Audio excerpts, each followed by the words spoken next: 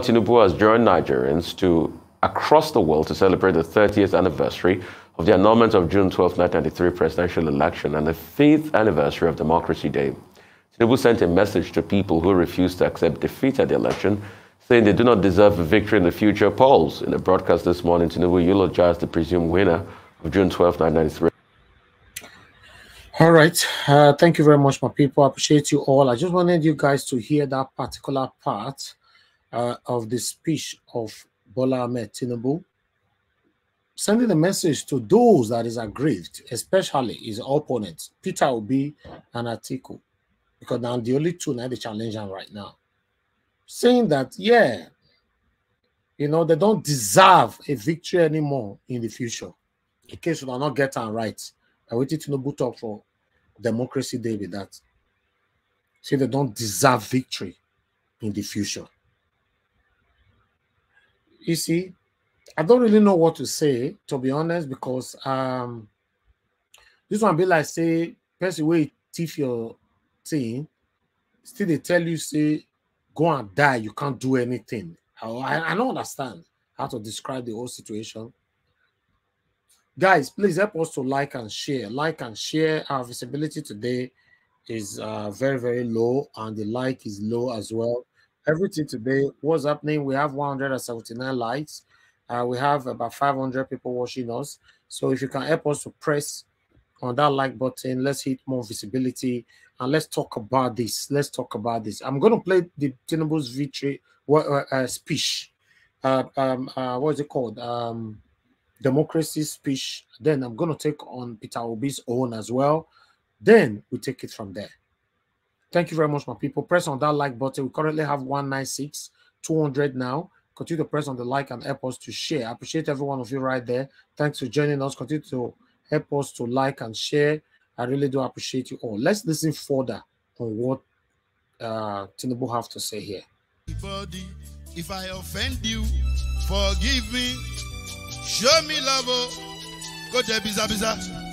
Kama bara walo ninu ife kan akanbi. I don't need to competition with anybody. If I offend you, forgive me. Show me love. I go show you love. Kama bara walo ninu ife kan. But I know they do competition with anybody.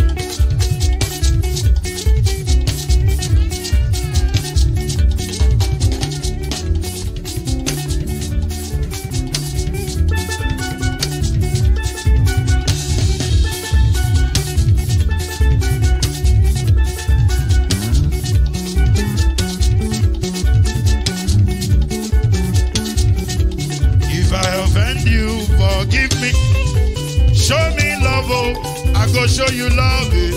Kama bara walo ninu ife kan. I know they do competition with anybody. If I offend you, forgive me. Show me love. I go show you love. Kama bara walo ninu ife kan.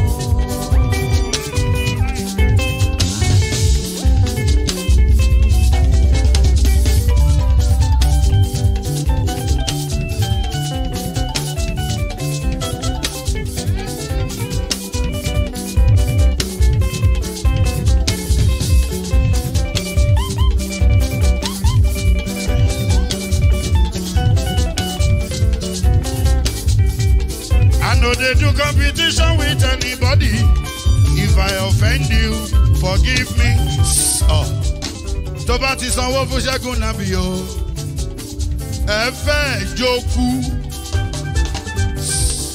Alákọ̀bí. Ṣẹ́gun nàbí. Alákọ̀bí. Sábà mẹ́la. Anybody. Anybody? Any bobo. Anybody? Mo ló ń fọlú, ó gbà mí bó ṣe rí mi láti kíníṣí. Délé mo ló ń fọlú, ẹ jẹ́ ń sọ̀rọ̀.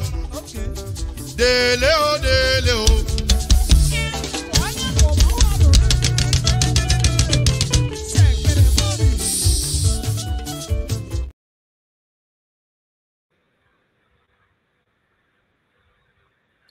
All right, thank you very much, my people. It's great to be back again. While I let me quickly acknowledge, put my people in, then we listen to this. Okay, let me. The first person on the panel is give us a mandate. Please turn on your camera, sir. Thank you, thank you. I've seen that. Okay, Mr. Chuksobibozi, I've seen you. You can turn it off now. Thank you. Mr. Felix, yes, you can turn it off. Thank you very much for joining us. I appreciate every one of you. And Mother Patricia, yes, I've seen you. You can turn it off. Yes, yes, my dear lovely sister, I'm on your corner. I can see your face already. Turn it off. You know, and Madam Nena, yes, yes, I can see your face already. Yes, you can turn it off. Thank you, thank you, thank you. All right. I appreciate every one of you. Thank you very much for joining us. Before we take on this, I want us to quickly, you know, listen to what our people is saying now on the space on Twitter. Let's quickly take on this. Then I'll come back to you guys. I just want us to listen to this part, like 15 minutes or 10, no, about 10 minutes. Then we take it from here. Thank you, thank you. I appreciate you all. Continue to press on the like button and let's do this together. God bless you all. Let me put this on the screen quickly. Let me see if I can. I'm struggling with my system. I know the CBN gets appointed by the president, and basically it's not an elective position where you get elected as CBN governor. You get appointed and confirmed by the Senate. So you're basically almost an employee of the federal government. He can't. He takes orders from the president, and everything he says must be ratified by the president to even stand under law. Yes, you know, and there's an article. You go back to October, even as far back as January, Buhari, even February, Buhari backs CBN governor. There's so many news articles. So I'm struggling to understand how you want to dissociate. Okay, they are not accusing him of embezzling funds. Okay, that's not what it is. Yeah, I know he's talking about the Naira policy. That's what they're trying to argue. I remember when they were trying to get him arrested back last year, when they tried to asking him how you do XYZ. He tell us the policy for, and even Trump. P2B is different. This man is not dumb. His legal team are the best in the business. I know our technical witness, but if I don't worry, we are taking our flower from technical witness. But if you see how far they've gone, things they've thought of, that's why sometimes someone will come, let's stop this one. I will talk. It'll be like I'm an antagonist. I'm like, wait. What you are saying, this idea you're giving out, do you think those legal minds, those people that have actually won cases, and I'm taking shots at people, and people will catch the stray bullets, those people that are SAN, that have tribunal wins under their belts, you will not come from nowhere and tell me because you're a corporate lawyer from bullshit, and you will run this snake oil. And obedience, you know, sometimes we run by emotions. We'll just, because I work in the corporate world, see, there's no new idea anywhere. There's none. There's no new technology. See, there's no new technology anywhere. What you're seeing is a revision and improvement on something that already exists. See, AI, they'll be starting AI. AI is not new. The implementation is what we are seeing. AI has been around. Machine learning has been around for donkey years. It's just that they've been improving upon it, finding ways to make it work efficiently better, and then bring it out. And then you're like, this is a new technology. It's not new technology. It's someone spent time to look at something existing. It's like our cell phone. People looked at that with us. So when the biggest come and this new idea, they will not run through all the scenarios in their head. Do you think these people are? Yeah, that's I went back and I was listening to the work you're supposed to do is 99% say for what XYZ. And APC was lawyers were trying. So use the master. Back to my question, please, my brother. If you have time, if you can explain to us the legal handle of Emefiele's arrest, because to me, it's just what they are trying to do is they know okay. Sorry, I know Emefiele is not Igbo now, right? But it's not a Yoruba sounding name. It's not a Hausa sounding name, or Fulani sounding name. So it's two things Tinubu's bat is trying to kill. Remember when Tinubu used to when they were blaming Emefiele for the old Naira war, and it was Omo Igbo Lonse. Even though, I mean, am I wrong? Emefiele is not Igbo now, Saddam. You are perfect. As long as it's not Yoruba, It's from Hausa, Delta it's Igbo, my brother. Hildabasi is Igbo. So they're trying to kill a No, once you're not this thing, you're not Yoruba. or you're not different case. You're not Hausa. You're Igbo. Yeah, Igbo. Today, illiterate Igbo. Yeah. So you remember during the campaign when Tinubu was complaining that when APC was trying to tag Emefiele as Igbo, and was the reason for the Naira war we had. Not when even Buhari was publicly telling them, no, this Naira redesign is my own policy. I asked him to carry it out.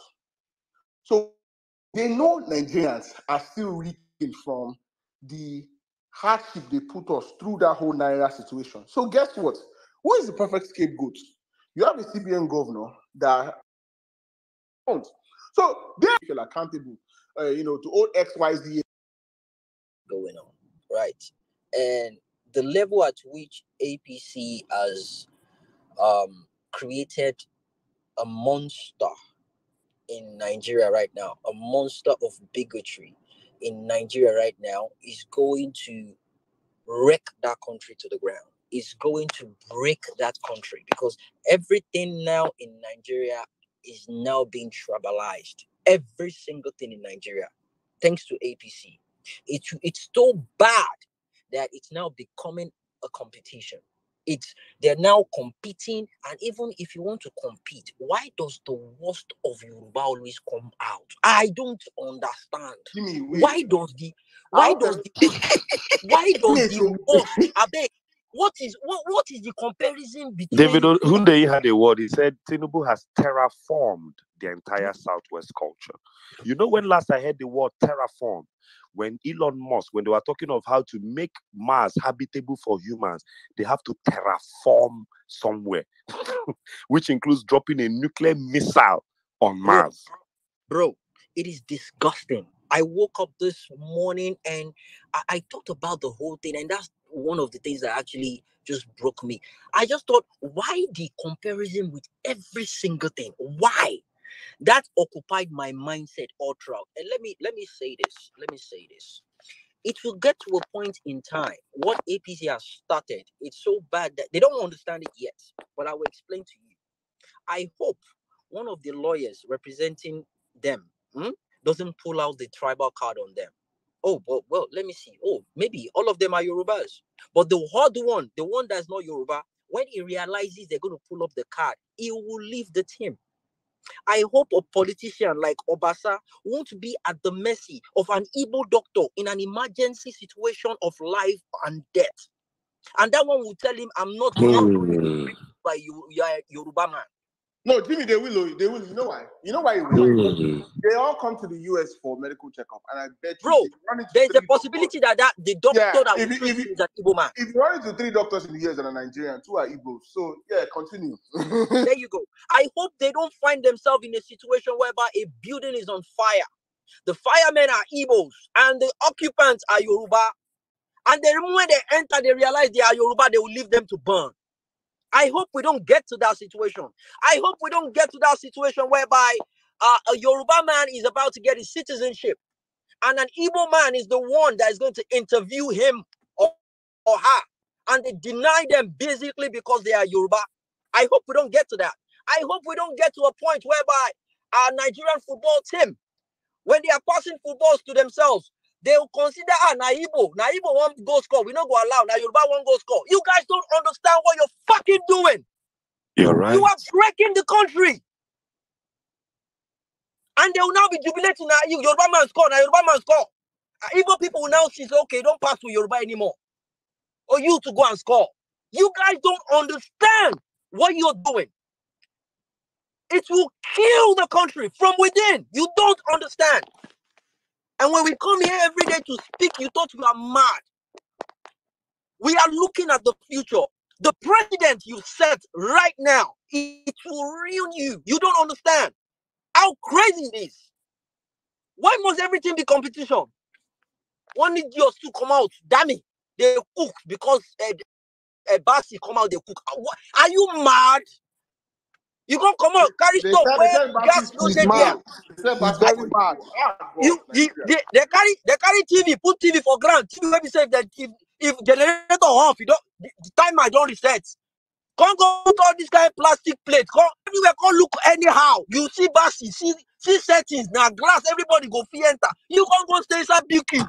What how many people want to enter that BQ can't meet you? I ain't got it bad. The worst of Yoruba will always represent us. I'm Olori Buruku no ma represent you. Olori Buruku. Can't go pack all the leftover Christmas decoration. Can't use that take do table. I ain't it bad. Why must you compete over everything? Why? 120 hours. Can't you just be patient for Guinness Book of Record to at least authenticate what you did? You know?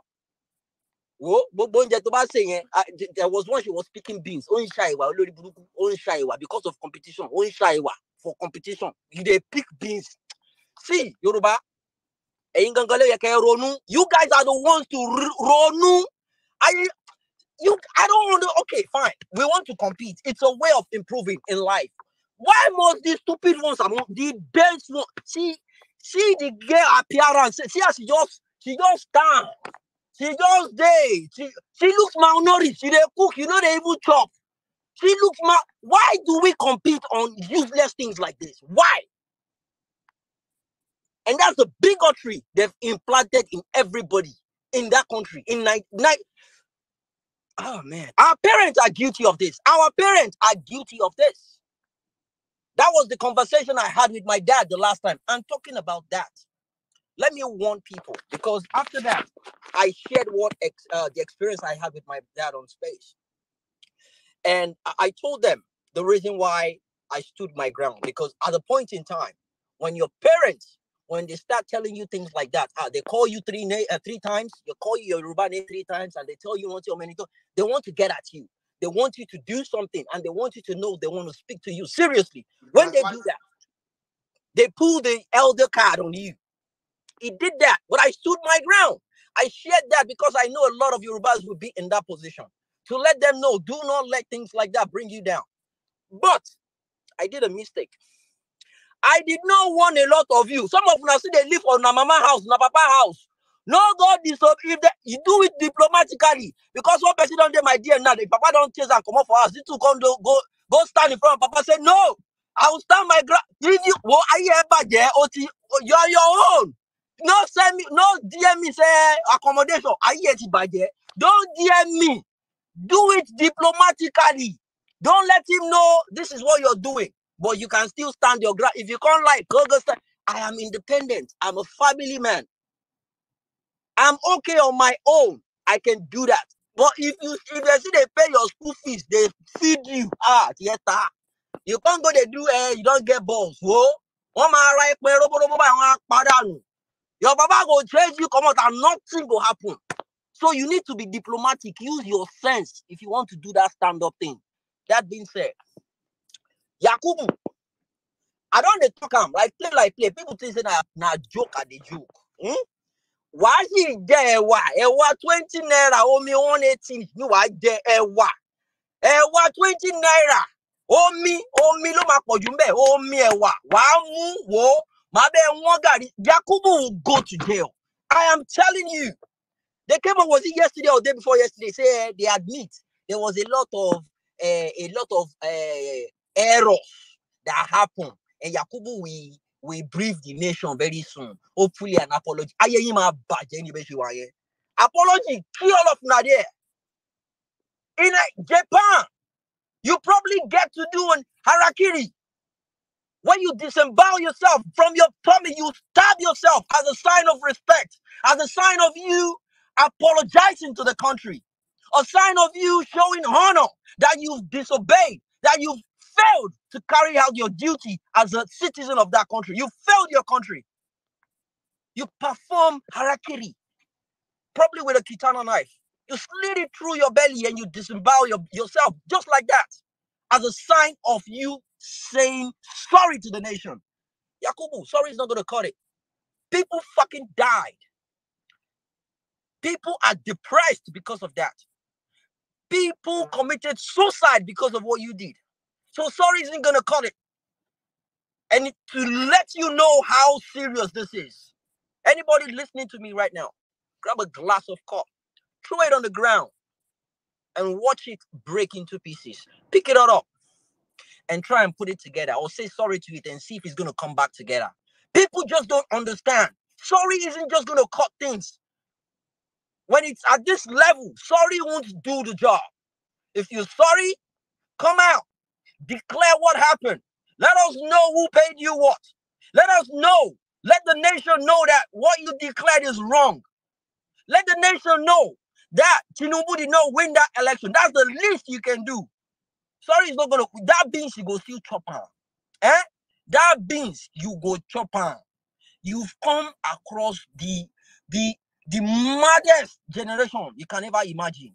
People are not backing down. As Saddam said earlier on, they thought it was business as usual. All the people with the perambulate courts, I heard some lawyers are even just feeling reluctant from going. The persistence is there. We put our might into this election.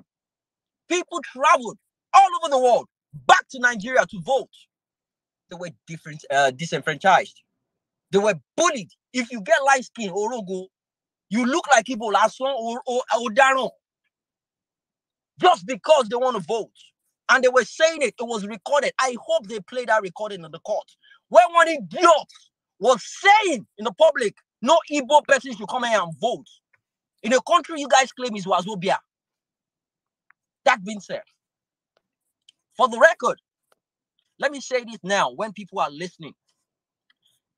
Anytime, any day, we will always do LP top to bottom, no matter what the situation is. What happened with Oga is a normal thing. It's meant to happen. But you see the repercussion, they are calling him back. Imagine we've gone for another party. We won't even have the guts to even pull him back. That is the reason why we're doing what we can't call back. We can't call back Kwakwanso now. We can't. That's exactly my point. Yeah. And that's the reason why we need a structure. He is feeling the pain right now. He is feeling the pressure. So let's Jimmy, all those obedience, we won't go thief, collect money for all those other parties. Now they won't use this thing. Now this is why we said we're not voting Labour top to bottom.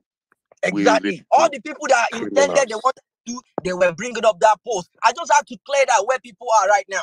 I'm not blaming anybody, but don't come up and say we should have done this, we should have done. Yeah, no, we the right reason why we can hold him accountable. Imagine if Obedience had voted for that guy, but he was elected under PDP or under APC. Will we come on space? And right now, Jamin is tackling Ireti Kingigbe. Yes. Will we be able to tackle her if we won't be able to do that. That's like, see, I'm not saying we're not going to have people that are going to move mad. They will move mad. It is normal for human beings to move mad. But the difference is you are moving us inside our house. Now we have the right to beat you. If we did another part, if now APC in deal, we just like okay, whatever. So that's like, so when people are feeling discouraged, oh, you see what I'm like, are you even thinking? The reason why we can even call it, do you know how many reps have praised Tinubu? So many. The reason why this one hurts you is because he's supposed to be one of you. So guess what? We will tell him, Baba, you're not one. You are also one of us. So this is how we're supposed to act. Now we can correct him by removing him. We'll correct him by removing him. Don't worry. So straight up. So guys, let me round up by saying this. You need to fortify yourself. You need to guard your heart. You need to guard your spirit. You need to be strong mentally, morally, and psychologically. They will do everything to break you.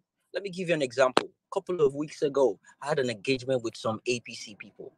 They've been looking for ways to break me. They've been looking for ways to get to me. They've been looking for ways to get at me, to weaken me. And guess what? And the guy said, that's the reason why your brother died. That's the reason why your family member died. And they will keep dying. And they were expecting me to come and just, blow up in their faces.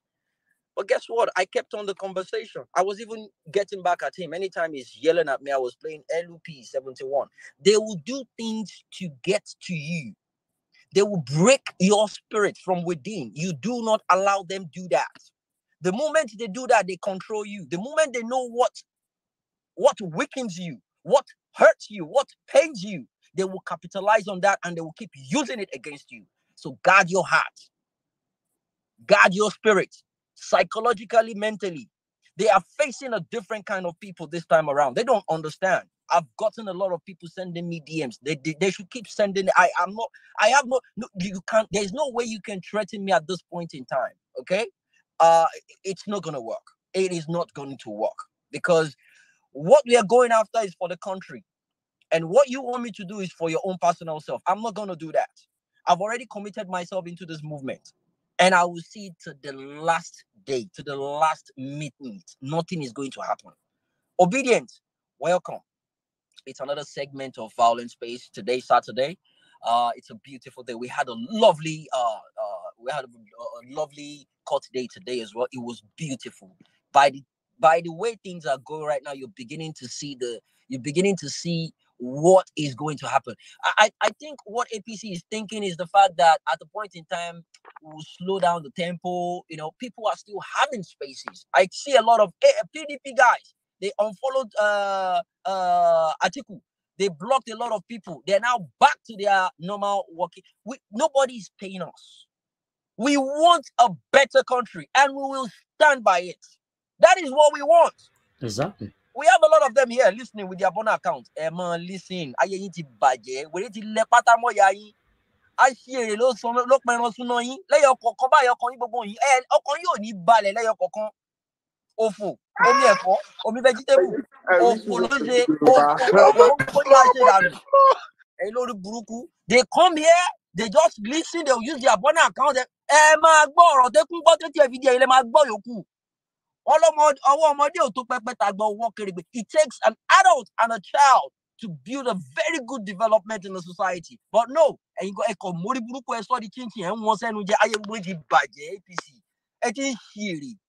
And for those of you screwing your faces now, as are the cause, I don't even care if you are PDP or Labour Party. If you know you want to hear my voice outside, delete the app or unfollow me, block me.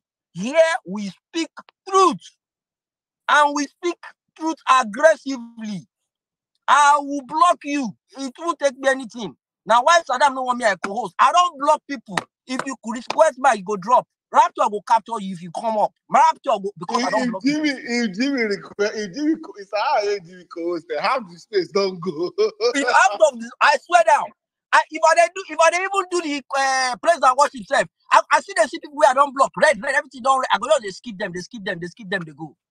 Guys, see, desperate time.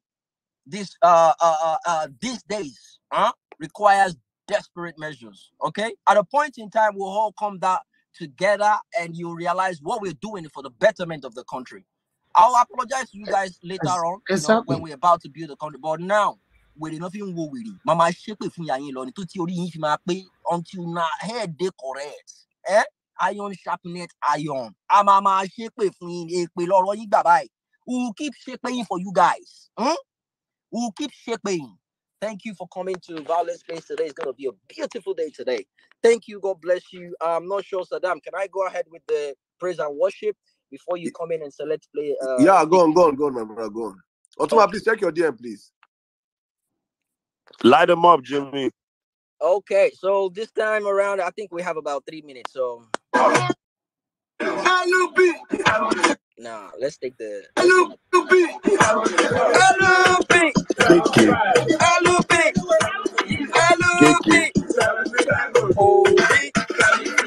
Oga Saddam, Otumba, Mr. Sisu, well minute, you see Maxwell, Dr. Olu, Nima, Ejikeme, Oga Siriwe, Para, Mr. General, AK Bridge, Distinguished, Oga Benjamin, Oga Mac, Anti-Bolande, and bad politics. I'm Tadede, Obedient, Olawaski, Anti-Dairy, BPR, all my Lori, Ayobami, Boogeyman, Mary White, Anti-Doonga, Antonia, More music at Anti-Grace, divine flavor.com. Mr. Eze, Oluwatoyin, Gege. Jennifer, Oga Jack, Gege. Rock, Boogie Man, Gege. Andy Knight, D-Rookie, Equity, Gege. Pelumi, Conrad, Ayomide, Abu, Gege. Chioma, Oladipo, Olawumi, Ambassador, Illuminator, Mr. Taiwo, Simcast, all the other next squeezer, Ọdún tuntun, Mr. T, Indomie, Ọ̀gá Uchi, Ọmọlálábí, Kandake, Indomie Shia, Ragnarok, Ọ̀gá Tẹ́kẹ́, Mr. Joe, available Cobra. Thank you. Divine Flavor. Oh my God, these guys, these guys, these guys, not the way they do it for here. Those ones, you know, say normally Twitter, they don't they control words. I don't know, you know. I think YouTube, you know, now do bomber to bomber where they do follow people. I don't understand that.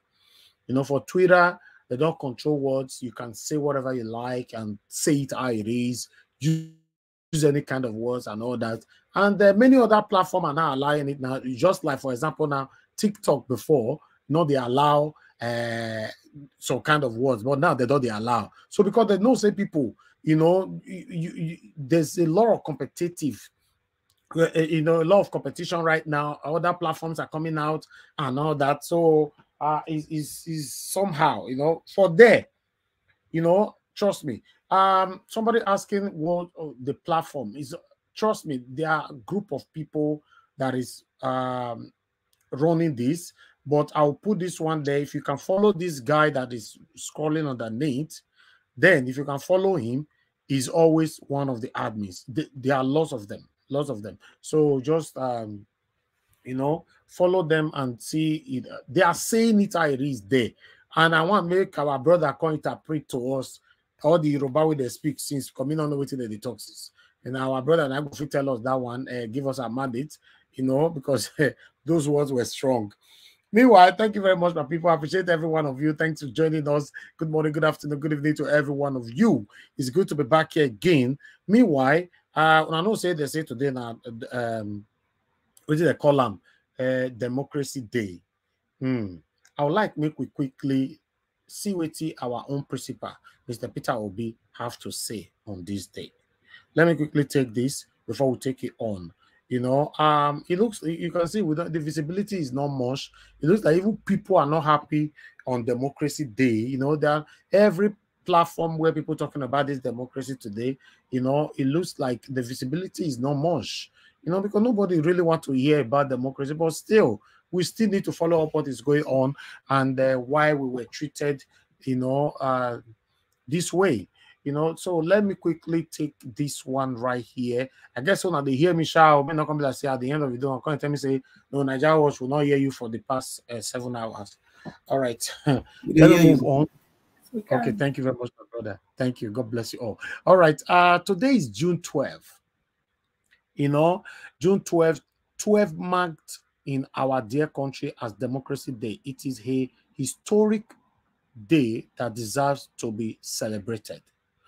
On that day in 1993, we, the people of Nigeria, stated our unreserved preference for true democracy. Though under military rule, we freely choose a transparent voting method. Our vote reflected our true choice as a people. Our choice on that day defied divisions of ethnicity, religion, and region. Okay.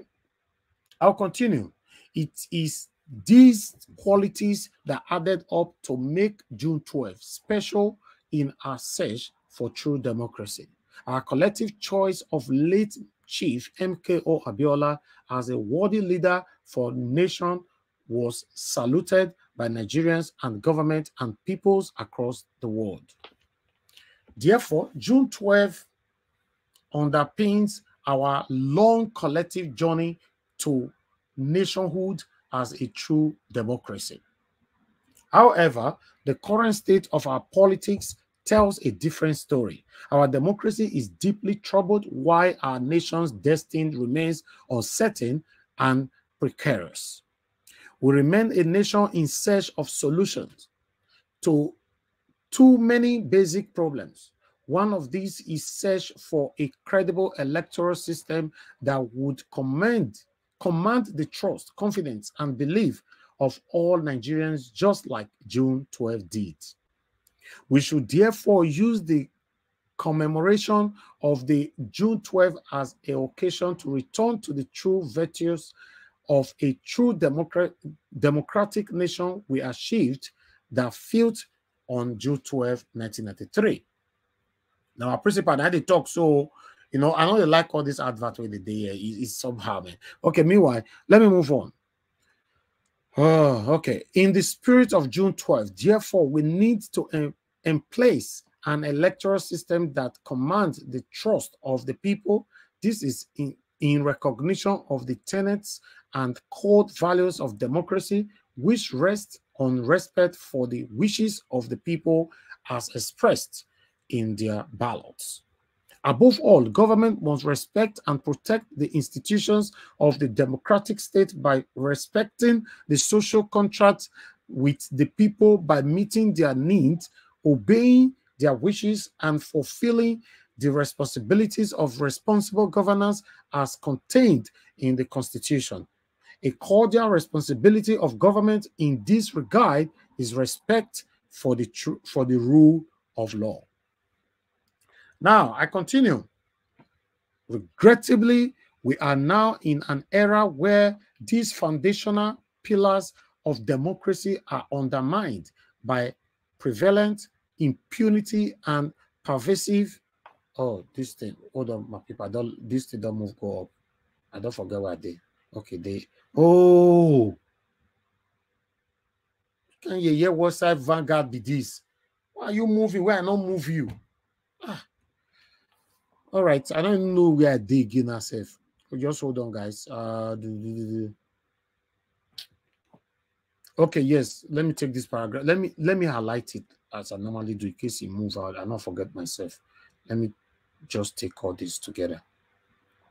Regrettably, we are now in an era where these foundational pillars of democracy are undermined by prevalent impunity and pervasive violence and bloodletting. The trust deficit between the leaders and Nigerians continues to expand. The deficit of trust and efficiency in our last election demonstrates this malady quite boldly.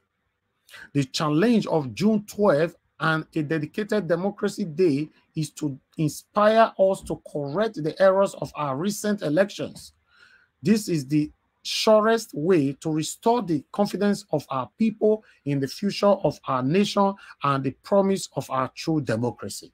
Now, our principal, the talk, so Mr. Peter Obi, I'm going to wait my highlights, all this one as well, because before this Vanguard, they move me, they go where I don't know. All right.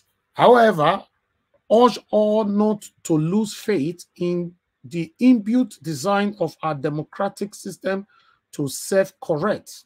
Personally, I remain committed and convinced that a new Nigeria is possible. Our aspiration for a nation of equity, justice, security, and peace can hardly be utopia. We are a nation blessed richly with human and natural resources. What we lack are selfless leaders who are committed to national interests, sustainable development, and innovative thinking that offers every Nigerian, irrespective of ethnicity, religion, or social strata, the freedom of choice of abode and protective lives, property, and ordered liberties. These aspirations are real and achievable, and I hereby reiterate my promise to Nigerians that we will not relent in our fight to bring about a leadership that will accord them the priority they deserve. That one, our principal, say, all this I'm not giving the show for here now. I don't understand. I mean, if I'm a remove Vanguard is gradually becoming Useless. Mr. Elvis, you know you can read that directly from the Twitter account, Peter Obi's Twitter account, to advert, to not so that you don't ads don't keep disturbing you. Yes, I don't finish about my sister. All these people, okay. Trust me. I don't understand. In the name of looking for money, post doors, post everything, they post all that. I don't understand. Thank you very much, my people. That's the speech of our wonderful principal, Mr. Peter Obi. If you know, say you not to understand, go reread them again. You go know, say, one, this man is giving everybody the confidence that we certainly have back our mandates. Like I tell you before, me myself personally, I let you know, say, tribunal, we go win them. That one 100%. We go win them. Have that in mind. Yes, but obviously, with the way these people they are going, they will go to Supreme Court. You know, please turn on your camera to accept you to the platform. Turn your camera on. It's very, very important. Thank you.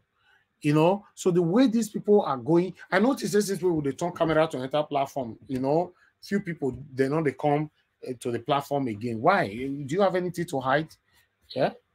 If you don't have anything to hide, why can't you turn your camera before you enter the platform? You know, so always do that, please. I don't really want to be mentioning anybody, but just turn on your. It doesn't mean anything. You do that for 1 second. You know, the people where they turn their camera on before they enter the platform, I'm not sure that you are better than them, and same way they are not better than you. So that's fine. Thank you very much, my brother. I don't see you since. Thank you. Oga Felix, I don't see you. Thank you. You know, all right. If you're not turning your camera, you did there for 9. If I waste more, say you are not turn it on, I go remove you. I'll allow other people in. Let me continue with what I'm doing. I don't want to be distracted. Thank you very much, my people. Continue to press on the like button and help us to share. But I would like us to listen to what Abiola waiting talk for here before we come back to another video. IT refused that election that time. Because he refused that election, now let's take it live. Let's take on this quickly.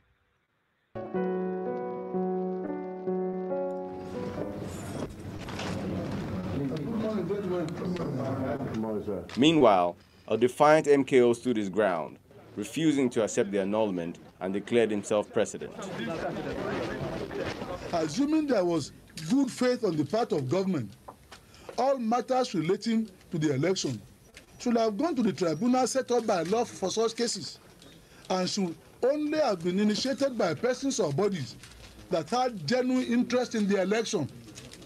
Instead, we are being told that the judiciary behaved so badly that I, Moshood Kashima Wolawale Abiola, should be penalized for his conduct. It is incredible. In view of all this, I find the conclusion unfortunate but inescapable that the federal military government is guilty of bad faith, pure and simple. No one has accused me of any offense against any known electoral law or regulation. The people of this country went to polls on Saturday, June 12, 1993, and without let or hindrance chose me as their president. Didn't they? They did.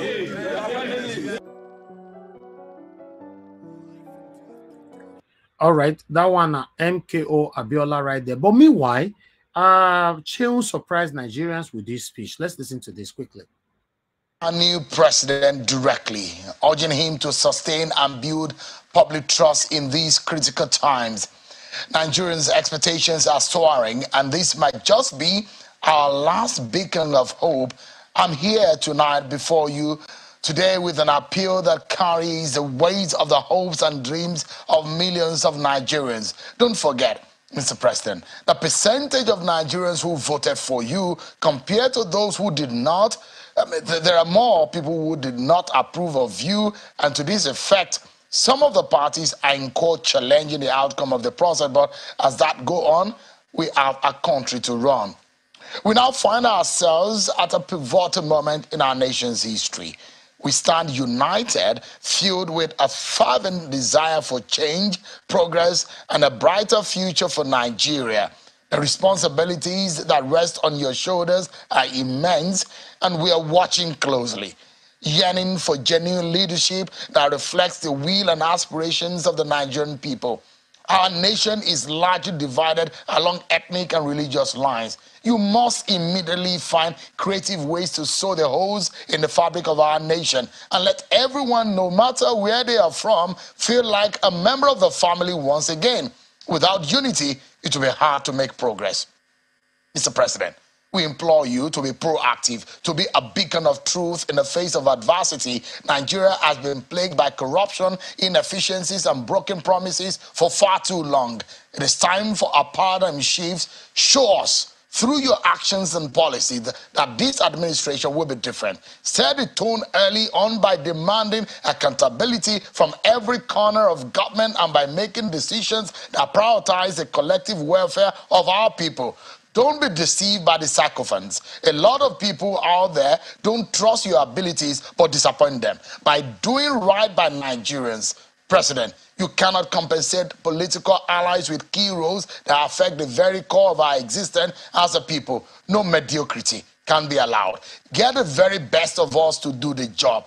Dear President, remember that empathy is the lifeblood of good governance. Connect with the Nigerian people on a human level. Understand their struggles, their hopes, and their dreams. Step into the shoes and let their stories guide your decision-making process. By doing so, you will foster a government that is not detached from the realities on the ground, but intimately connected to the heartbeat of our nation. Decency, dear President, is the foundation upon which trust is built. It is an essential virtue that must permeate every aspect of your administration. Treat every citizen with respect, regardless of their background or social status. Uphold the principles of justice and fairness, and let the rule of law be the guiding force behind your actions.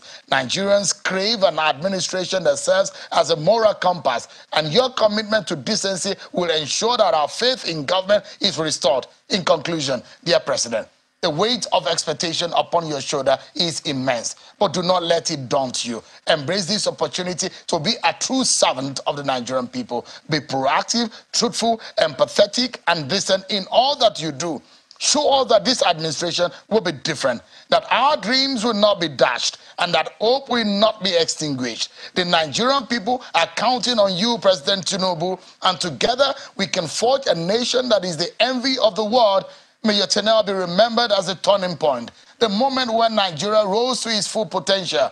President Tinubu, we would like to remind and not alarm you. We shall continue within the dictate of our constitutional obligations as journalists to hold you and your team accountable. We will scrutinize your actions and inactions. We will ask tough questions, and we will push your government to do the right thing, but we will not stop at inspiring you and your team to be the leader we all yearn for. Together, let's shape a Nigeria that shines bright with integrity, progress, and the fulfillment of our collective aspirations. Good night, and may God bless Nigeria, everyone. And that's my final word tonight. I'm Seun Kimberly. Bye-bye. Wow. All right. Thank you very much, my people. I would like us to go on a quick break. When I come back, we start talking. Thank you. Thank you for your patience for all that we've presented so far. Please, guys, help us to like and share. You know, we have a dollar sign right there. Help us to hit on it. Support what we do here. And God bless everyone. You are the pillar that holds my life. You are the pillar that holds my life. Master Jesus, you are the pillar that holds my life. Lily of the body, you are the pillar that holds my life. You are the pillar that holds my life, dear. You are the pillar that holds my life. Lion of the night, you are the pillar. You are the pillar, Daddy, you are the pillar that holds my life. Lion of Judah, you are the pillar that holds my life.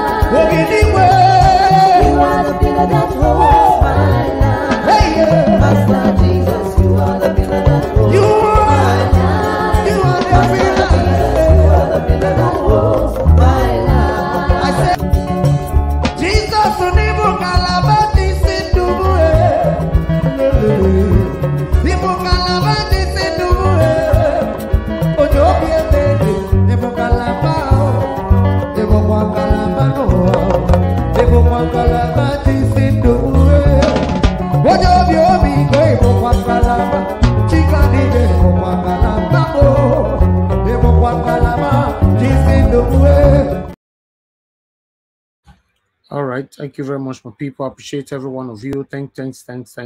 Today is 12 June 2023, as I talked on before. So let's talk about the things that's affecting us. What is your take today? It's a sad day across the world, you know, not just in Nigeria, Nigerians all over the world. It's just only few Nigerians that is celebrated. You know, I don't know. What is your take on what we are currently going through right now? Today is a democracy day according to how it's supposed to be. But the speech of our principal, Mr. Peter Obi, is a very touchy speech, which you know, if you understand it, the thing will touch you. Even self, me, I surprised, say, Fayose, younger brother, you know, the video when you do today, the thing can surprise me, say, person way support Mr. Peter Obi, now he can't talk like this. Let's listen to what this man have to say. Because they rerun what these people they talk about. You know, so I don't fair ask on that before. If at the end, judiciary come out now can say, let's go, you guys should go for a rerun, would you accept it, Nigerians? Will you accept it? You know, because I don't know, I don't want to answer them yet. I will talk my own later. Make una think where, go for a rerun. Maybe after you don't watch this video now, you go get better answer to give me. Let's watch this video. If they conduct another election, if they conduct another election in Nigeria tomorrow, Obi no go get 2 million votes. All the thing where then they take deceive us that time, blah blah blue, and they shake, leg they shake, egg they shake. We don't see her. Nothing they shake. In 13 days, the guy don't perform. Electricity bill now. See, I get like now, you the air generator everywhere, cool and calm. States can generate their own power now. Individuals can generate power. No more blockage. You know, see, as God they do good, some people say things say not bad. Many people are regretting not voting Tinubu right now, including me. Thank you, Lord. Welcome to Nigeria. All right. That one is his name is Isaac Fayose. He's a younger brother to Fayose. The same Fayose that Rufai disgraced the other day on air in Arise TV. You guys remember? You know, so yes, I would like us to start talking. Let me start with the first person on the panel, which is Give Us a Mandate. Thank you very much, my brother, for joining us. Good evening to you. Talk to us. 8 minutes. Thank you very much, Mr. Helvis. Good evening to you. Good evening, panelists. Good morning, good afternoon, depending on your location. Everyone in the comment section. It's a sad day for Nigeria. It's a sad day for Nigeria, or for Nigeria, then Nigerians all over the world. It's a sad day in the history of Nigeria. 30 years ago,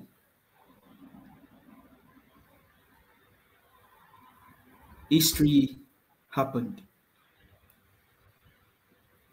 And the one that actually was in the center of the history was taken down. But someone that was supposed to learn from him and stand in his own values and culture and morals repeated history 30 years later. The difference is that he's a civilian. He's a drug baron. He's a thief. He's a father of thugs. And so he will not let go of power, even though he thinks that he believes in the values and the culture and the morals of Abiola or the Yoruba heritage.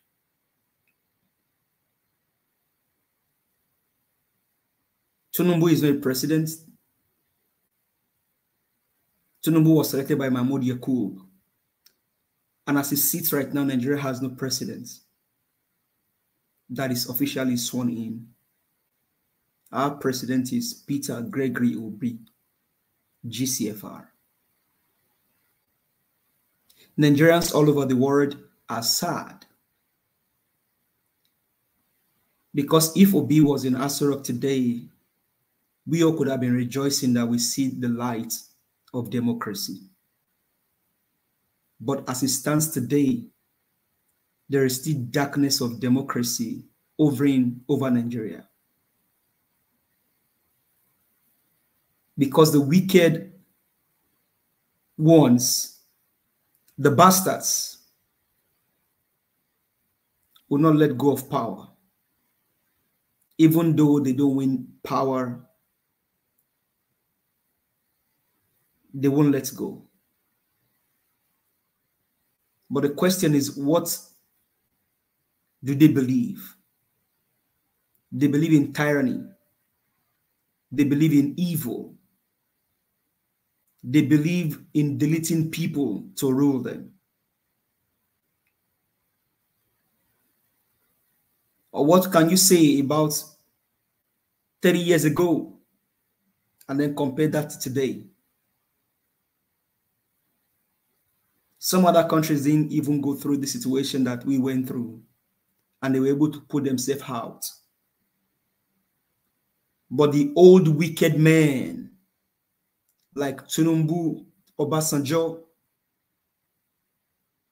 Fani Kayode, Dele Alake, Bayo Nanuga, Remi Tinubu, and the likes of them will not let go of power. Even though they didn't win the election. They know they didn't win the election. We know they didn't win the election.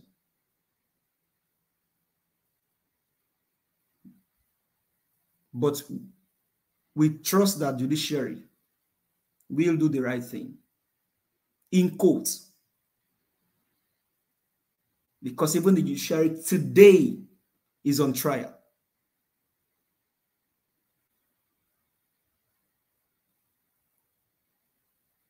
And so to the other space that you played, maybe I should just go in the line of that space for a little bit in my language.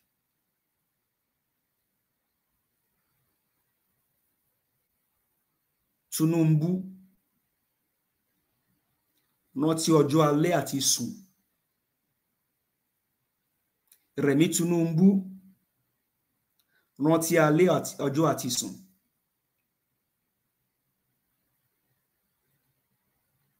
Àwọn tẹ́ ẹ dá lóró, àwọn tẹ́ ẹ gbẹ̀mí wọn nítorí pé ẹ fẹ́ jọba,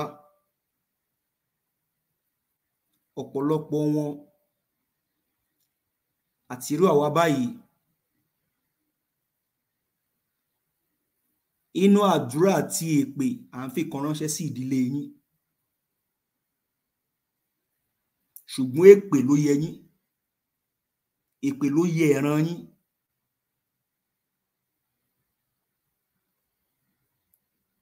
Ẹ̀yin abatẹnijẹ́, ẹ̀yin májèkílù tòrò, ẹ̀yin ọmọ àlè, ẹ̀yin tí ìran yín ò ní ṣe rere, kò ní yẹ ìran yín. Níbi tẹ́ ẹ bá Nàìjíríà dé kò ní yẹ ìran yín. Àwọn tẹ́ ẹ gbẹ̀mí àwọn ọmọ wọn bó ṣe máa rí fún àwọn ọmọ títí yín nìyẹn. Ṣèyí ó lè máa rìn káàkiri o, màkànmákàn ló yẹ ń kàn. Àti ìwọ àti àwọn ọmọ tẹ́ ẹ ń kó káàkiri. Àwọn tí ẹ dá lóró tẹ́ ẹ gbẹ̀mí wọn. Irú ẹ̀ bó wá ṣẹlẹ̀ sáwọn àwọn ọmọ títí yín.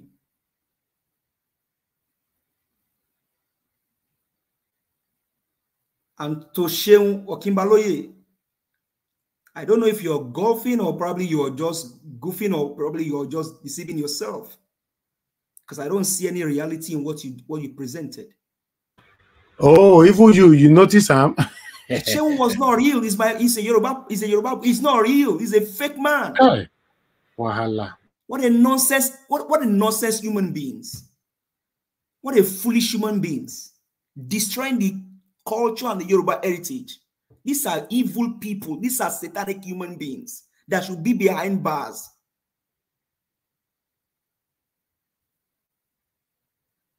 Put Seun and Rufai Oseni. They are from the same. We are from the same region. The three of us. Put all of us together in the same room.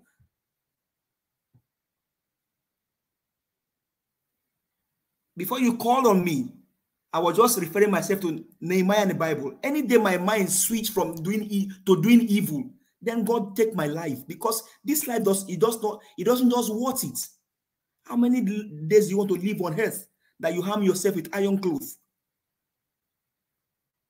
Any day I start supporting evil, because everyone supporting Tinubu, they are supporting evil. They are drug barons, they are thieves, they are thugs, they are evil people. Any day my mind switch to doing that, Lord, just take my life. If I cannot help my brothers, regardless of their tribe, because this life is just nothing. It's nothing. I have lived with Igbos, I live with Hausas. Growing up as a child, we eat in the same pot. I served in Bauchi State, helping in a secondary school. I see have contact of students I help in the north. And these wicked, evil humanities, because they wanted powers, will raise tribal bigotry and tribal war. And so someone like me even coming here sometimes, people, oh, maybe this person is even part of them. That is how bad they paint many of us. These evil men, these wicked people, these satanic agents. Because you wanted power. A 19-year-old boy in Plateau Jos deleted himself. Over 88 people by them, they died. I mean, they were deleted because of this evil man. You wanted power.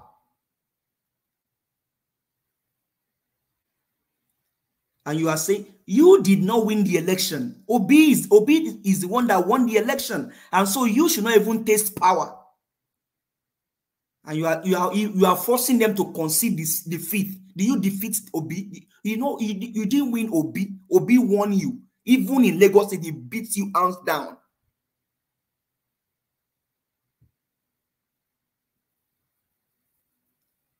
For me, I don't think you should be surprised about Fayoshe's brother. Fayoshe's brother is also this. These are just bastards. They don't stand for any truth. They don't stand for the truth. What's his brother that saying that if I give me power, I will now see who want to collect the power. That means either do or die. He has to sit in power. Come on. And like Mr. Alex said yesterday, you guys are calling for implosion. Implosion. Wicked human beings. Even the Abiola family, how would they rejoice today? Because it's glaring that the election was rigged. Everybody know. Even the blind, the judges, they know that the election was rigged. Everybody know. That's why they are doing what they are doing. Arrest Emefiele. You should even turn yourself in. You should arrest yourself. You should turn yourself in first. Because you are the highest evil man in Nigeria. You should turn yourself to DSS or to the police.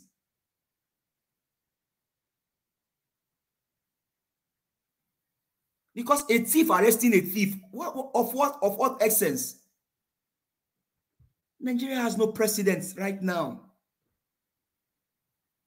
The one that we elected is just in the waiting for him to be sworn in.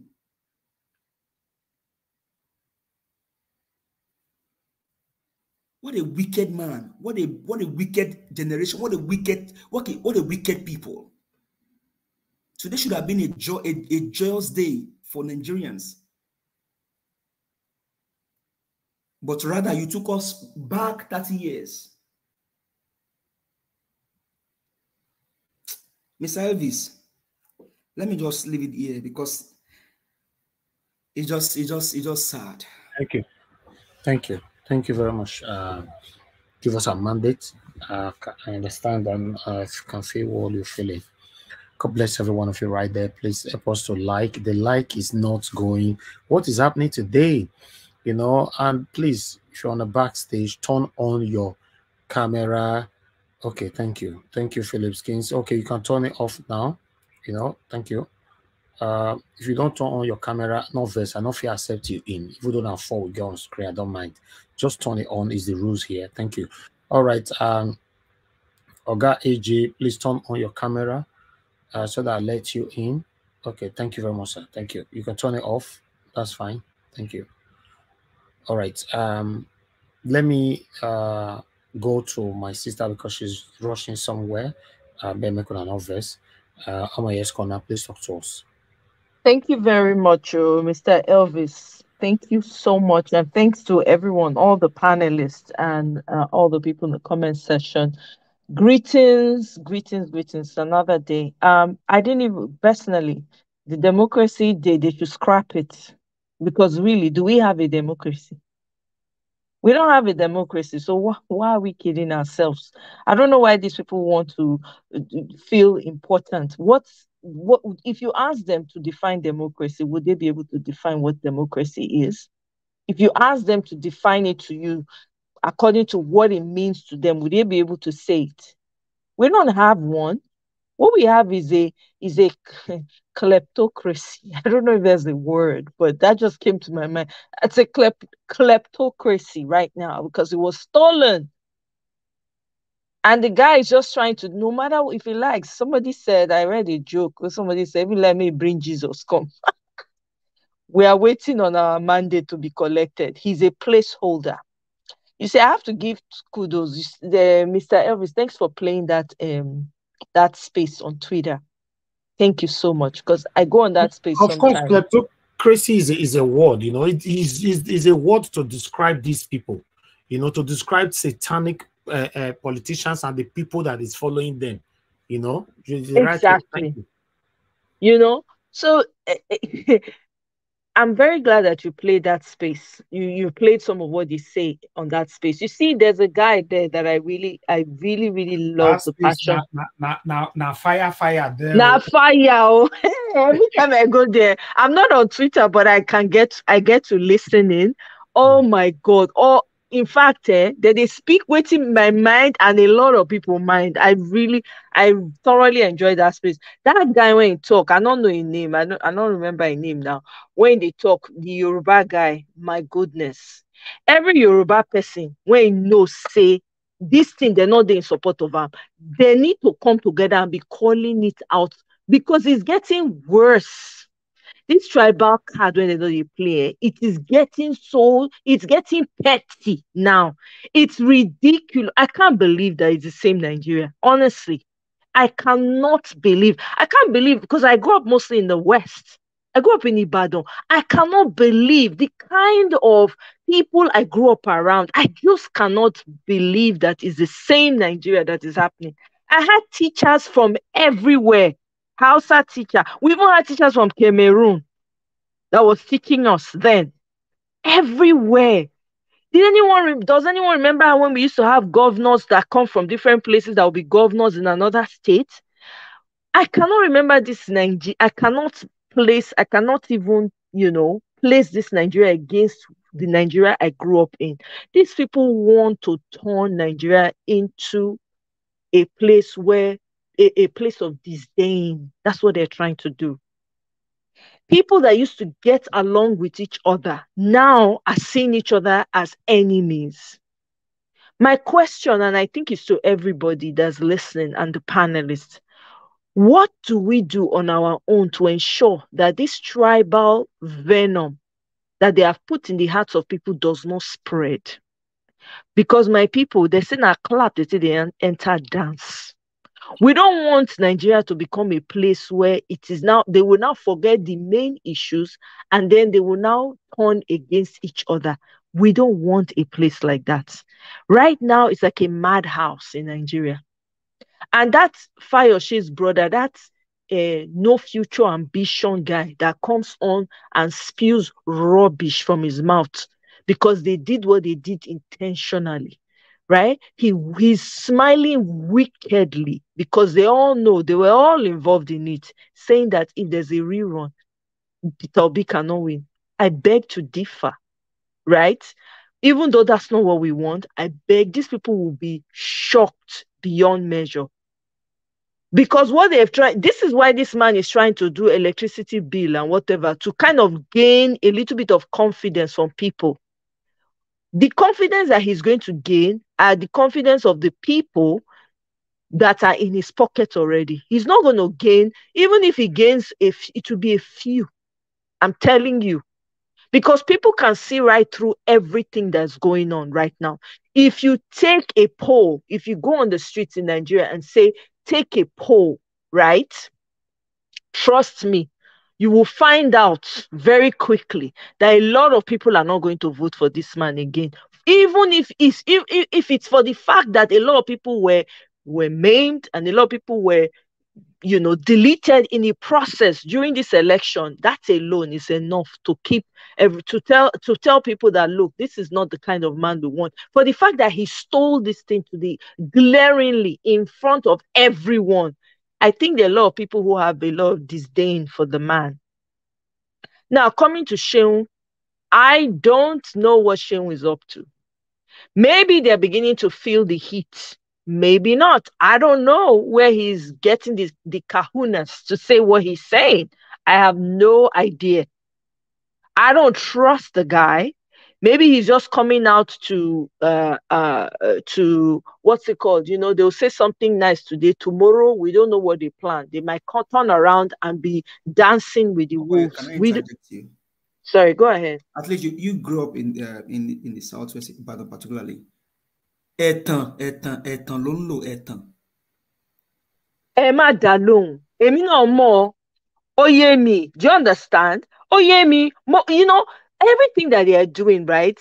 Everything, anyone who has perception, who has the ability to perceive, can tell that these people are up to no good. They intentionally, they knew they were part of this whole rigging game. Now that they've come in, they are tapping themselves at the back, but they don't know that it's only temporary. That man is a placeholder. I don't care what anybody says. I don't know when he's going to get it, but whoever is there right now is a placeholder. Nobody recognizes, apart from the people who have corn in their pockets, nobody sees him as a president. Fact, if you go on social media, how many people do you find? How popular is he? Zero. Even on the ground. Instead, people are crying.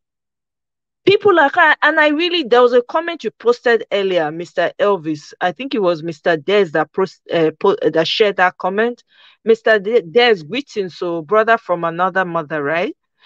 He said that he feels like Peter Obi may not whatever, because they're because of this whole tribal sentiments that they're poking, But the truth is that the people that will not vote for him, that will vote for Agbado if there's a re-election, is only those that have corn in their pocket and some of his tribesmen that all they think, all they dream about is tribe.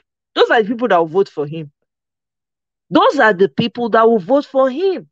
They shouldn't, if I were them, they shouldn't even talk about it, because they will be, this time around, they will be humiliated. Seriously. And if there is, in any event that they're thinking of doing a re-election, what's this man's name? The man that was there before, the Mahmoud guy that was part of this whole charade that they conducted, they should make sure that they remove him, remove Okoye, remove all of them. Let the people that will come and count be neutral people. I don't know how effective that is. That is if they're even considering it. Because I know they are biding time, because their hope is that once it is done with the tribunal, they're going to go straight to the Supreme Court. This is why this man has extended the retirement age of the Supreme Court justices, so that the people that he has corn in his pocket to be able to, to be able to give judgment in his favor. This is why, So it's sad to see what is going on in Nigeria. But for me, I say there's nothing to celebrate in Nigeria. Nothing. They should even, for now, postpone that whole democracy day because that's not what we have. We have kleptocracy, stealing, people who steal, maim, and delete just because they want to be president by force. That will not work. And this whole tribal game that they are doing, I beg you, I beg each and every one of us, we need to be very, very careful.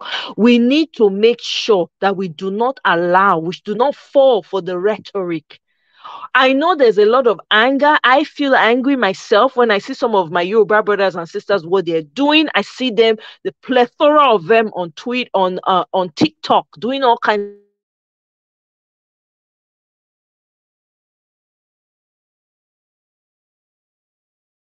All right. We can't hear you anymore, Omoye. We lost you there. We're not hearing anything at all. Can you hear me now? Yeah, you're back here. Oh, okay. I'm so sorry. I'll just wrap up really quickly. I'm just going to repeat again. These tribal sentiments, each and every one of us, those of us that are on the panel, in the comment section, if you're listening, we need to, I know emotions are very high. A lot of people are angry because I myself am angry because I see some of the TikTok videos by some of my Yoruba brothers and sisters, and it's appalling. It's disgusting to me. Please, let's find a way to talk, to just, tame the whole thing because it's getting out of hand. It's getting to a point where anytime now, I feel like anytime now, please, So I'm going to leave that for now. If I have time again, I will hop on. Thank you very much, Mr. Elvis. Thank you for all that you do. God bless you. God bless everyone. And thanks to the panelists. Panelists, you guys are doing an amazing job. I have to say, I have to give you guys kudos for it as well. Thank you very much, my brother. Thank you very much. God bless you. Thank you. All right. Thank you very much, Madam Joy, for calling in. Please talk to us. Good evening to you. Hello, my people. Obedient Nation, Niger Watch Nation. That is what I call us, and that is who we are until we sort this. They call Nigeria, but for now, I stick to my family. Obedient Nation, Niger Watch family. I greet everybody. Mr. Niger Watch, thank you so very much for this platform that we can, try to breathe. I have a lot to say, as I always say, but I have a few to say right now. I hope my emotions will help me to say. When it begins to run out, I will just cut myself off. I'm going to address the fireship brother that talked about a rerun. I with every fiber I have, I refuse, I reject a rerun. Mr. Niger Watch, I just want to, with all due respect, I try to look at, all the things you say, all the forbidden words, and I will try not to use any of them, though that all those words there are how I feel. So a rerun is a mental, a moral, and psychological torture to Nigerians, to the people of Nigeria, well-meaning Nigerians. It's going to be a re-rape. The first time INEC with Mr. Mahmoud raped Nigeria nation open with 3 a.m. witchcraft time, the one he concluded at night, was people of Nigeria coming out with all their might from the time of PVC, even before PVC. They know what they are sitting on, that it is a government that should not be trusted. They never trusted this government of criminality, a cartel, cabal, cultists, satanists, practicing satanism. Nigerians know. And at this point, they were promised, and they came out. 30 states gave 25%. Abuja 60%.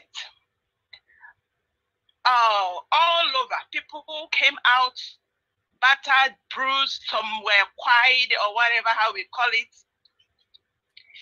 And here we are. Somebody is talking about if the judiciary, with all this overwhelming evidence put across to them, if they cannot and will not find the rightful owner, it is Nigerians that have their mandate at the court.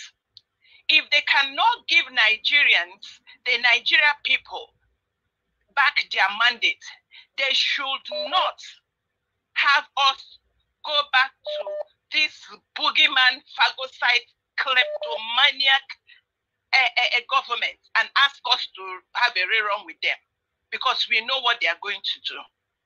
So nobody, you see, what I ask for, if they cannot, if the judiciary does not have the guts to give us back our mandate, they should allow everybody, they divide this country. It is too dangerous for anyone to stay under this government that we are seeing. Thank you. Thank you very much. Thank you. Thank you. Wow. Okay, let's hear from someone else. Hello, thank you very much, Mr. Chris. Thanks for calling in. Good evening to you. Talk to us. Good evening, Mr. Nanjawosh. Good evening, everybody in the panel. My name is Chris. I'm calling from Dublin. Can you hear me? Yes. Well, I just want to talk about Seun Okinbaloye, and I hope my emotion doesn't fail me. Please, Nigerians and everybody listening, disregard what Seun is trying to say. Now, this is how they want to legitimize Tinubu's presidency. Forget everything Seun is saying. He's not saying that because he's a patriotic Nigerian. I can see the, what will I say, the clear deceit, the educative deceit in that statement. He kept referring to Tinubu as a president, kept urging him to do what's right for everybody, kept urging him to fulfill all the promises that were not made before. You know, if people start listening to positions like this, if they keep repeating and repeating and repeating things like this, before you know it, a lot of Nigerians will be deceived. They will start seeing Tinubu as their president. How can Seun, a journalist, with all the information he has in his disposal, is not talking about telling Tinubu to ensure that the judiciary process goes free and fair. He didn't tell him not to interfere in the judiciary process. But all he's saying is that he should do well. I feel very, very sad for the kind of journalism we have in this country. Personally, I have been looking at Seun for some time, but now I think he has just come to show who truly he is. Please, Nigerians, disregard Seun Okinbaloye. Tinubu is his president. We cannot build on a faulty foundation. He is a journalist. They have people in the field. Just last week, somebody from their own station was summoned to the presidential election tribunal. And now the case is still going on. Instead of him as a journalist to maintain a neutral stand, he's already urging the man that stole the mandate to do well, to do the promises, to do everything that the other administrations didn't do. When he solely knows that this mandate was stolen, it's like a man going to another person's house, chase away the head of the house, then you overtake the house, then another person will come, and the person will be telling you to take good care of the wife, take good care of the children that you met in that house. Is that how it's supposed to be? Seun is a journalist and he knows better. If Seun can say things like this, why should we even be concerned about Fayoshe's brother? That's why I didn't even listen to Fayoshe's brother at all. I don't care about him. But the kind of people we have to be concerned about are people that are very important, like Seun Okinbaloye. I think we all the true obedient, we have to be debunking things like this. We have to make it clear that it's clearly a deceit from nowhere, but from the pit of hell. Tinubu is not the president of Nigeria. He's only there by the declaration and proclamation of a certain INEC chairman, I don't want to even mention his name, that did that declaration 3 a.m. while people were sleeping. Just like it was written in the Bible, while men slept. The thief, they went to the garden and planted thorns amongst what the farmers has cultivated. It's exactly the same thing the INEC chairman did. Seun, please, if you are listening, Tinubu is not my president and is not the president of the Federal Republic of Nigeria. The case is in court. The evidences are overwhelming. You are a journalist. You know better. You have more information than every one of us. Please, Seun, don't ever call Tinubu the president of Nigeria. Don't ever urge him. If we must urge him, we have to wait till the end of all the cases in court before journalists should start taking side. It's just too early. Seun is a big disappointment to me. And like I said before, I think my emotions is going to fail me. So Mr. Naija Watch is my opinion, and this is how I feel. And I feel very right that many Nigerians also feel like this. Thank you very much, Mr. Naija Watch. I'm grateful for the time. Thank you. Thank you very much. I appreciate you, sir. Thank you for calling in. Let me hear from someone else as well. Wow. All right. Good evening to you, sir. Thanks for calling in. Go ahead, talk to us. Hello. Oh, you're not talking. I'm sorry. I have to pick somebody else. Mr. F.A., thanks for calling in. Please talk to us. Good evening to you. Hello, Nigeria, can you hear me? Yes, we can hear you. Go ahead, sir. Okay, Nigeria, good evening. Yeah, Nigeria, I say hello. You hear me? Yes, go ahead. Nigeria, I say you forget say this Seun na Tinubu campaign day. You know, if you remember the time when they do campaign, you know they see the way Seun they interview people for media for them. So this Seun, the way they come out, the way they come out like this, so like come out boldly. You're supposed to know, say this guy, he gets something for his man. Automatically, he don't they accept Tinubu as your president. That is what this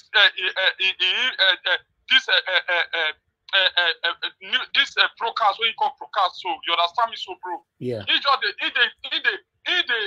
Tinubu as your president. In short, now your personal president, not be president of Nigeria. If Seun just know now, if you don't know. Because in instead of see tribalism person, now all those people they just be like a green snake under the green grass. They know what they are doing. And this thing go over all of them as all of them they start. Now what on? It go over all of them. Now the railway go beat everybody if they don't withdraw for this their tribalism way that they run. So if they don't withdraw, you understand me? So that I just tell you Nigeria because I know I may you forget what the app when they do campaign and they follow this Seun the way they interview people, especially obedience. So that is all my contribution, bro. Thank you, my brother, Mr. F.A. Thank you. Okay, let me pick another call quickly, my people. Hello, yeah, good evening to you, sir. Thanks for calling in. Please talk to us. Hello. Off your telly, sir.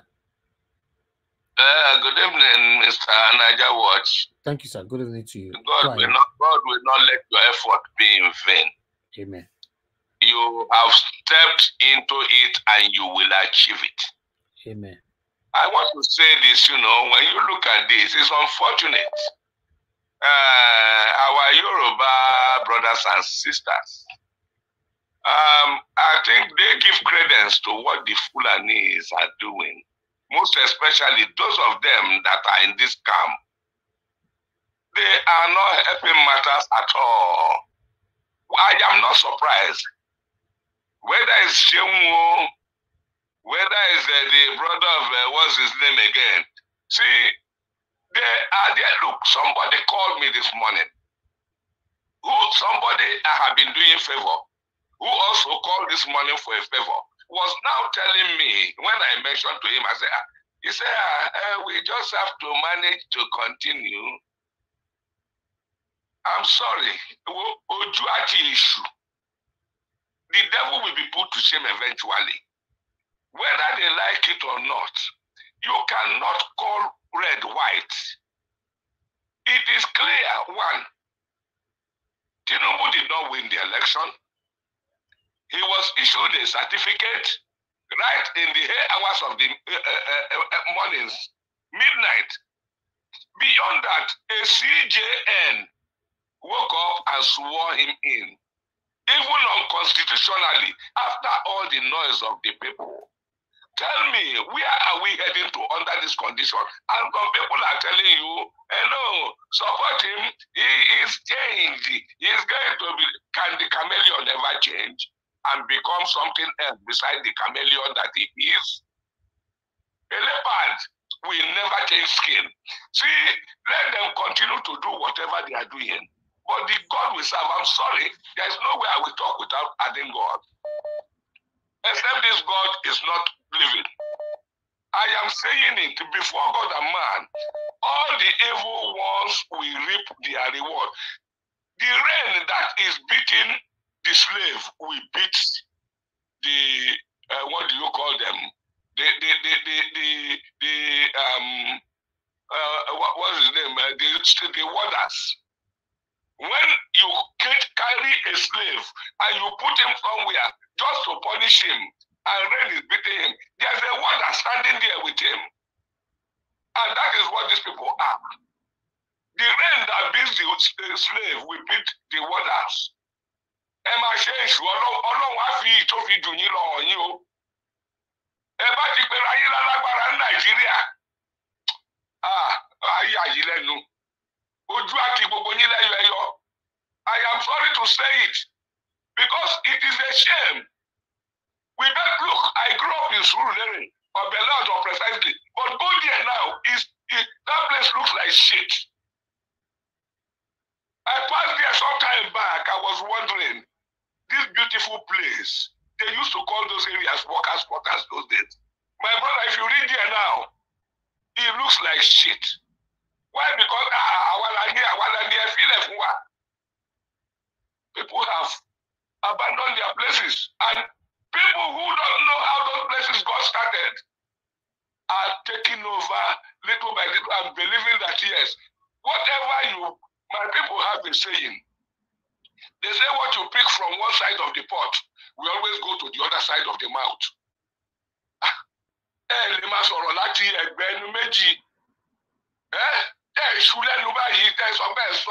It's a shame. My brother, look, God bless you. I don't want to go further than this. Thank you, sir. It would be well with all Nigerians. That mandate that Nigerians are expecting, you are going to get it. There is no two ways to it. Amen. Thank you, sir. Have a very pleasant deliberation. God bless you. Bye-bye. God bless you too, sir. Thank you. All right, guys, let me come back to the panelists. Can we have some likes, please? Currently, we have 396. Can we take that to 450, please? Press on the like. Let me pick 2 calls more. Let me return the calls because a couple of people called me. Let me return Barrister Mikey Guinness' sister is here with us. So, hello, good evening to you, madam. Thanks for calling in. I have to return your call. Please talk to us. Well done. I've been with you guys. It's so difficult to join in because I think some people have very fast fingers, you know. But I've been enjoying everything that's been going on the platform. Well, like everybody, I'm not happy about today. I listened to a little bit of what Tinubu was saying, and I just switched it off because whatever that he was saying just didn't sit well with me at all, because he has no right. There's no justification for him to even say things about democracy. because he did not win this election. He has there's no justification, no moral right for him to say things that he was talking about. He cannot talk about June 12th because he did exactly what the military government did at that time. He didn't have to become the president. He did not have to. You don't have to force yourself on people. The foundation was just so wrong, very wrong. You can't start from a crooked foundation and then you're there and then you're trying to, because I see some people right now, oh, after all, he's already doing this, he's doing that. It doesn't matter what he's doing. Of course he will do things because all eyes are on him. Of course he will do that. But does that make it right? Does it make it right? When are we going to start standing for the right thing in Nigeria? Every time we accept all this nonsense and then we just move on. No, we're not moving on. The foundation is wrong. And whatever right he does is unacceptable. Unacceptable. I don't see him as my president at all. There's nothing that comes, I don't even want to see his face. But there's nothing that comes, everything about the whole thing was wrong. How can I erase the fact that they brought fake bishop? Everything they're doing now is just drama. They're acting. And that's what they do. They act. And then Nigerians will see them and say, oh, they're doing good. And then we move on. No, they're all acting. Just the way they acted and brought fake bishops to represent them because they think Nigerians are stupid. I'm just not happy. But I know that at the end of the day, we fight for what is asked and we get it. Forget about these people that are writing things on Twitter and stuff. They've been paid to do that. They've paid a lot of people to do all these things. Just like they did even before the election. At the end of the day, they paid. I knew even during that election, there were people that they paid money to, but they didn't vote them. But they had to start acting at that time because they were paid to do what they were doing. Just as they paid them to infiltrate every platform and try to convince people that, oh, accept it. Let's move on. We're not moving on. Anybody that understands, forget about it because you collected money. We're not moving on. We fight until we get our mandate. We're not stupid. They've been doing this for years. It can't be business as usual. Look at the way if you really have good mind for Nigeria, will you fight and spend so much money to become the president? Will you fight? If there's nothing you want to gain from it. Look at where they have put Nigeria into. We cannot continue like this. We fight until we get what is ours. Thank you very much. Thank you. Wow. Thank you very much, madam. I really do appreciate you. Thank you. Thank you. Okay. Just one more call and then I'm done. Please bear with me. Bear with me. I just wanted to quickly deal with the people on the phone. Good evening to you, Madam Amaomi. Thanks for calling in. Please talk to us. We can hear you. Good evening, Mr. Nigerians. Thank you very much for the good job you are doing. Thank you. The Lord is your strength, and He would uplift you. Amen. I greet the panelists. I greet everybody. Good morning, good afternoon, good evening, wherever you are, from the four corners of the world. I'm only going to talk about three things. One, about Seun.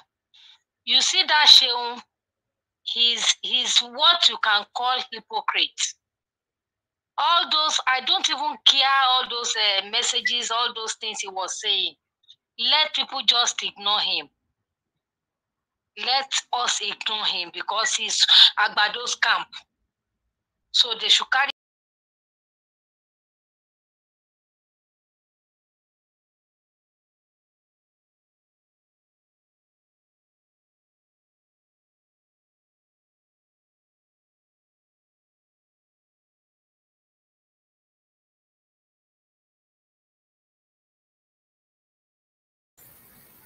We didn't vote for him. We don't want him. It is not business like usual. No. This is a different thing entirely. We want democracy. We voted for Obi. It is either they give this mandate to this man and Nigeria can move on. Like Obi always say, you have to be excellent if you want to be called excellency. There's nothing about this man that is right. His childhood, we don't know. No schoolmates, no original certificates. Everything about him is fraudulent. No, they can't do this to us again, this 2023. No, this our era is a different thing. This is a new generation. We won't accept him. We don't even accept him. I'm talking to the judiciary. Let them do the right thing. I don't know if any of you notices that they should have compelled INEC. Tinubu and INEC are not above the law in Nigeria. You are telling them to bring what the other parties paid for, to give them the beavers. INEC refused to bring it. I don't know if people are, feeling the way I feel about it. Why can't the judiciary compel them? There should be something to be done. That is breach of the law. Or how do I put it? I don't know how to put it. A body, an institution in our land, you are telling INEC to bring beavers, and they are not bringing it, and the judiciary is not saying something, saying anything. They should do the right thing. They shouldn't put Nigeria on, I don't know if I use this word, maybe it is wrong here. They shouldn't put Nigeria on fire. We are not taking it this time. It is not moving on. No, we are not moving on until they do the right thing. Obi has that mandate. They should return it to him if they want us to move on in Nigeria. Or else this thing will turn into a big crisis. Then I mentioned something, Mr. Naija, was, please, all obedience, we should come under one, maybe petition, all over the world. It might not be on your platform, just on the internet. Let us come together and sign millions, petition, like 20 million, 30 million, all obedience, we should be part of it. Sign it. Then let's go to the international court. I'm telling you this. It is legal. It is legal because there is no law in Nigeria. They are above the law. Let us carry our case to the international court. We don't want Agbado. We didn't vote for Tinubu. We don't want him. Let us go and fight our case in the international court after all these shenanigans they are doing in Nigeria. Because I don't see the judges, I don't see them doing the right thing. I'm so upset by the speech that man made today. I am so upset and unhappy. Thank you. How dare them? Please, let us make a move about this signing of petitions. Let's come together, all obedient, all over the world, and sign this thing. It is this thing we will take to the international court to fight them. We are going to fight this case to the last, to the finish. No, we are not accepting this. You can't impose somebody on us. This is a new era. No, we won't take it. Thank you, Mr. Naija Watch. Thank you. Thank you, madam. God bless you. Okay, my people, sorry, we lost, I don't know what happened at that moment, but I guess everybody can hear me now. Can anybody hear me? Okay, good. Yeah. Okay, yes, wonderful. Thank you. God bless you all. All right, let me come back to the people on the panel. I'll go to Madam Patricia. Madam Patricia, good evening to you. Good evening.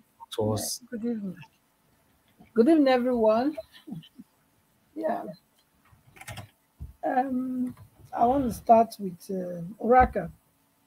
Oraka's message. He said nobody holds the monopoly of Nigeria. I want to agree with him because it looks like that's what the so-called Northern Caliphates have been thinking, they hold the monopoly of Nigeria. But I'm glad that the people like Oraka and us that is telling them no. You don't hold the monopoly of Nigeria. Nigeria belongs to every one of us, and nobody is more Nigerian than any Nigerian. And he also mentioned the fact that before he used to think that the problem of Nigeria only relies on this Northern Caliphate or the Fulani once, you know. But that this emergence of our principle brought a new revelation to all of us, including me, honestly, to know that really and really, those people, they are not just the problem. It also stressed the fact that the retrogression that we have, backwardness that we have seen in Nigeria or in the South and other places in the Southeast is due to this Southwest, or this Southwest, the Southwest people, the ones that are of course, the ones that are on the side of the Northern Caliphate. They are the ones that have kept us in that quagmire. And I would say I concur 100%. Because how will you want to be the only light in a dark place? Nigeria is huge.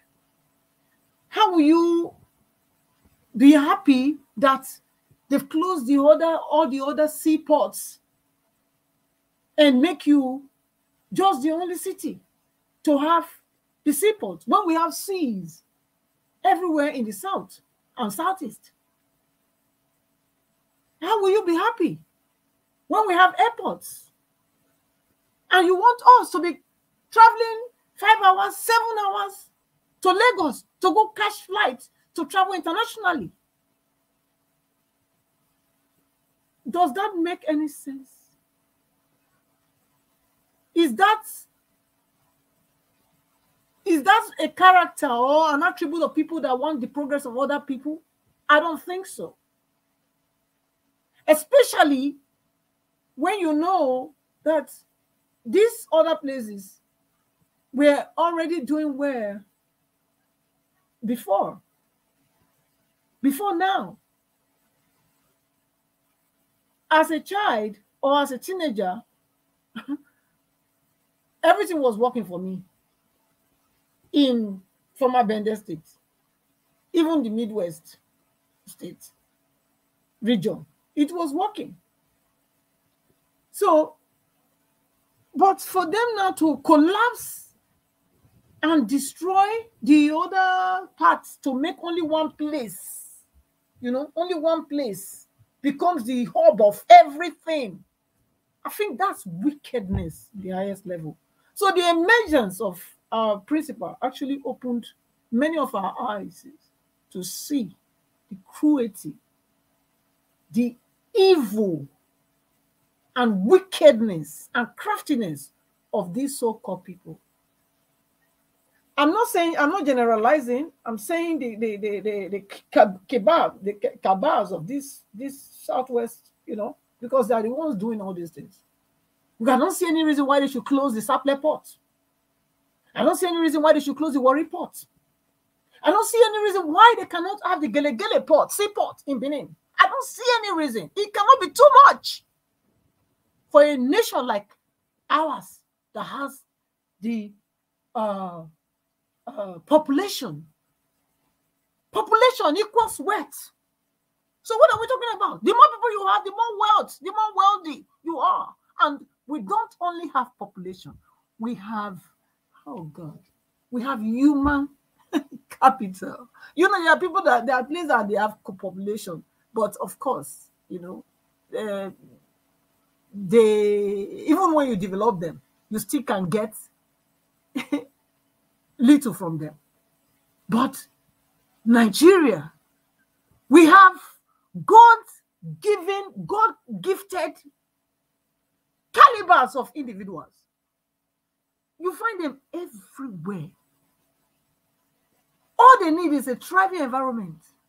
Even without that thriving environment, they are making it happen. So for you to now collapse the other places that we're progressing and bring everything to Lagos, and now after they've brought everything to Lagos, and now you are telling them that, oh no, they shouldn't be there. First, then I'll say, you know what? Those pipes they ran to everywhere from the Niger Delta. They should first cut them. They need to stop them. That's what it needs to be, because all the other oil companies that are having their headquarters in Lagos, they need to move back to the oil cities where they are producing, where they are taking the oil from.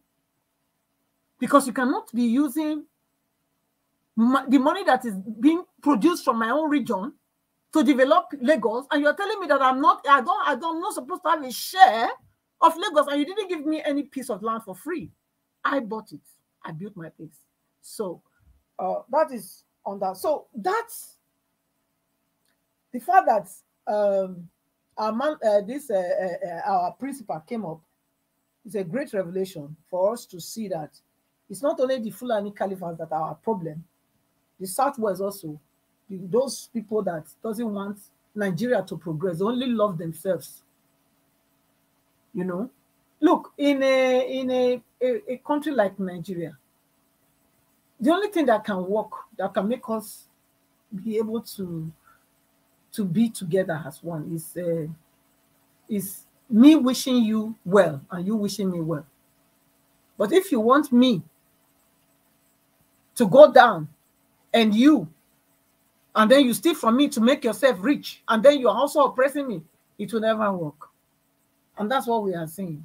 And I'm glad that they are coming out to show us who they are and whatever. You know, look, I'm not concerned about the Igbo, because as far as I'm concerned, I'm an Igbo. Because that's how they see me. That's how they see me. And even this Wazobia thing, they always say I'm out of it. I don't want to hear that Wazobia, because you cannot marginalize me.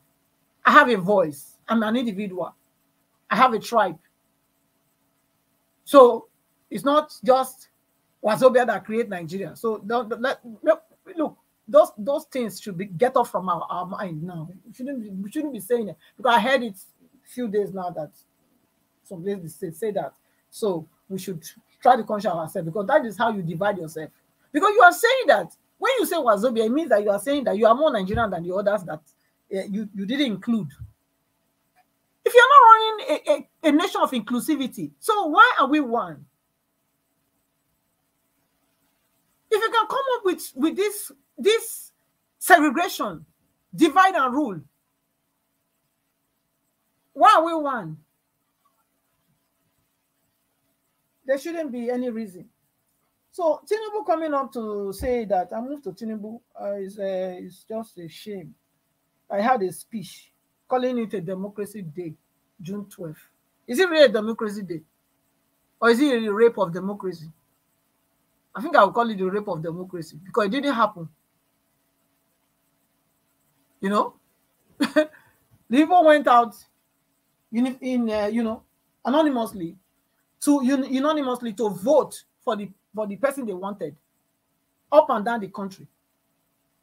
I was talking about Abiola the other day. Somebody interrupted me and said, "Oh, Abiola was this and that." But the fact I was driving towards that, the fact that everybody came out to vote for him, I can say that he is the only person up till now, before our PO now, is the only one, as far as Nigeria is concerned, that was duly elected by Nigerians.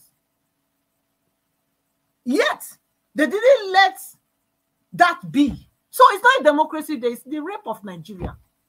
It was a day, the day of rape of Nigeria. That's why I call it. You cannot call that a democracy. Democracy that people voted for. Somebody that everybody went out, both north, west, south, east, Muslim, Christians, whatever. Everybody came out and 80-something% of the people voted for him. Yet they didn't let him be. He couldn't become the president. How can you say that's a democracy day? It's not democracy, it's the day of rape.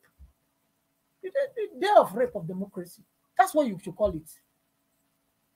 And 30 years after, you see this one coming to rape democracy again. And he's saying that, yes, the victory of Abiola was free and fair at his time. Yes, but Tinubu's one that was reading his speech, can he deem his own victory as free and fair? You cannot. So why come out to give us a speech like that when you know that you are sitting on a unconstitutional, something that you stole? You come and talk about democracy when you are acting as a dictator or tyrant. Doesn't make any sense. Thank you. Sometimes people don't know what they should celebrate. Anyway, then Seun, you also mentioned the fact that Tinubu, you mentioned the fact that Tinubu commitment to decency cannot be overemphasized. That's the point I captured from his statement. And I don't know what decency he was talking about. What is to be decent? Does Tinubu have a decent character? His role in this election, was it decent? His decency to his decency to commitment to decency.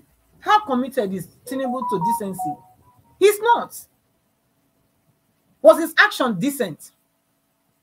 Is his position now decent? So I don't know what he's talking about. I mean, like the other guys, I say we should ignore him because he's an APC person. So I think that's where I'll leave him. Let them be sleeping. But whatever he does, whatever Tinubu does, that will not give him that crown. That will not make that crown remain on his head, because when the time comes, we will pull that crown from his head and give it to the right person. Thank you. Thank you, Madam Patricia. Mr. Elvis, can I make a comment on Madam Patricia's submission? Just 1 minute. Yeah, okay. Yeah, I just want to make a comment that she talked about that it's not only the Fulani that are the problem, the Southwesterners are also part of it. Yes, the Southwesterners are part of it, but we also have the backstabbers and the betrayers from the East. See, these people are all part of the darkness we're talking about. It is not just only the Southwestern. There's this crop of them from the South and also from the East that are betrayers and backstabbers too. And these are the people we need to take out. They are all combined together. That's my take on that. Yes, I agree with you. I agree with you because if you listen to my submissions before, I've also emphasized that before, that those people too, we're going to group them together. We have them in Southeast, South as well. The sellouts among us. Yes, they are there. I'm aware of that. Thank you. Thank you, everybody. Let us listen to Comrade Amobode Ago on what you have to say on this 2 minutes video before I call out the next person. Good Nigerian people. Today, na June the 12th day of 2023. Now be Democracy Day for Nigeria. So I wish every Nigerian happy Democracy Day. But my question be, we really did for democracy or another kind of crazy now we did? How president for inaugural speech, he announced saying he not get hand for subsidy. Meanwhile, they don't use our money of subsidy to bring product we will last the July ending. And yes, suddenly fuel just go up everywhere. They begin order. Ordinary man no fear for them. It don't increase by almost 200%. People know if you carry their children go school again. To buy food shop, not a problem. To move from point A to point B, almost not possible. Civil society try to raise alarm. Labour say they want to join the alarm one raise. Suddenly, Bola Tinubu call them. They enter room. They do closed door meeting. After closed door meeting, we don't hear anything again. The next thing we hear, we say they call the 36 state governors enter a house for Aso Rock. Tinubu again fall and do closed door meeting. After that closed door meeting, what do we hear? The next time we hear, we say traditional rulers now they summon all over the country. They enter meeting with Baba, another closed door meeting. After the closed door meeting, we will not hear anything. I know say the next one now religious leaders they'll carry entire closed door meeting, but they will not. From there, everyone will quiet. Waiting that they talk for inside that closed door meeting. When the normal Nigerians they know, the ordinary other Nigerians to know, the suffering don't continue. Now for 13 days, Nigerians they suffer. Nigerians they hear fire. You when they support APC, you they support PDP, you they support ABGA, you they support Labour Party, or you they support NNPP. Is your condition better than my own? You they live any better? Okay, all those governors with all those parties when they now, any of them don't come up with any measure to cushion the effect of this suffering with this. So, oh, you think what now they think? All of them are the same. They not send me and you. Now only waiting cause their own. Now I consign them. In case you know to make I also shock you. Most of them, their family, they go the best schools there, they go the best hospital there, they enjoy the best of life there. Yet they can't give us dracula and mad psychiatric witchcraft policy here to kill all of us. People if you jackpot don't jackpot, me I know they go anywhere. I dey here. You, I know say some of you where they watch now you like to jackpot, but you not fit. We dey here, we shall die here together. They know they share anything with us for this suffering. Now only grief now they get with me and you in common. You don't know. You just say the mean way for us. Which of All right. Thank you very much, my people. Let's talk. Thank you. Continue to press on the like button, and let's talk. Let me call on the next person on the panel. Okay, we lost Madam Patricia on the platform. Okay, Mr. Felix, are you there with us? Okay, let me go to Mr. Alaba. I'm here. Sorry. Okay. Thank you very much. Good evening to you once again. Please talk to us. Good evening, my brother. Good evening, all the panelists, the comment section, the viewers worldwide. I only have one question for everyone out there. Can autocracy be celebrating democracy? Because if they said they are celebrating democracy, all these political dealers, they should define to the world the full meaning of democracy. Because if they are able to define the full meaning of democracy, I will join them with all my heart and soul to celebrate it with them. There is nothing to celebrate about the Democracy Day, June 12. Why? Because it was the beginning of dictatorship in our beloved country called Nigeria. Let me move out from there. About Seun happened to be of the same category with Abati in our eyes. Please, my beloved brothers,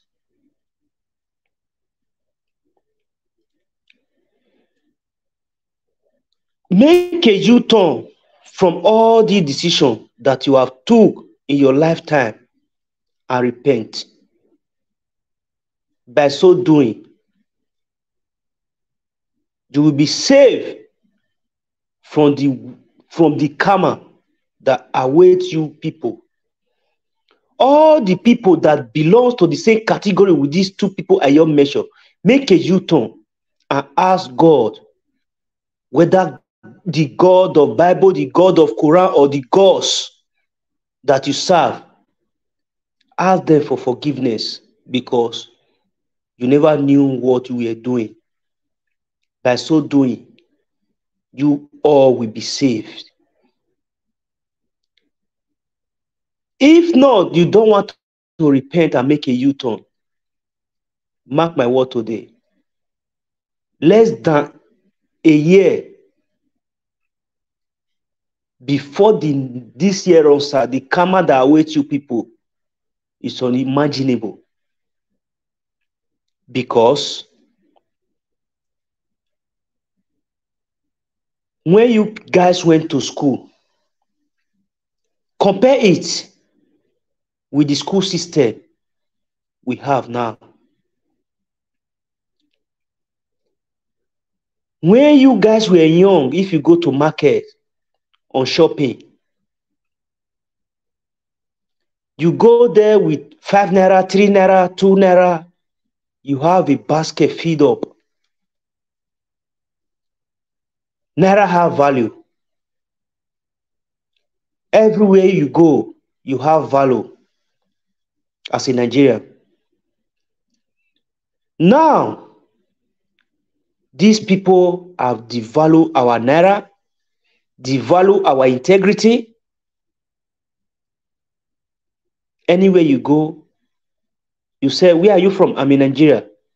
The way they tagged you, just because of what these political dealers have done to us as a nation, a blessed nation for that.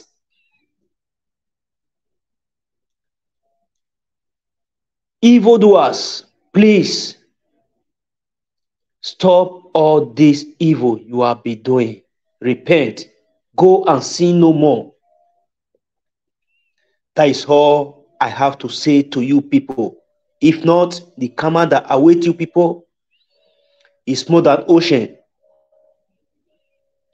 Then let me talk about the rerun of a thing.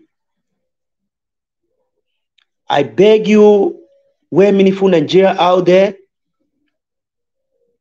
Peradventure, if the judicial system happen to do their worst of going to rerun, judicial system, please, before making that announcement, try and pass a bill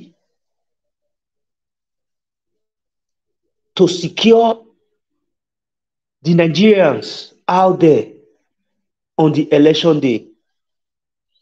Before you take your decision, call Mahmoud and his cohort to the court to listen to the evidence our principal, Mr. Peter Obi, and the Labour Party played in the courtroom. What he said about the election. Everything he promised. In the Chatham House, everywhere he goes, everything he promised in the channel. Ask him that question. What went wrong? First. Second, ask him another question about the argument they had with the PDP candidate. Who asked them, our candidate have to be made the president of the nation? And the INEC said, do you know that your candidate does not score 25% in the FCT? Ask them that question. Why do they make that statement? Knowing fully that Tinubu never scored even 20% in the FCT. Ask them that question. What made them to pronounce him as the winner at the midnight? Ask them that question. What made them to make him the winner of the 2023 election by knowing fully it does not score 25%? Ask them that question. It's very important before you take your decision of even going for a rerun. And that is the worst thing you people can do. I know, right from the beginning. I keep on saying it. Please, judicial system, the country destiny lies in your hand. You have to interpret the law, the constitution, as it is written there. Interpret it very well. I'm pleading. By so doing, you people will be celebrated. But if peradventure you people decide to do otherwise, I don't know what to say. Because thank you. The Western world you people are applying to Toronto, what awaits you there, you can't even imagine it. I guess that's all I have to say for now, because I'm really hungry. Thank you. Thank you. I understand how you feel. I would like to add this to it, my people. You see, manifesto of Mr. Peter Obi is what I'm currently seeing these people are doing now. The only manifesto that is the only plan that was not part of Peter Obi's manifesto that he did not really expose, you know, he always sketched around it, was security, how he would sort security problem out of in Nigeria. He didn't do. They were deliberately avoiding that area. But look what is happening now. As we speak now, my people, you know, we have to say things how it is. There is light, permanent light. I talked to my security man early this morning. He said for the past 7 days, they have only seized light 20 minutes for the past 7 days. Only 20 minutes. They seize them, 20 minutes later, they bring her, and that was on Thursday till now. You see, I'm going somewhere. I'm not get where they go. Now, Tinubu has just signed a student loan act. You don't sign that. You just signed that one this afternoon now. And many, many more, you know, they are trying to put in place. My people, what am I trying to say here? Anything, any of you that is praying for rerun, I'm sorry. Because I wanted to hear, I know I never hear for everybody finish, but the few we don't talk to. I say make I quickly add this one because at the body they do me. Any of them where they pray for rerun. One, a lot of people have given up because they put in everything to make sure this happened. At the end, see what they get, they just give up. Many of them are not consecrated the way you are or the way I am. So to be able to indoctrinate them again, to go back on the street, make them go vote, many of them are just a beg. I'm telling you, 40% we dropped, if no more. So for me, I'm 100% against rerun. I don't want to talk the rest. I'm 100%. Let them just see who win this election. If not rerun, with the way this is going, I don't know whether they follow social media or because now inside we did. If you talk at this particular moment now, if you talk to 50 people, 40 people, what you will hear from there, you will surprise. Not my mouth now, they hear up. But so are for we allowed me, to interject you? Yes, sir. Go ahead. Okay, thank you, Mr. Elvis, for bringing up that issue of the loan. I think I saw that thing earlier, but for some reason, I don't want to jump maybe you have it in your next presentation. But if the loan thing, the loan thing is not well planned. These guys are just doing, the more you see, the less you see. The more you look, the less you see. Like Nigeria here. Please, let's not fall for all of their shenanigans. These guys are still battling with the issue of legitimacy. They will do everything possible to want to get the heart of people. Now, when we talk about Iran, and why are we even talking about Iran? Let's not even go there. They have not. This thing is still in court.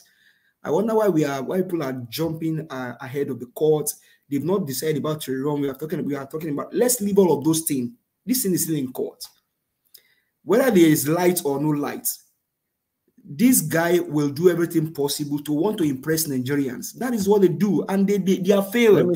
Let me tell you, my brother. I'm happy that you said they will do everything to try to impress Nigerians. Listen, we have lots of gullible Nigerians. Now, because you are not part of the people that is gullible, I make you talk like this. You cannot change other people's mindsets. What the common Nigerians are looking for, in most cases, when they get time, their brain is already being captured. Saying no to rerun in advance now is better before they pass the judgment. You cannot fold your hands, make the first pass judgment first before you come to talk. Let all Nigerians, consigned Nigerians, continue to say no to rerun, because the only thing, God forbid, you know, say me not trust anything for Nigeria after they talk them. Me not gonna be so okay. The way it is, you'll be so now. All of them, all eyes on judiciary, all eyes on judiciary. All right, okay. More could judge them now. Me, the not say we do our best. More give them a wrong. More give them a wrong. More give them a wrong. Me, they not say we not agree with the way election take go. Then you are finished. You are finished. I'm telling you, I the talker now. Una not say when I the talk. Una know the two take camo until I'll come back and tell you and say I talk am. You don't reach my turn. Hold on, please. Mute to say never reach your turn. You know, please, we must not accept rerun. Now our mandate now we want. Thank you. Let me go to Mr. Alaba. Mr. Alaba, is your turn. Good evening to you, sir. Please talk to us. Yeah, good evening, Niger Wash, and God continue to bless you guys for all you're doing on behalf of the country. God will continue to protect you all. In fact, you're the real true journalist we now have these days, because you hear the minds of the people, their opinion, their state of mind, which is very important to any purported democracy. And I will get to the likes of Seun later. So first of all, today is supposed to be Nigeria Democracy Day. Personally, I don't believe Nigeria has a democracy. So anybody celebrating Democracy Day is only deceiving themselves. You know, you can wrap a core, that is a core in a leaf, and present it to me as moi moi. The two processes are different. One is made with beans, one is made with corn. You know, core is not moi moi, even though you wrap both of them with the same green leaf. Core is pap. Pap, ogi, or akamu, you know. So we don't have democracy. And I am glad that this Peter Obi situation came up, beginning to enlighten Nigerians, because Nigerians are now just thinking that it is now that we don't have democracy. We have not had democracy since 1999, my people. They just make you believe we have one. You see, I always said, and I've said it on your program once, you see, yes, we have 300 and something tribes in terms of our geographical space. That's where that ends. In the true sense of the word, what we have is just true tribal, my brother. We have the big man tribe and the small and the common man tribe. Don't let anybody deceive you. Yeah, we might have a collection of tips from all Nigerian tribe, Ibibio, Yoruba, Hausa, this, that, coalescing together or forming partnership once in a while to deceive Nigeria when they do their abracadabra on stage. But we only have two tribes, though. And we have one middle tribe between those two tribes. The space is very small. It's like a triangular pyramid with the top and the bottom. But in the middle, there's this new tribe, but everybody is just facing the big man tribe. Everybody wants to join the big man tribe. Everybody wants to become the big man tribe. And the big man tribe doesn't care about the people, but it cares about stealing from the people. It sees the people as resources to exploit. These are deep political conversations, which I know, but we don't have democracy. Bottom line, democracy doesn't exist, so why would we be celebrating it? Even everybody keep bringing up Abiola, June 12, June 12. Abiola was robbed. Abiola was not the one that was robbed on June 12. It was Nigerians that were insulted and robbed. Because Nigerians voted on behalf of Abiola. They wanted to give Abiola a job. And some people felt that, well, what you Nigerians want, don't care. And there we are. Since 1960, we now have a nation that don't provide you anything. Look at you now, just shouting up NEPA over there about them having light for 7 days. Is that something that should have been come up on an intellectual forum? Isn't electric light normal thing everybody should have? Should those things be things we should be praying for in church, where some people see it as a miracle because we have light for 1 month? These are fundamentals. You always say it yourself, Mr. Elvis. The country has not done anything for you. Everybody knows. I can't rush now to say I want to get a passport and get it within a month. There's no education. There's no school. We all know the whole story. All those ones now, old news be that. Let's focus on the real news. So we don't have democracy. But we do have these two tribes that are in battle with each other. The big man tribe and the common man tribe. Now, the common man tribe, they have a lot of poverty and they have a lot of ignorance. And using your word, they are very gullible. They are resources for this big man tribe. Now, this big man tribe, they don't believe in the rule of law. They only believe in selective justice. You understand? They don't believe that everybody is equal. They believe that some are more equal than others. It's a firm belief. They don't believe in punishment for wrongdoing. They believe in structure, the structure of impunity. And they truly believe these things. Their lives are designed to fulfill that. And they have lots of recruits. Even people not yet born are already on their side. Because who want making Peking be poor? Everybody wants to make it. But the cost of making it is what is at issue. And because we all live in the same space, we're constantly having this friction. And the friction will be there and we grow larger and larger and bigger. You understand? In a normal society, this problem, like I told you last time, I said this thing started way back. But like a seed, when it was planted in 1965 or 1964 or 1966, it started to grow even after the Civil War. Now it has grown into a mighty Iroko tree. Every corner of our life. Name it. Which one you want to count? Journalists are members. INEC, members. NNPC, members. Judiciary, members. Religious leader, members. Teachers, members. Name one. Nurses, members. Doctors, members. Because everybody won't live in Banana Island. Everybody won't live for Lekki, Ikeja, or go abroad, or Ikoyi. Nobody wants to stay Mushi or any of the ghetto where we get, or any ghetto you might have. So that is our problem. Fundamentally, we have no democracy, but we are made to believe we have one. We have a core. We believe we have moi. That's number one. Number two is that since all society has been aspected, don't be surprised by the likes of Abati or Seun.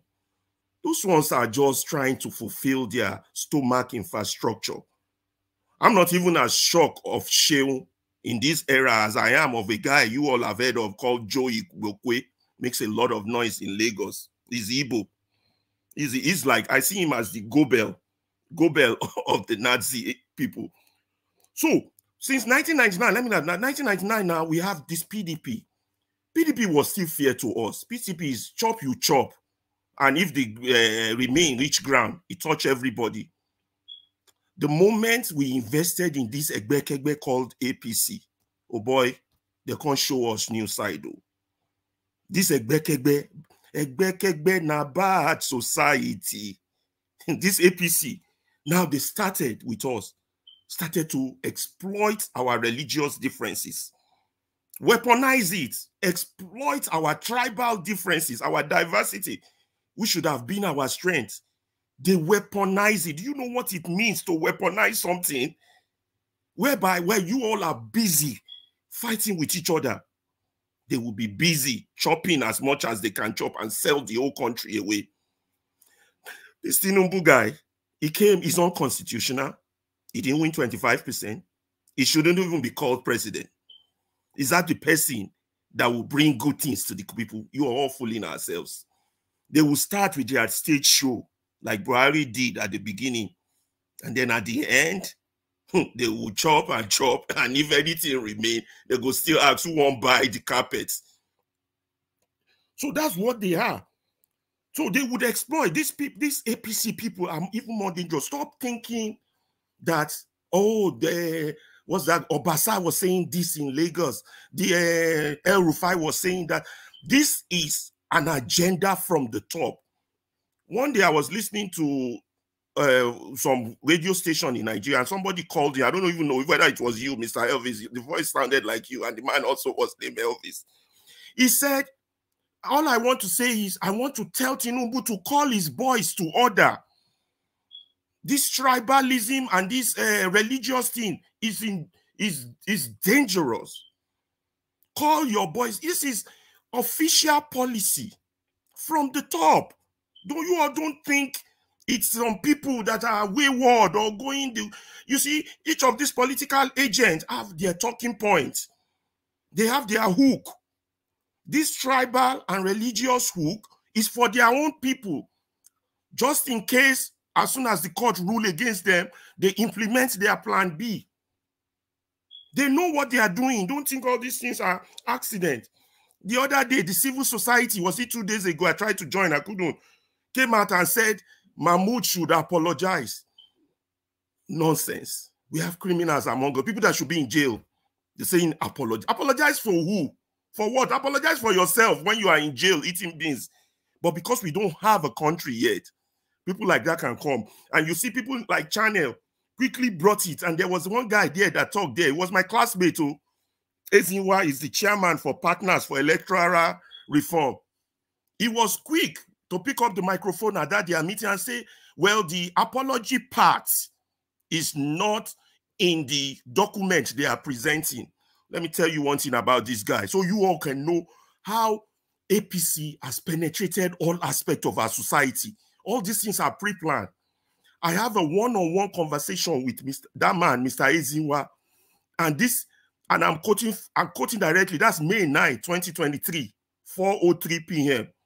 Why I have accused him that them swearing in someone, putting it in our constitution that someone can be swearing before the case is finished is a mockery of the rule of law. This was his response, and I'm reading directly.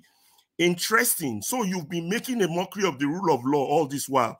Can your candidate go to Ekiti, Kwara, Ogun, Oyo, Kebbi, Jigawa, Kanu, Sokoto, Zamfara, Adamawa, Yobe, and say he won the election? Bro, I work in this space. I'm not affected by the spell of the most successful con man of this era. That is referring to Obi, your candidate.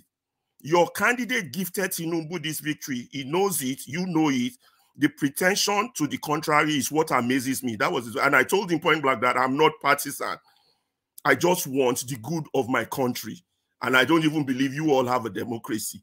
So this is the people that made the law they are implementing. His name is Ezinwa. He's the chairman, partner. You can look it up. So you're already partisan. He was arguing like a strong APC member, the same way INEC is arguing like they are APC now in court. So you all have to see how deep, how bad this whole situation is. And these are the same boys we both tried to fight Babangida and Abacha when we were in Lasu back in the days with Dele Faro and Timi. You see, everybody has changed. That's why I said we have two tribes and a narrow tribe of everybody trying to join the top tribe. This structure of structure of stomach infrastructure is really strong and it's helping them. But God has blessed us with this technology and this Mr. Obi. This thing has left tracks that they can't cover. It has left evidence. So many evidence. How can you say you have democracy? Look, the basic point of democracy, the foundation of any democracy is to protect the least among us, the weakest among us, the smallest among us. If your democracy fails, it's not just about majority rule. People keep making that mistake. The point of majority rule is to protect the weak. Let me quickly round up. Let me quickly round up. Now, on the issue of rerun, people, like I said, people like journalists like Seun are useless. So on the issue of rerun, how can you be talking rerun when we have not held the criminals accountable? Those who in daylight insulted the whole country, insulted us, robbed us in daylight. We've not held them accountable. We can't talk rerun. They all need to be held accountable. You know, so that's my submission for today. I have other things, but I always I want to say that it is also the belief of these people that it is the elite echo chamber that are fragmented, not the people. They don't even believe Nigerians are fragmented. They think it's only among themselves that they are fragmented, that the people will go along with whatever they give them. This is that quote. Anyway, let me let other people talk. I thank you for giving me a voice. And God continue to bless you. And if anybody has any counter or you need me more addition, I'll be willing to expatiate or talk more. Thank you, sir. Thank you very much for your submission. Okay, APA Midwest people, yes, I don't see you. If you off your camera now before I accept you in, you know, I'll talk better. Okay, all right. I have more people that need to speak to us. Let me quickly move. Before Black Panther, we have one more person before that, which is HJ. Oga AJ, is your turn right now. 8 minutes. Please talk to us, sir. Yeah, thanks very much, Mr. Elvis. Thanks for your work, and thanks to all the panelists and everyone that are listening or watching. You see, I want to start by saying that Tinubu is not my president. I want to make that clear, and I strongly oppose the idea of a rerun. Though rerun was part of Obi's petition, the fact that it was included in the petition, then then the possibility of it becoming a talking point at this stage cannot be excluded. You know, it's part of the petition, but that's not what we should be. You know, we should focus on. And again, the guy that will show his video, that is what's his name? This guy, the one that was talking that if there is a rerun today, Obi will not get 2 million votes. That statement is sickening. It's a sickening statement. Even with all the evidence at the court presently, and with Nigerians that are following this, even if there is a rerun today, I believe that the status quo will remain, which means that Obi will win. I just want to set that record straight. And the issue of rerun, for me, regardless what Tinubu is doing right now with all these fake policies that is coming up with, electricity bill, you just mentioned the student loan. These are all fake policies. It is the implementation that will speak. We also, trying to steal mostly all of the manifesto of Peter Obi of the Labour Party. We know how they feel, how they did with the issue of subsidy, how that went. It's all about the implementation. Why did I say that? These people, as I always say, they have no capacity to do good. Who is going to run it? Who are the Nigerians that will even get the student loan? Is it not those civil servants that we have there, or eventually, who is the minister that is going to be in charge? Tell us the minister. Name the minister for us. Or right now, you are micromanaging it inside Aso Rock. Is it inside Aso Rock that you will implement student loan? You will still have to bring it out there. And I want to see who those people that will manage it. Let's see your Minister of Education. Let's even see them. These people have no capacity of doing good. You cannot even come out with such a policy. You have no cabinet in place. They think people are stupid. They think people are stupid. Who are those that will implement this policy? So don't let us be dissuaded, on this, running away with the policies of Peter Obi, doing all this, micromanaging the entire nation from inside one room with some group of 3 or 4 people, a whole Nigeria, signing the student loan bill. It's not going to work. We should all know from day one that that's just a scam. And as I always said, these people have no capacity of doing good. Even if Tinubu comes out today and he said he will start a social welfare program in Nigeria, giving all vulnerable Nigerians, the poor, the widows, and those, will be giving them monthly 50,000, 100,000 naira monthly. They cannot implement it. They will eat it up through embezzlement, through kickbacks. It can't work. They have no capacity of doing good. So Tinubu coming out saying that those that lost, I just want to make this as brief as possible because I'm so really mad, listening to his democracy speech, saying that those that lost the election do not deserve to win the next time. What a criminal. What a criminal. It's like saying in Yoruba language, there's this saying, they will say, it's like the case of a thief who was not arrested early enough, and the thief is now turning around to now arrest the owner. That's what he's doing here. He's now telling the people that won the election that next time that next time they will not deserve to be a winner. He's playing a fast one. This guy is a criminal. So all these policies, about electricity bill, people now seeing light for, uninterrupted light, even going to the extent of arresting a Mefiele, a criminal arresting a criminal, student loan policy, being micromanaged, from inside the Aso Rock, 2 or 3 people. Who are those people that will implement it? Nothing. So they just think that Nigerians are fool. So this will not work. It won't work. With respect to Seun, deceitful comment or statement today, for me, I'm not really disappointed because I know we don't have media in Nigeria. There's no media in Nigeria. I will take Seun serious. The likes of Seun, the likes of Abati, I will take them serious when they will come on here and start talking about the election results of February 2025. Let Seun come out and make a statement with respect to the election results.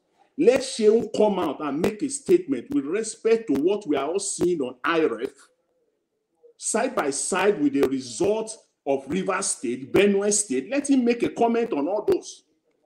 Let him come out and make a comment, make a closing remark after his show. After all, Seun is the political editor of Arise News, which means he has the power, is in a position to have at least do an investigation around this IRF thing. Or will channels be telling us that they don't know what is on IRF as of today? What has been the comment of Seun or Arise News on the result that is on IRF? With all even with all the report that came out of BBC, that came out of with everything that everybody has been saying, is all there.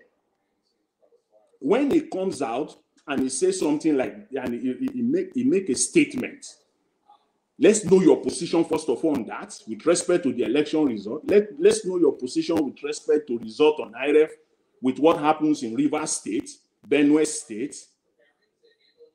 Make a comment on the current suitability of Mahmoud Yakubu as the chairman of INEC as of now, vis-a-vis the election that was conducted.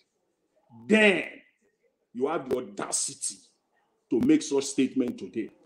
You cannot just jump the gun, because what you did today is purely this thing they say in politics, or it's part of marketing. When you say it over and over again, it becomes the truth. And that's the foundation they are laying. So it's going to start saying this statement, and Nigerians will start to believe that Tinubu is their president. That's the game. These guys, Seun, Abati, I think they are better off to be in politics or politicians than being a journalist, because they can't even ask the right questions. I dare them. They can't, because they are protecting their jobs and their pockets. So he can't even ask the right questions in the first place. So Tinubu talking about democracy today, it's just like adding salt to injury, talking about democracy. First of all, the people that voted against you, they are more than those that voted for you. So I don't even know what democracy is. Whether I even understand what democracy. This guy is a criminal. May his soul rest in peace. Yaradua won the election.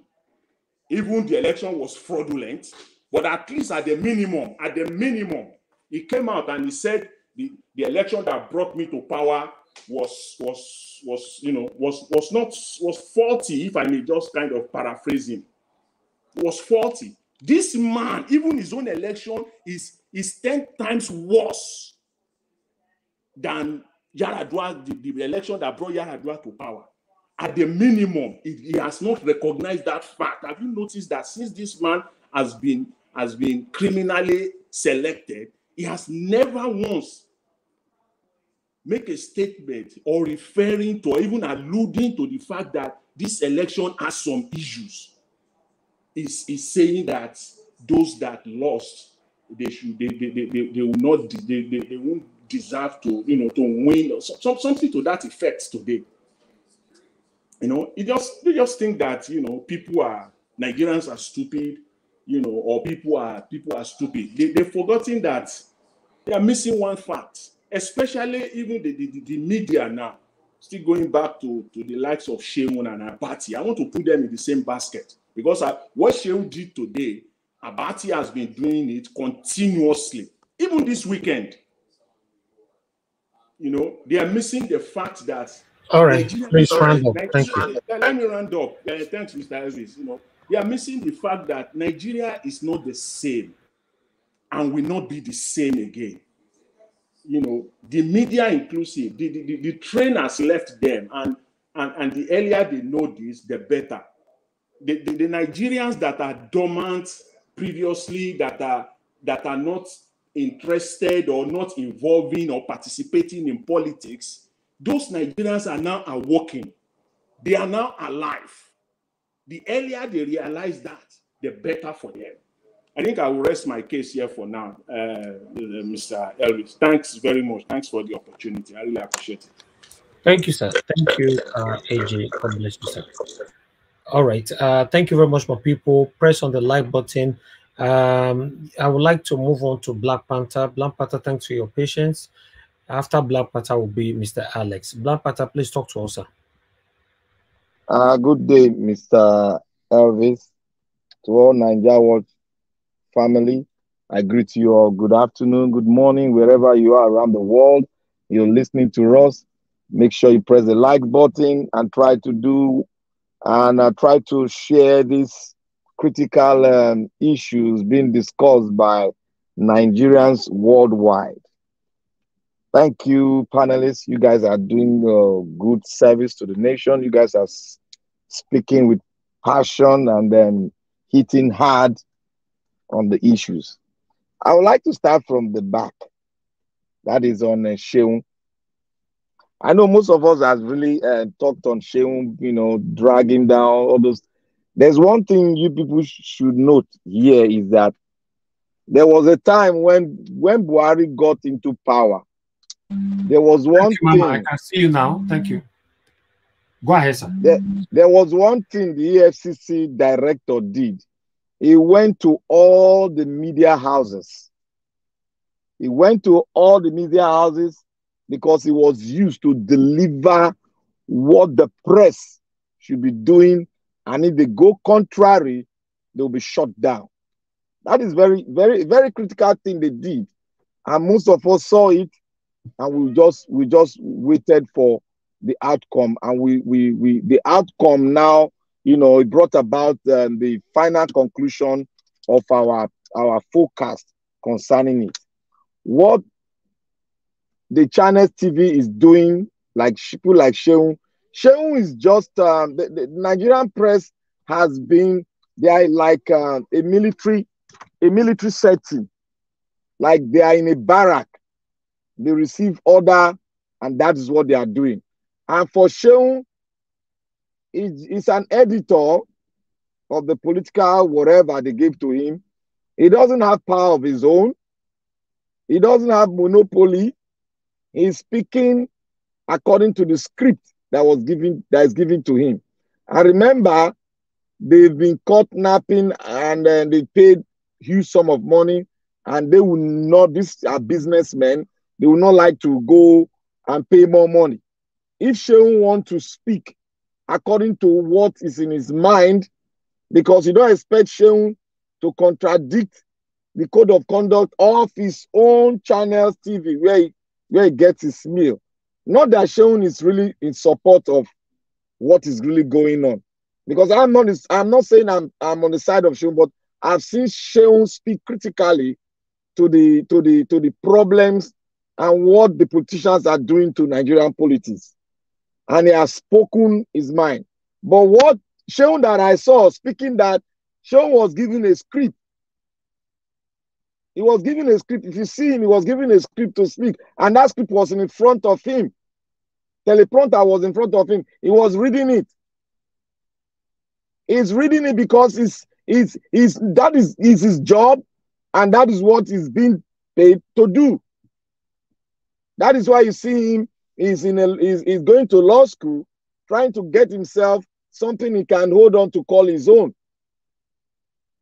And we should not too much really look on what the press is doing. Well, we all know that the press has compromised. They are like the soldiers in a barrack doing what the generals told them to do. Because if you look at the Nigerian press as a whole and compare it with what we entail in overs, you see that the press has not critically dealt with the issue concerning the Nigerian election.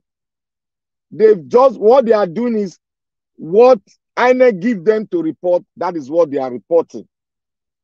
And I want to go on to when you guys were saying we should have, there going to be a rerun. I've already said this year, we should stop selling that narrative of a rerun. We should stop selling that narrative. Because what is there, what is in the book is they are looking into the criminal act on the election issue. If you want to call for a rerun, they cannot even meet the rerun because this man scored 25%, the two others did not score. This one got high votes. The other one that scored the third vote. Peter Obi added it to his petition, a rerun, okay? Okay, added to his petition. Yes, he's there. Maybe he has something in mind, but I am not seeing a rerun in this issue. Because before you can ask for a rerun, that plea that this guy have cheated to take his vote from this other side, what we saw in the system that they have done, the law got to take effect and clarify that issue. We cannot have a rerun under the premises of corruption still intact there. Can I, Black Panther, can I just interrupt just for for 10 seconds? Yeah. Sorry about that. Is it the issue of rerun?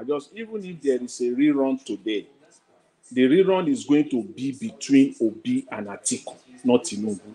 That is why we should not be dissuaded on that as much. Thanks.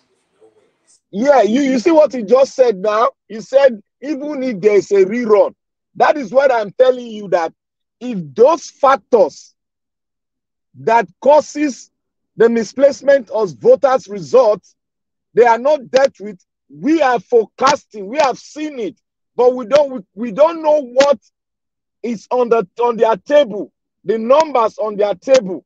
Because if you carry the numbers to be brought forward, which PDP has also brought his own numbers forward, if they don't clarify that issue, they don't put those numbers together, we cannot talk about rerun.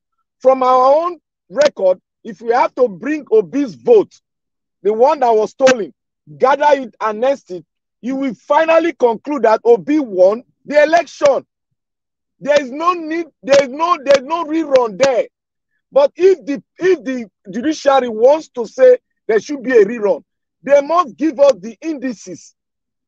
And the indices is not even clear to anybody, because you cannot fight for a rerun when a vote was stolen from this side, and you are now taking the vote that was stolen from this man and giving back to him. And you now see that the vote that was stolen, giving back to him, surpass the two of them that are saying they are number one and number two. So the prospect for a rerun, if the criminal act is not dealt with, it's very slim and very lean. Because if you are a judge now, they bring a case of somebody stole something, your main focus is to rectify that thing that guy stole and bring it back and confirm that, yes, indeed, they have convinced me that, yes, this guy stole this thing. And you bring that stolen item and give back to the rightful owner. Simple as ABC. So for you to not talk on rerun, you have to tell us that this vote of this man, they are on a parallel, they are on a parallel lane, and they are together. You have to prove it to us. We judiciary cannot prove it to us, because what was brought forth to them is my vote was stolen. I have to take it back. That is the issue brought forth to them. So the issue of rerun, we should just take that one and trash it to the lagoon, because I don't see it. Even if Obi brought it, I don't see it happening. The judiciary must decide who owns that vote that was stolen. Except they want to tell us that no vote was stolen. Because if they say no vote was stolen, then Agbado has won. That is the decision that are going to be made. They are trying to tell us that no vote was stolen or vote was stolen.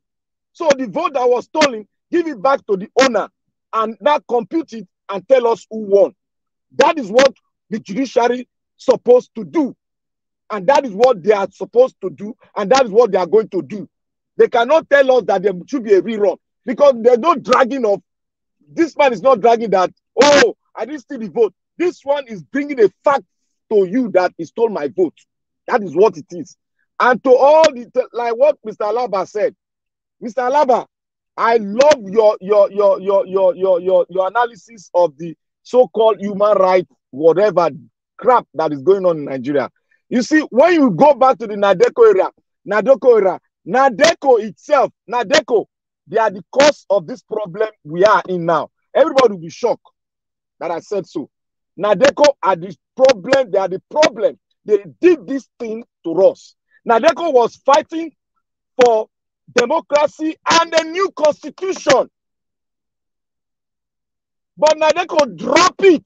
They dropped the constitution and now allow the whole thing to continue the way it is, because they drove themselves into the politics of tribal politics. That is what happened. Because Agbado disguised to be a Nadeko follower, but in his disguise, he makes sure that he break the Nadeko group and now got his way through.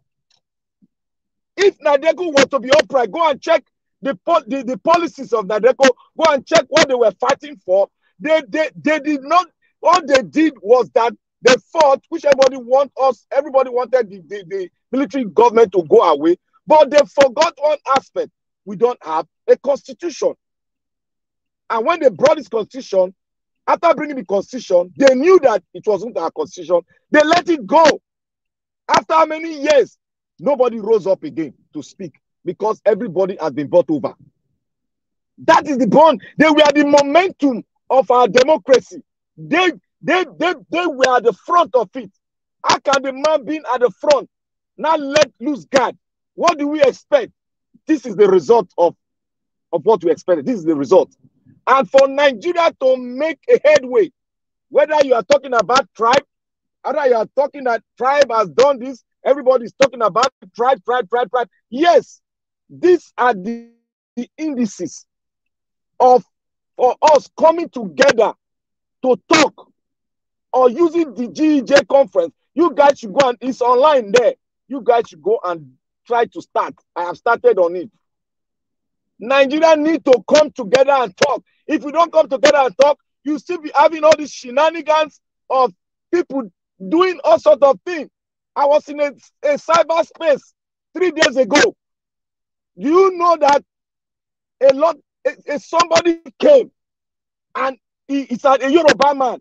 If you see the way he spoke, it was as if they give him something to cut the fellow other person that's against Yoruba, he will do it and cut the person off. It will cause serious problem. A lot of people went off, and I told the guy on the system to take that guy out. That guy is not fit to be among the panelists. And that guy, he does not love Nigeria. He's a sectional head. And that sectional head will bring down his own tribe, even in his struggle. Why should you just slay the entire race, a particular tribe, and slay them down because you lost one person? That race that is coming to you to speak to you lost about 3-point-something million people. And you now gang up yourself. This is the problem we have. We have to come together for us to stop talking about Seun do this, Seun do that, or this man is talking about this. We got to come together. Human rights. Why are the human rights activists, why are they silent? Most of us have not asked that question. Why all of them silent? They are still looking at Agbado as a Nadeko person who fought for democracy. That is why they are ganging together to bring out anybody that could speak. They all been compromised. All of them. Look at all of them. Kiyamo. I can mention more than 3 that were in the struggle. They've all gone down because they have seen that their man is dead. This is the time for them to chop.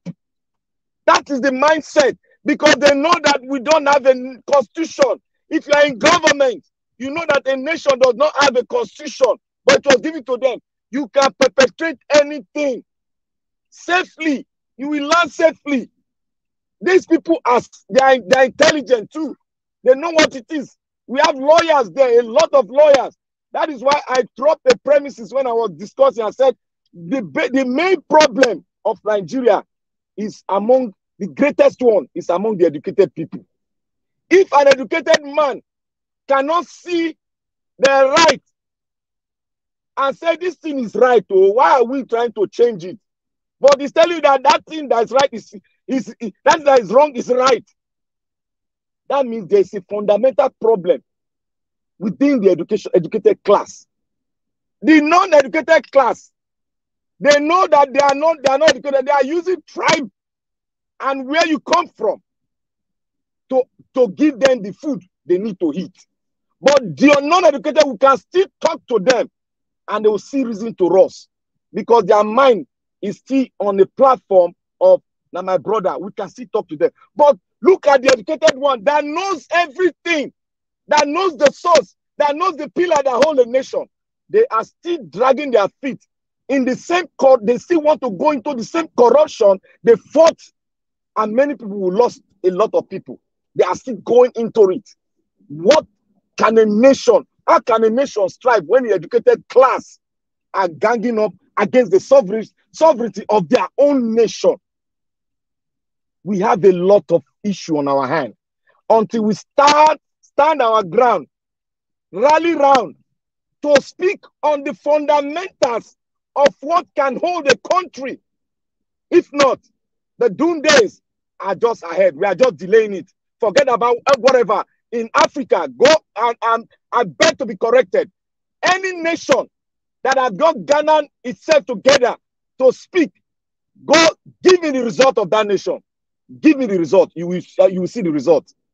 You and I know the result. Any nation, and Nigeria is not different. It's not different from them. What has happened there? There's no amount of prayer that can stop it.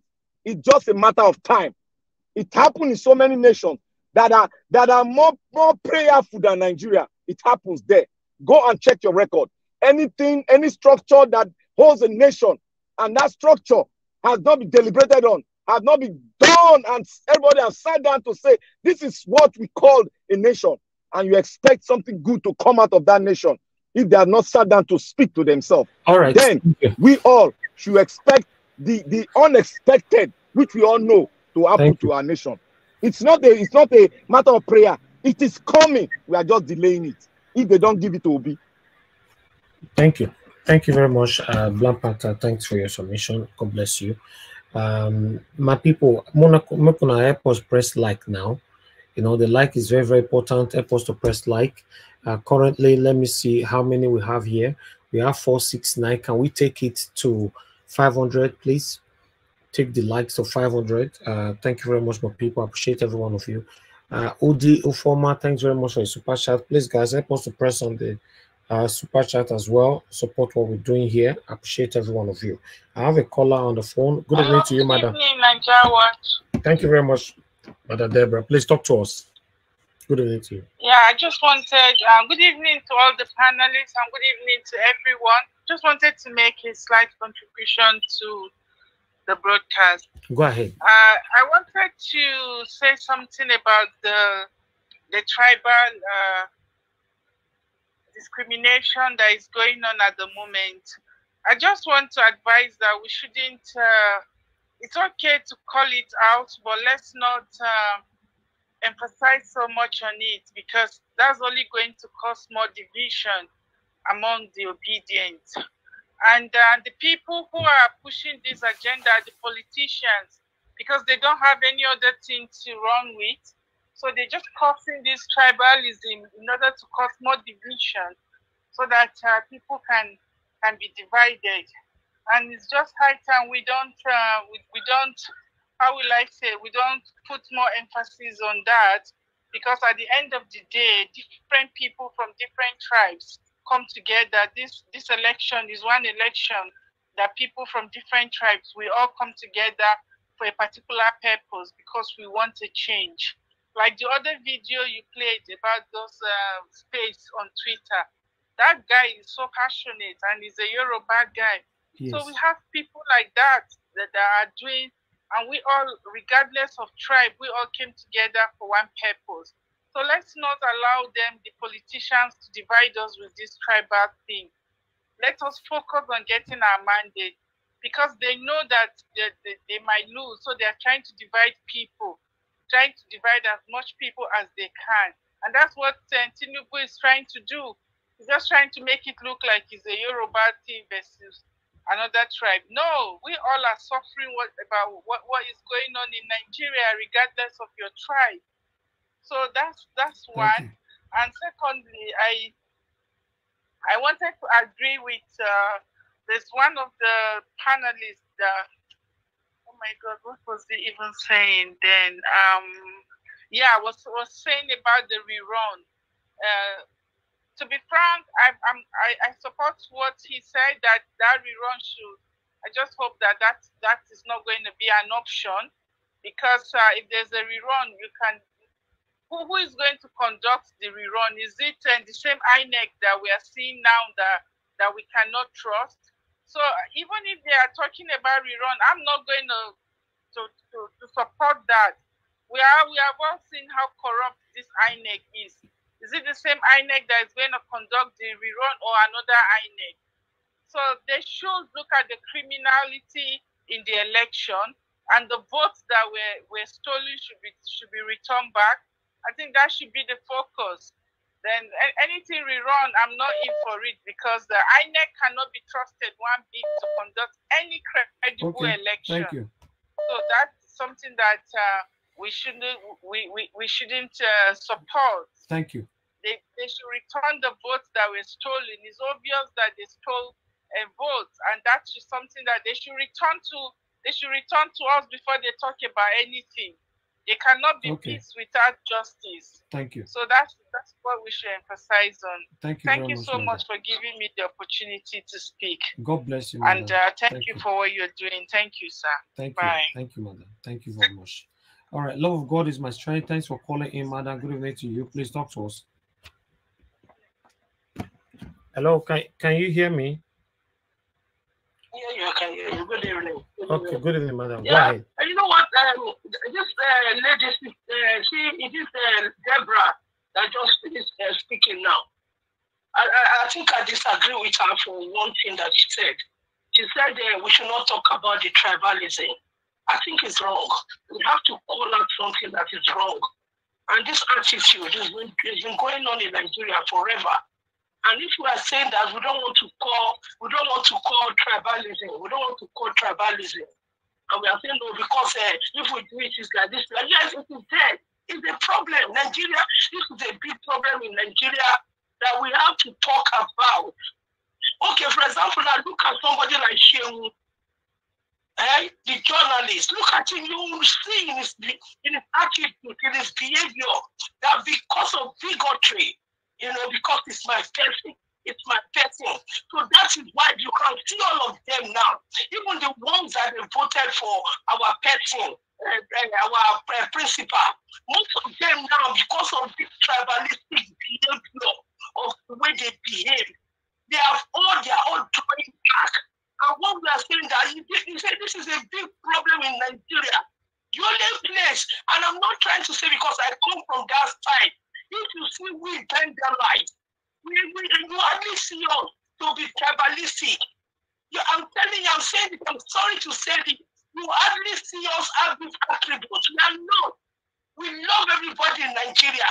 But let me tell you, it's difficult for you to see people that will come and accept Peter Obi the way we accepted him.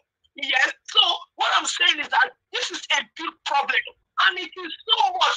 If we look at, I'm sorry, I will not say all the Yorubas, some of the Yoruba people, the way they are into this tribal thing, when they come together and see them calling this Oduduwa, it is a problem. And until we stop tribalistic behavior, we need to call it out so that it can stop. I disagree that we should not talk about it. If there's a problem, we need to talk about it so that change can come, so that we can see a way to go further. Now, let me talk about the Totueri road. For me, I disagree because all what Tinubu is doing now, Tinubu is looking for every way to please Nigerians. Tinubu is looking for every way to say I'm better. All these things that Tinubu is doing, Nigeria, let me tell you people, I hope Nigerians will hear me. Don't be deceived. This man has no plan for anybody. He's only doing this. After the court case, you see a different Tinubu. Tinubu is a wicked man. He's a wicked man. There's no doubt about it. Even the woman that adopted him as a child said him that this man, if you become a head of a state, people will die people will permit under him. So that's what I'm trying to say. Nobody should say we should not call it out. There's racism in that part of Nigeria. We'll call it out. It's a problem that they have. And this problem started from the one they respected so much. Awolowo started it. So they have the problem. The guy that want to cook food, like that Ida, she's from Yoruba side now. She wants to compete against that girl. And Nigeria girl does something. Instead of you to say, I'm happy for her. You say you want to contest against a Calabar girl. Is that the right thing to do? So we can call it out so that they stop it. Thank you. Thank you very much. Thank you. Nigeria Watch. Okay, go ahead. You see, we talked about this issue of Christian being docile. And docility is not in Christendom. I don't know why people will say, don't talk about the problem you have. The tribalism. Tribalism is like racism. Why will you say nobody should talk about it? It should retrieve. All right, we lost you there. Thank you, Blampata. Thank you very much. Let me move on, please. Thank you. Thank you, everybody. All right, I appreciate everybody for your time with us. Please continue to press on the like button. Press on the like button. I asked earlier on if you can take that like to 500. It's currently on 485. Before I call on Mr. Alex, please, can we have 500? It's only 15. It's only, don't worry. It's only 15. It's currently on 485. Press on the like button. Press on it, my people. Today, the visibility is not much. We'll be staggering on just 600 today. So, yeah, a lot of people don't want to show interest on this thing called democracy. I knew before I put the title out there, I knew, people don't really like to talk about it. They are not even now, right from time, people don't like talking about when it comes to democracy. They are not interested. That's just the truth, because I don't know what the democracy is all about. Even myself, I don't know. Just because it's my job, I have to bring it here. Maybe some of you want to talk about it, but if I have a choice, even me, I don't want to talk about it. Yes, it's 4:90 now. I'm just waiting. 8 to go. Thank you very much, my people. I appreciate you all. While we make that complete, let me pick this call. Good evening to you. Your name and where you calling us from? Okay, that's Money Olagbeyan. Thanks very much, madam, for calling in. Please talk to us. Hello. Thank you very much, madam. Go ahead. Good evening to you. Talk to us. Good evening, sir. How are you doing today? Yeah, my name is Monisola Olagbeyan from Orlando, Florida. Thank you. I want to say thank you to you, Nigeria Watch. I appreciate you for what you are doing. I want to thank all the panelists there, my sisters. I want to thank Mommy Diaspora for what she's doing for us. Nigeria Watch, I have to get out with my earpiece at work to stop and to call you. because I want to appreciate you for that Twitter space message that you brought, especially that my Yoruba brother. I am a typical Ekiti lady. I am a Yoruba lady. I am 1000% obedient. So sometimes when they talk about Yoruba people, it's so painful that maybe, I don't know the percentage I can give, maybe 10% of us have painted us in bad picture, and people are looking at Yoruba people like that. I'm a very positive person. I always see my cup half full, not empty. That is positive energy that I carry, and that's why I keep encouraging you. But I want you to know today, everything that my brother said on that Twitter space was like encouragement for me, that I shouldn't give up. I shouldn't be sorrowful. I shouldn't be emotional. I thank God for my brother there. Give us a mandate. He also tries his best, but unfortunately I can't get on all the time. I want to tell you, Nigerians, my panelists, obedient, we're going to overcome this. But something I want to say again is, I'm not going to go through everything you have said today. Something I want to say is that I don't want us to put the cat before the horse. I believe so much in justice that the judiciary will surprise us. I am still standing on my feet. Niger Watch, I don't know if you can get a lawyer that will come and educate us, because there's something called process. Nigeria has dealt with so many of us. It has made us so negative. When I read the comments, sometimes I shed tears in my heart. But I want us to know there's something we call Ariwoja. That is the noise of the market. When you are going to buy something in the market, you don't listen to the noise. I want us obedient to stay focused, like what they decide on that Twitter handle. So many things will be thrown at us. Our principal told us that he knows so many things will come. We should not fall for everything that they're going to do to us. Let us stay firm. Let a lawyer come and explain to us what is going to happen in Supreme Court. I know we are going to get our mandate back. This tribunal, what's it called, is overwhelming. The evidences we have is overwhelming. Then we'll go to Supreme Court, because I know Nigeria, what your problem, your challenge is Supreme Court. I want to say to you, Obi is going to sit in Aso Rock. Supreme Court is not just one person. Everybody is talking about Ariwola or something. He can pay and pay and pay. But there's something that I know that is going to happen, that our mandate will not be lost. We're going to have our mandate back. Please, obedient, stay strong. Don't put the cat before the horse. I don't even want you people to talk about this stupid rerun that you are talking about. Don't let us just distract ourselves. They are going to throw so much to us, to distract us. Let us stay focused. We're in the marketplace. You are not going to buy a Iru and you want to buy Ishua. You are going to the store of somebody selling a wow beans or something. I am a Yoruba woman, proudly Yoruba woman. But let me tell you, what you have in Aso Rock does not represent me. I live in Florida, but I have family back home. Nobody is happy, and everybody that speak, especially that kind of stupid person that you played the whatever, that guy is talking. Anyway, I said I don't want to talk about anything that is going to distract me. I'm really upset because I am a Yoruba person, and because 10% of us has painted us so black that everybody that looks at those Yoruba people, he has spoken so much about us today. It's such a shame, and I'm so angry. But I will say, and I will conclude, I am a child of God. I am a positive person. My cup is half full, is not empty.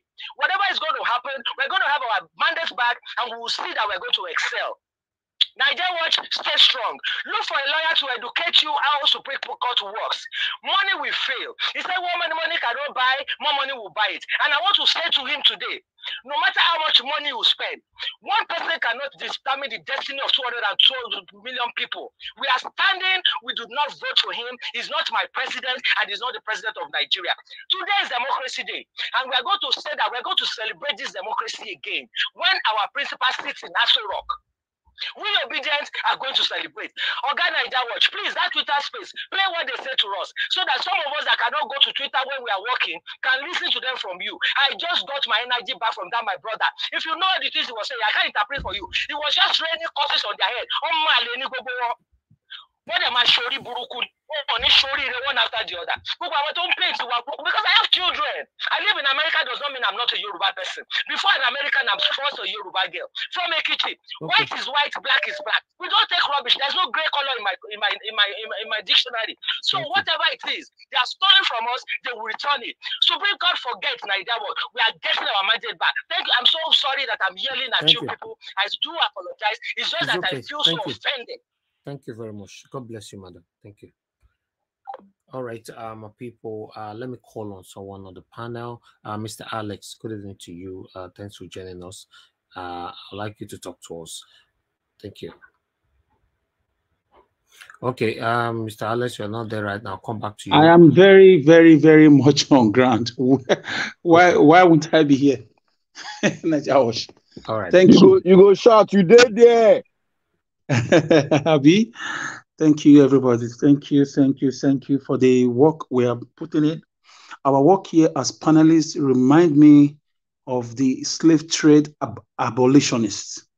It reminds me of the freedom fighters across the globe. It reminds me of people who lived for something, who chose not to die for nothing. They lived for something they believed in, like convictions. We have great names like Mary Slessor. We have great names like Nelson Mandela. He started with a debate with his friends before they formed that political party. I fought for 27 years. It was daily debates. Some of them were lawyers, just like some of us here. Some of them were political scientists. Some of them were accountants, engineers, driven by one passion to see a better country for their citizens unborn. Today, a lot of them are not alive anymore, but their generations are reaping the labor they put in for a better country. So like Sankara said, if your leadership does not affect people on the street, it's not leadership, it is wickedness. So, and he did a lot in his country. He did a lot. He removed all the air conditioners. He said, I'm here to work. I'm not here for vacation. He drove his family away from government house. He engaged 10% of his population. As at then, they were just 7 million. He engaged them into agriculture. Guess what? In less than 4 or 5 years, he closed his door against the Western world, the Europe and Americas of this world, and tapped on the inner resources of the people. Did business with Asia and some Middle East countries. His country got great economic boom. Up till now, his story is still being told in their school. So we can go on and on. We are doing a great job here. Never you think you come here to waste your time. Never you think people are not hearing you. Never you think you are not making impact. Never you think history will not read, people will not read about you. This is how it starts. So I'm happy to be part of this great journey. It's a privilege, it's not a right. We are not the most intelligent. We are not the richest. We are not the smartest, but we just chose to contribute to humanity. I just call us here humanitarians, people who want a better country for themselves and their children unborn, because nobody is paying us yet. That is humanitarianism, that being a human being, live and let's live. So let me come back now. I greet my fellow panelists. I greet the owner of the platform, Mr. Najawash. I thank you and your team. I greet those on the comment section and viewers worldwide. Let me handle the MKO Abiola issue first. When I was growing up, I didn't really know much about this saga. I didn't know much about this man because there was no internet. The research was not ubiquitous as it is today. Information were limited. You have to go to library. You have to order books from correspondents abroad. You have to order for newspapers from abroad. Sometimes it takes time. Sometimes it may not even come. Some workers at the post office may even just do away with it if it is sensitive. But now everybody, information is out there, especially when you want to be a political figure. MKO Abiola, for me, I will start by letting you know that in Nigeria, after the independence, I love to go history. In 1960, the flag independence, because I don't believe we have economic independence. Looking at what IMF and the neo-colonialist powers are doing across the third world country, including Nigeria. In 1960, then in 1966, there was a military coup. A military coup is, military people trying to take power by force or taking power by force, and a lot of times, a lot of lives are taken. So there was a coup. In that same 1966, there was a retaliation coup, like a counter coup. In the 1970 or in the 70s, 75 or so, there was a coup. In that same 1976, I think a military head was taken out. In 1983, there was a coup. That brought in Muhammadu Buhari. Then In 1985, there was a military coup again by Ibrahim Badamuse Babangida. In 93, there was a coup. You see, all these coup and counter coups, it took lives, it took a lot of money. Guess who were behind the scene? Guess who was the chief sponsor of the 95% of this coup d'etat? Yours sincerely, hi, Mr. Alex. I put it to you with all the research we've done. MKO Abiola was one of them. In fact, he was the chief sponsor. This is why they could treat him the way they treated him. So making a case for him is very difficult for people like me, with a political conscience and awareness. He was allegedly involved in drug peddling, also like his Yoruba brother, Tinubu. He was involved in a lot of shady deals. ITT, that the telecommunication matter, what's it called? May so rest in peace, Fela sang about it. Obasanjo and Abiola, international thief, international rogue, $12 million went missing. International, yes, that's how the song came about. Fela is a political prophet, though he used music. He sang about it, Obasanjo and Abiola. So the point is this: Abiola is one man that blindly, because of lack of information, lack of social media then, strictly controlled mainstream media by those in power. Information were very limited. All the Babangidas, all the Murtala Mohammed, they all borrowed money from this man to buy weapons to execute their coup and counter coups. Abacha was a beneficiary, all of them. They were friends, so they knew him. You cannot keep riding on the back of a tiger. The day the tiger do not see food, it's going to fix you because it's a tiger. This is what these men did to MKO because they know him. In our local language, they see the man finish. He wants to use them. After he wants to use them, after using them, he wants to dump them. So, yes, I'm very sorry. Call is trying to interrupt my phone. I don't know if this APC. Each time I'm not on Nigeria Watch, I don't get calls. Immediately I start talking. So Abiola, for me, can you guys hear me, please? Yes. Okay, Abiola, for me, this is one of the reasons the military people, in collaboration with the British, they took away the history from our curriculum. Luckily, some of us already sneaked out with the knowledge. And some of us now went to private universities that were not really monitored at the time, at their beginnings, at their first century ago.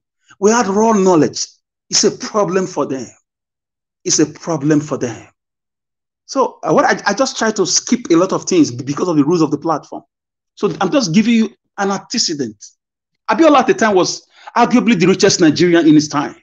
I stand to be fact-checked and corrected.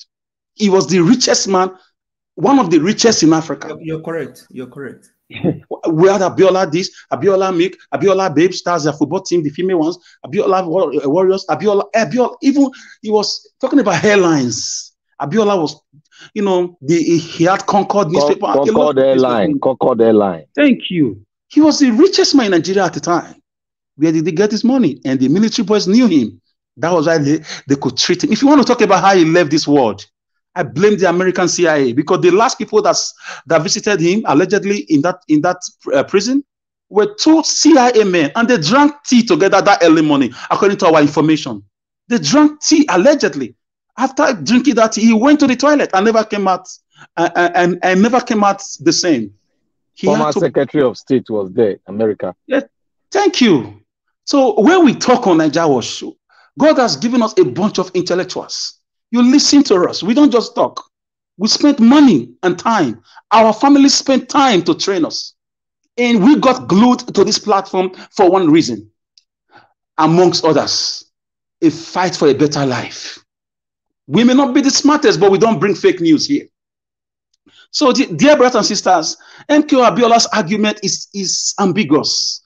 It's not so ubiquitous. It's very it's complicated. It's complicated. You can't do it in good conscience unless you are naive, you are parochial, or you lack information. So this is why a lot of people don't want to bring up the issues. Look at Buhari, what he did. He remembered Abiola giving him, what's it called, GCFR, and canceled the benefits accrued to former presidents. You recognize somebody as a president that he won elections. You told the whole world. You honored you honored him. His family came to get this honor, but you canceled the benefits. Why? Buhari also borrowed money allegedly from MK Abiola to execute his military code, his military his military mission.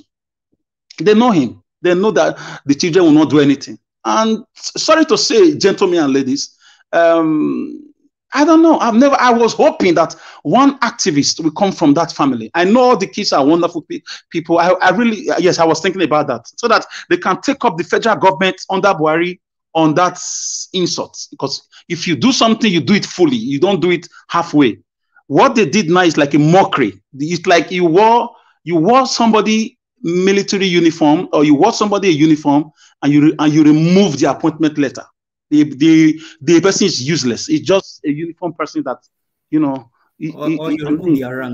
just a uniform person is not part of the barracks. So I can go on and on about Abiola. I can talk for 3 days on this. I have details, I have facts. Even sometimes when I'm reading, my mouth is open at the deals our Abiola did. The deals that people know him as a philanthropist, people know him as a political mogul, but you don't know the other side of this guy that made the military people treat him the way they treated him. Let me talk about the racism, the tribal racism we have in Nigeria. Brothers and sisters, I used to have this kind of thinking. Awolowo used to be very, very mind-blowing to me. Awolowo used to be one of the people I look at, I want to go and read. One of the people I look at, I want to go back and, you know, make research. I go to the library, I buy books. He did a lot in the struggle for the independence. With the pen and the paper, Anthony Enaro, Nnamdi Azikiwe, Abat Macaulay. These guys fought, Momiram Sikoti. These people, you know, these are even Oba Kenzwa. These are the people that monitored, you know, the emancipation of Nigeria from colonial shackles. But I am highly disappointed I'm highly disappointed at my Western brothers. I'm very careful, I'm choosing my words. The racism we saw, so that woman that said we shouldn't talk about, that lady, with respect to you, I say kabutu rejetamenta to this. We have to keep calling out evil. We have to keep calling out, you know, barbaric activities. Looking at the academic background, academic first century go of these people, how they went to school, the Akintolas of this world, how they engineered the westernization or education of the Western and the free education, propagation of Awolowo those days in the Midwest and in the Western region. One would have been thinking they should know better, looking at how they traveled, how they even owned, you know, buildings and companies abroad, especially in the United Kingdom and the United States. And they come back home and do what they did in Lagos, letting us know that Lagos is not part of Nigeria. Lagos is just a Yoruba land, which is also a fallacy, because historically Lagos belonged to ancient Benin Kingdom, present-day Edo State. And the king of Lagos came out to say, yes, till tomorrow they are still paying homage to Benin. I love that. So videos cannot lie. They are still wrapped with this, you know, idiosyncrasy, in this parochial, you know, way of thinking. The short-sightedness I saw, I was alarmed. I was overgasted and flabbergasted. These people, I used to hold them as a secondary school student, as, you know, looking at Bishop Ajayi Crowther, who the first black man to translate English Bible into Yoruba language. Looking at great people from that zone. My goodness. Well, what I saw, it was an eyesore. It was like Warsaw War during the, you know, World War. I couldn't believe it. I told my Yoruba friend, we don't talk anymore for like 2 weeks now. We had this back and forth argument on the phone. I said, I'm sorry, you guys are racist.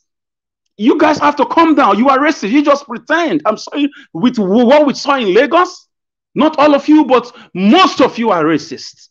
When you complain about the white man's racism, you are more racist. You tell us, now the shameless House of Assembly in Lagos, They are even going about trying to do in indigenization decree, protection of indigenous. Look at the boogaboo. Look at the nonsensical, and non sequitur statements coming from a man who is a House of Assembly speaker in a democracy. That for me is a breach of the Constitution, and is tantamount to provocation. Sometimes it can lead to issues that can lead to felony. It can set a state ablaze. They don't know the gravity of what they are doing. You forgot that your Yoruba brothers and sisters are married to other tribes. They are littered across the nook and cranny of the nation. They have children with Igbo men. They have children with Bini men. They have children with Hausa men. What are you talking about? I don't get it. Are you this parochial?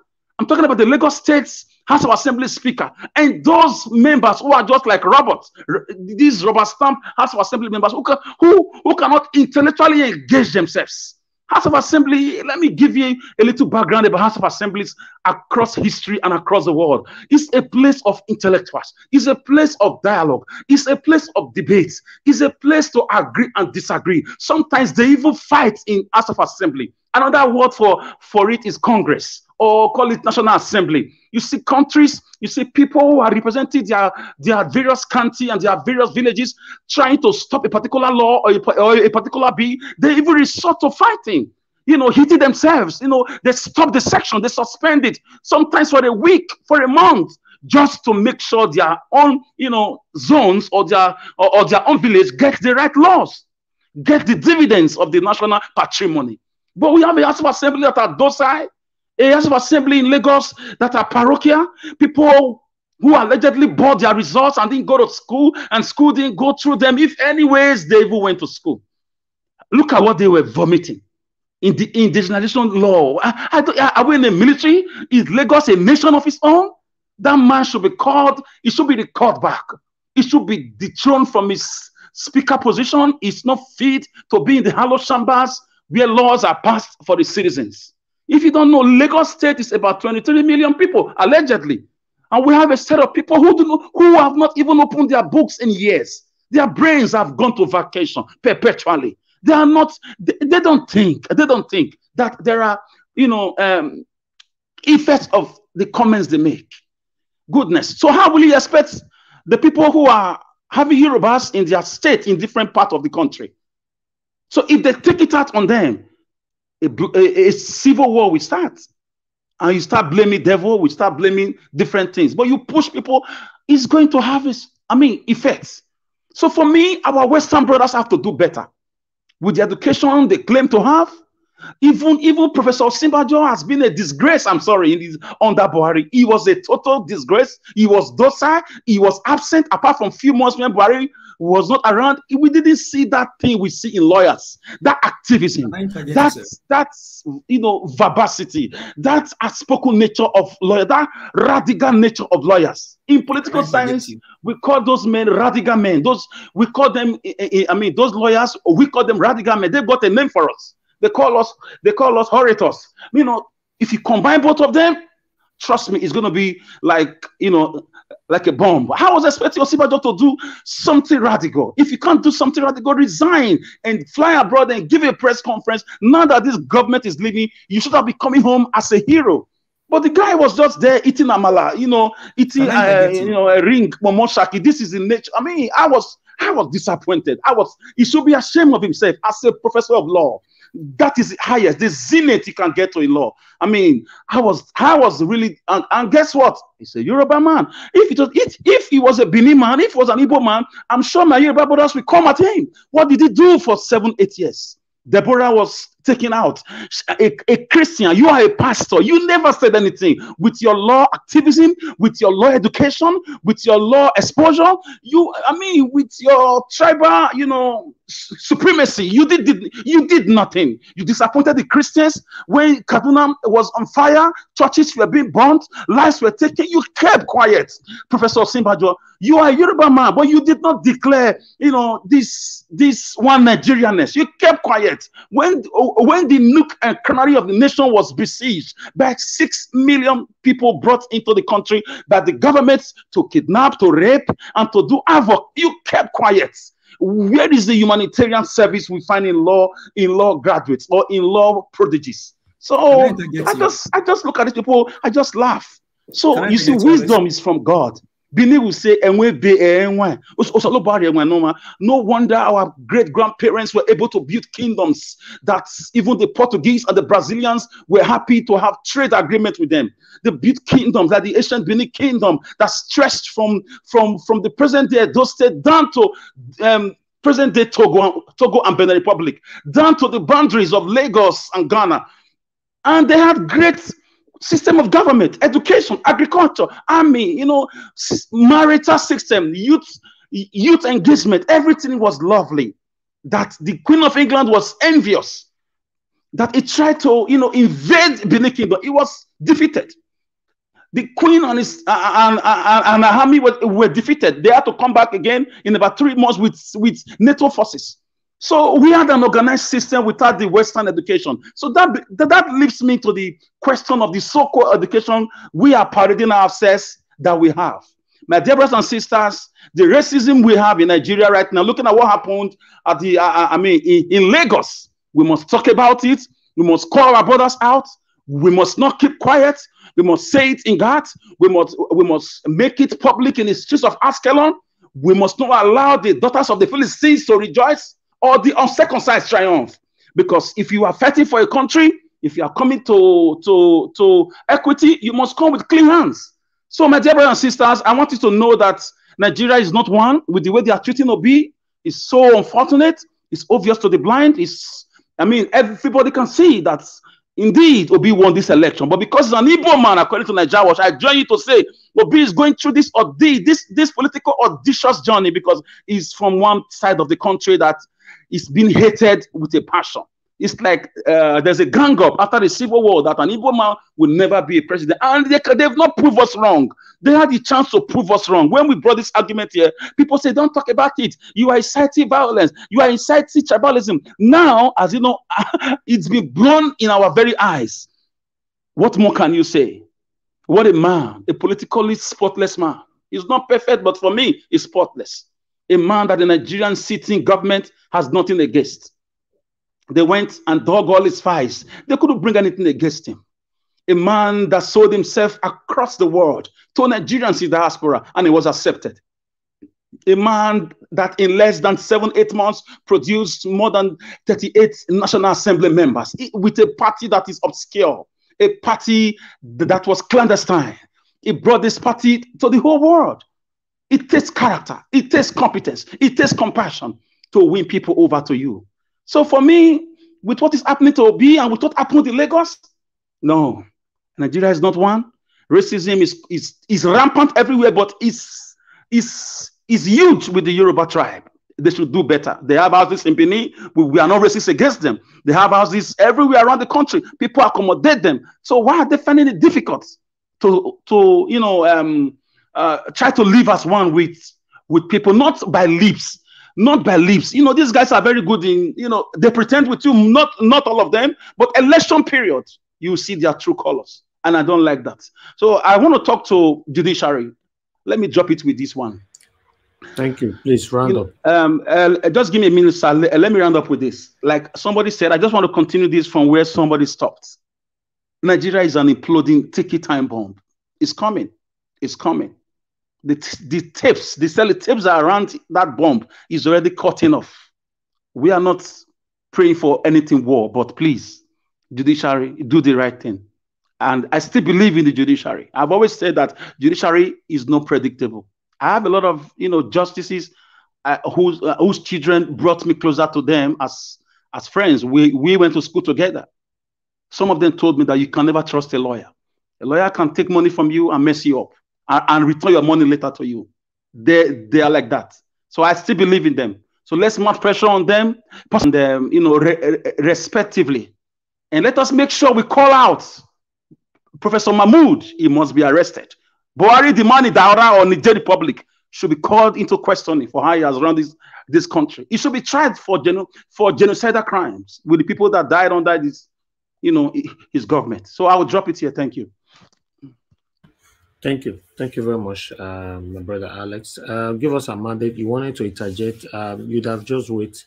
When somebody is on a mission like that, when you interject, that they won't be able to remember what they're trying to say. So go ahead now. You can say what you wanted to say, sir. No, I mean, I just have to hold it for him to get done. But on Yemi Osinbajo, I don't think there's anything you should be surprised about Yemi Osinbajo. Yemi Osinbajo was trained by a drug baron, even though he's a pastor. Nothing to be surprised about. These are the bastards in the land that has grown up, and then they are trouble in the house. So nothing to be surprised about him. I mean, he has red blood in his hand. He has oil in his hand. So nothing to be sorry about. He's one of them. And I thank you for calling. He's one of them. I mean, he's been with Tinubu. If you look at his history, he came from Lagos. He was the Attorney General of Lagos State. He's been riding with this guy for a very long time. They went together, eat together. He was the one that said if they don't give them power, they'll form parallel governments. All right. This guy is a major problem. A major problem.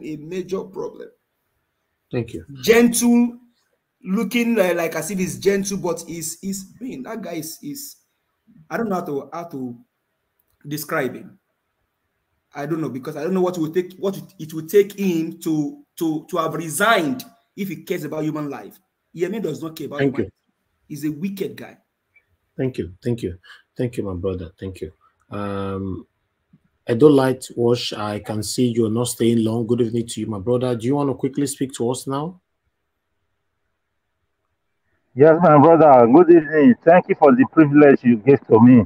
Don't mind me, just work matter and all that. As UKB, if you don't pay your tax, you don't do this one. The Prime Minister for you don't go let us this. What is it?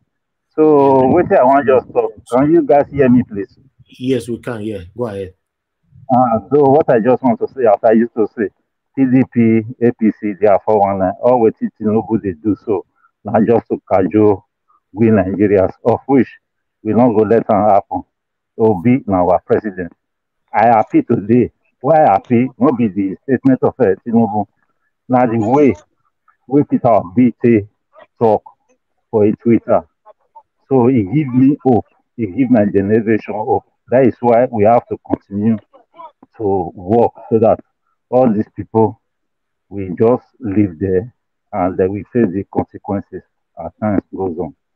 So I'm happy all these things are happening so that we know the bad people in our society in Nigeria today, e.g. Yamu, e.g.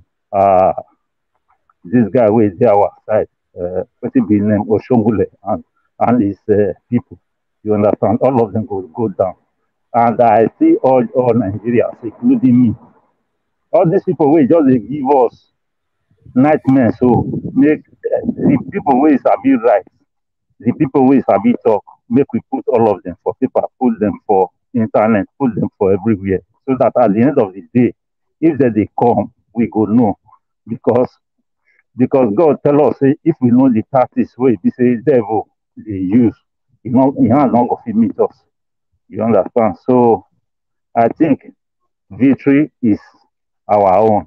Democracy for me, I know say I don't go school like that. I know say power, it belongs to people. And now the people now get this mandate. And we must collect them. And the Tinubu with the people, with the crew that we come up for there, then they will go to jail. Not be the one where they say they go carry Mifili. Because maybe they carry a Mifili, they carry and enter from front of a house, then it go carry back, they go open back door, make it come out after they'll go drip the person. Why Nigerians like me, like my brothers and sisters back home, my sisters and brothers here in Western world with the suffer. With the suffer, we not see they do anything. Whether we get money or we not get money, if we go Nigeria, we say they use until they hold our head. All those things now we want make we wipe out. And the people who still they support Tinubu, people wey dey, especially wey dey abroad, as I dey talk am, people wey dey abroad wey dey support Tinubu, na the people wey be say dey reach Europe, tele. E be like say dey still dey Nigeria, dey go still suffer am. Everything wey you dey, whether you dey Nigeria or you dey abroad or anywhere wey you dey, as far as say you be Nigeria, that suffer na we go suffer am. Because if you travel go Nigeria today, if you wan buy fuel, if you wan buy food, if you wan buy, wetin happen to the people wey our brothers and sisters wey dey Nigeria na go still happen for you. And the people wey dey here wey be say dey call, my brother, my money don finish o, I just travel, e never reach 2 weeks, e don finish, abeg send me money for me. If na me, na cost na go cost am. You understand? Hello, can you guys hear me, please? Thank you, Edo Lightwash. Thank you. So apart from that, let me contribute. Just give me 1 second. Mr. Les, I really enjoy your submission. I wish you just dey talk like this now, because all what is the submission wey you submit today, everything enter my head. And if I wake up tomorrow, I'm not sure say e go comot for my head. Abeg, if you slow am down like that, make we dey collect am. Abeg. Thank you everybody, and I love you guys. Mr. Elvis, I love you, and I love what you are doing. I love you more. I appreciate you always. Thanks for your continuous support. God bless you. Yeah, Mr. General, please let me just quickly correct something. Something I saw somewhere, please. MK Abiola, I didn't say he sponsored all the coup, but from 1970s down, he sponsored most of the coup, at least 95% of the coup that happened in Nigeria. He sponsored all of them. He gave them money and they gave him interest. So that was it. Yes, nearly all of them, apart from the 1960s counter coup and the palace coup and the coup. The Buka Somka Dimka coup was not by him too. So 95% of the coup. Thank you. Let me say something. Let me add to what Mr. Alex was saying. You know, I just wanted to quickly take on my brother Adola Wash because he doesn't have enough time to be with us here. Listen, guys, this is one of the things I'll be talking about. When you rub shoulder with these people, they will mess you up. They will treat you how they like. When you eat with them, they will mess you up. They will treat you how they like. Exactly. When you take money from them, they will mess you up. They will treat you how they like. And like I said before, I'm sorry, guys, let me quickly go back during the time of Governor Obaseki in Edo State. I used my platform, you know, to campaign for this man. And many other platforms did. But guess what? Today, those platforms who collected money cannot speak against the governor till tomorrow. Do you know why? Because the day you collect money from these people, you have sold your birthright. You can never be free anymore. When it comes to them, you can never. So don't be surprised when you see some people who protect or who speak to protect this satanic government. No, one way or the other, they have collected, they have benefited from their satanic activities. That's why you see when they are talking, they'll be blabbing, there'll be this, there'll be that. Yes. I've told you guys before, and I'll say it again. I'll reiterate that the day I will collect money from these people, even me myself, I know if you pretend. Una go cash me. Because you now see the way they submit. As I just tell us, I say, okay, let's no. The government, no, they are trying. They are trying. They do rule the other day. Alice, it's okay. Let me move to another. You now see, I will be blabbing. Now there you go. No, say something is not wrong somewhere. Now so that they be go to their those people who don't collect money, we don't dine with the satanic government. You see, and so that they do. On their page, they will protect that particular person in government forever. Till the last minute, they will protect that person till the last minute. Listen, when you talk about Abiola, that make me say make a reference to this. Say, yes, when you dine with them, they treat you anyhow. Listen, my people. We can't continue like this. Nothing is working in Nigeria. We have to say it, Iris. When you continue to rub shoulder with these people, when you continue to clamor for them, this is what you get. In a country where ringing, thuggery, hooliganism, and stealing of mandate, broad daylight robbery is allowed and celebrated. Celebrated. So, God. It's sad. It's very sad. Sometimes I ask myself, how did we get here? Who are now the citizens that will not? To be honest, you see, even now, just to be patient and support Mr. Peter Obi in the judiciary, some of them are already giving up. Then you now begin to ask yourself, what do you really want? What do you want?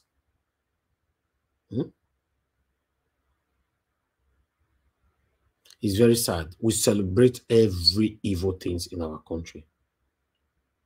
A country where immorality is being celebrated.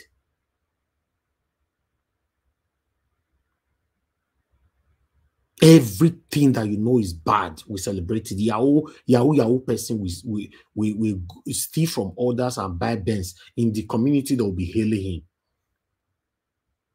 If we blame the government, what about us as well? A country where the government are not good role model. Tell me anybody in government that you can look up to tomorrow and say, at least this person, like I'm learning from Mr. Peter Obi today. For the first time, I'm seeing somebody in Nigeria, I'm learning from this person. Mr. Peter Obi, apart from supporting him, I'm learning from him every day. A country where people in high places are not good role models. How do you want citizens to behave? A country where parents have lost their values due to stomach infrastructure. A country where you see even mothers now in Nigeria now talk to men for their daughter that is at home. Mothers will stop you. Hello, my son. You are so cute. Oh, I like what you are wearing. My daughter, you will like my daughter, and I know she will like you. That is the country where we find ourselves. That is the country. Nobody is a role model anymore. The country is totally messed up. It's totally messed up. It's very sad. A country where parents have sold their conscience and birthright to a cup of gari, or let me say, a bag of rice. Like the other man, the other day, one they call rice man. Be not the rice man, when they call that one. Not the rice, take cajole many people, take cash up their hearts. So what kind of children do you want them to produce? What kind of society can we produce with this messed up, total messed up?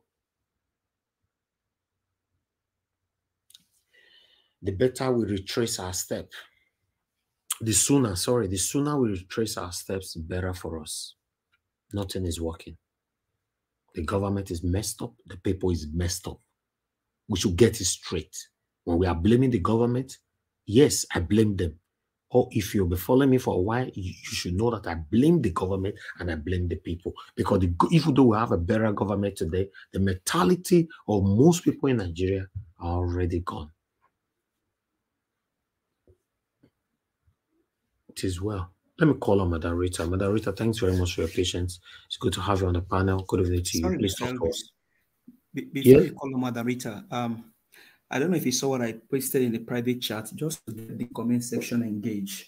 I think somebody made that comment. I think it's ideal. If you can look at it. I'll check it. I'll check it. Thank you, sir. Go ahead, Madam Rita. Thank you very much. Yeah, Mr. Elvis, thank you very much. Good evening. Good evening to the panelists and everyone in the comment section.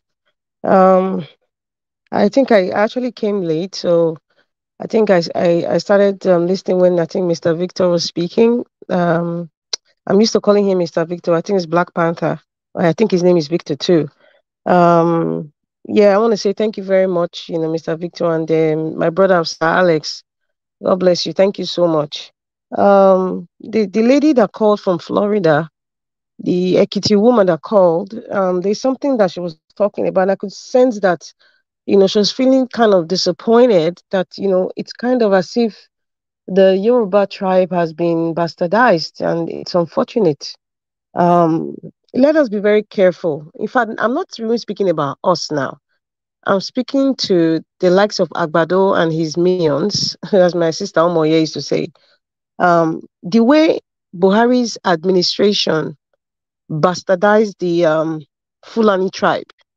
These days, I don't think any parent, especially from the South or even the Southwest, wants their daughter or their son to marry anybody from the Fulani just because of the trauma Buhari created under and then the immediate in Kaduna, the plan of, what we experienced, with the way they killed a lot of people in the farms and, it's still ongoing and all that. So that tribe, that name, Fulani, if nobody wants to be associated with that. At least the people from the South, the ones who have sense. And the South, South, I mean the East and the West. That's my thinking. It might be different, but I think predominantly a lot of people do not even want their children to marry anybody from Fulani. Thanks to Buhari, he has bastardized that tribe.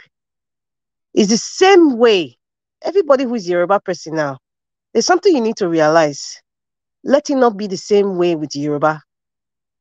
Let it not be the same. And the person who is championing this bastardization of the Yoruba tribe is Bola Ahmed Tinubu, the man at Bodilon. He's the one who is doing it. So if the good Yoruba people, because not all of them, the good ones who are not tribalistic, who has a foresight of what it is to live amongst people of various tribes, who understand what unity means, if it's really going to exist in Nigeria, you should be calling out Agbado. You should be calling out Bayanonuga. You should be calling out Dele Alake, especially Bola Ahmed Tinubu, telling him not to bastardize the Yoruba tribe the way Buhari has bastardized the Fulani tribe. You guys should be calling him out, because if some of you who are from the Southwest and you are fully obedient, or even if you're not even obedient, you just want a better Nigeria and you don't like what is going on, don't blame people for being passionate because they are in pain, because we are seeing it. It's not a guesswork. It has been played out. It has been acted out. It is not a guesswork. We have seen it live. We have seen it in the social media. We have seen the comments on Yoruba bigots' rights about other people. So this kind of evil venom virus that has suddenly spread all of it, it has been there. Now it's like done wide open. Like they're not even ashamed of it. They're not even hiding it.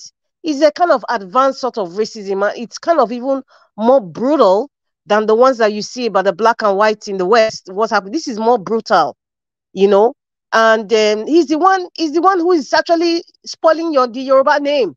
He's Bola Ahmed Tinubu is the one championing it. He started it with a campaign. He started it with his slogan, Emilokon. So this is what it has produced now. He impregnated it now. It has delivered this bitterness now across the Yoruba people, even amongst them. It is terrible. It is a very bad seed. And then the lady who talked about saying we shouldn't talk about it, I've always preached about it. You cannot be tribal blind in Nigerian context. You cannot. We have according to Chief Ozekome, he said the Professor Otite went around Nigeria and he said we have over 300 ethnic groups in Nigeria. So you cannot be blinded to it and say we shouldn't talk about tribe. Of course, if somebody a Nigerian comes to, you're a Nigerian man and a man or a woman wants to marry your child, you will ask, where are you from? Hello? If it's not from, even if it's from the Southwest, you will say, which part? Are you Ijebu? Are you Ilesha or something? It's there. You must ask those are part of the questions you would ask anybody who wants to marry your child. So you cannot be tribal blind. That's my point. Not talking about it, you think that maybe we're talking about it is kind of creating a seed, a bad seed of some sort. It's not. It's the way you send the message that will determine if it's sending a bad seed or is sending an enlightenment seed. So I think what we are saying, we're trying to enlighten the people that this issue of tribalism is just a tool being used by some set of wicked men and women in Nigeria. It's a bad tool, and we need to speak it out in order to buy it. Nigeria Watch, this your rules, There's some words I really want to say so that people can get it, but in order to just obliterate or just remove that evil seed, so we need to talk about it. And if they're using it in politics, we need to let people know it is just a mirage they're just using. They have nothing to fight for, they have nothing to campaign for, so what they will use is religion or tribe.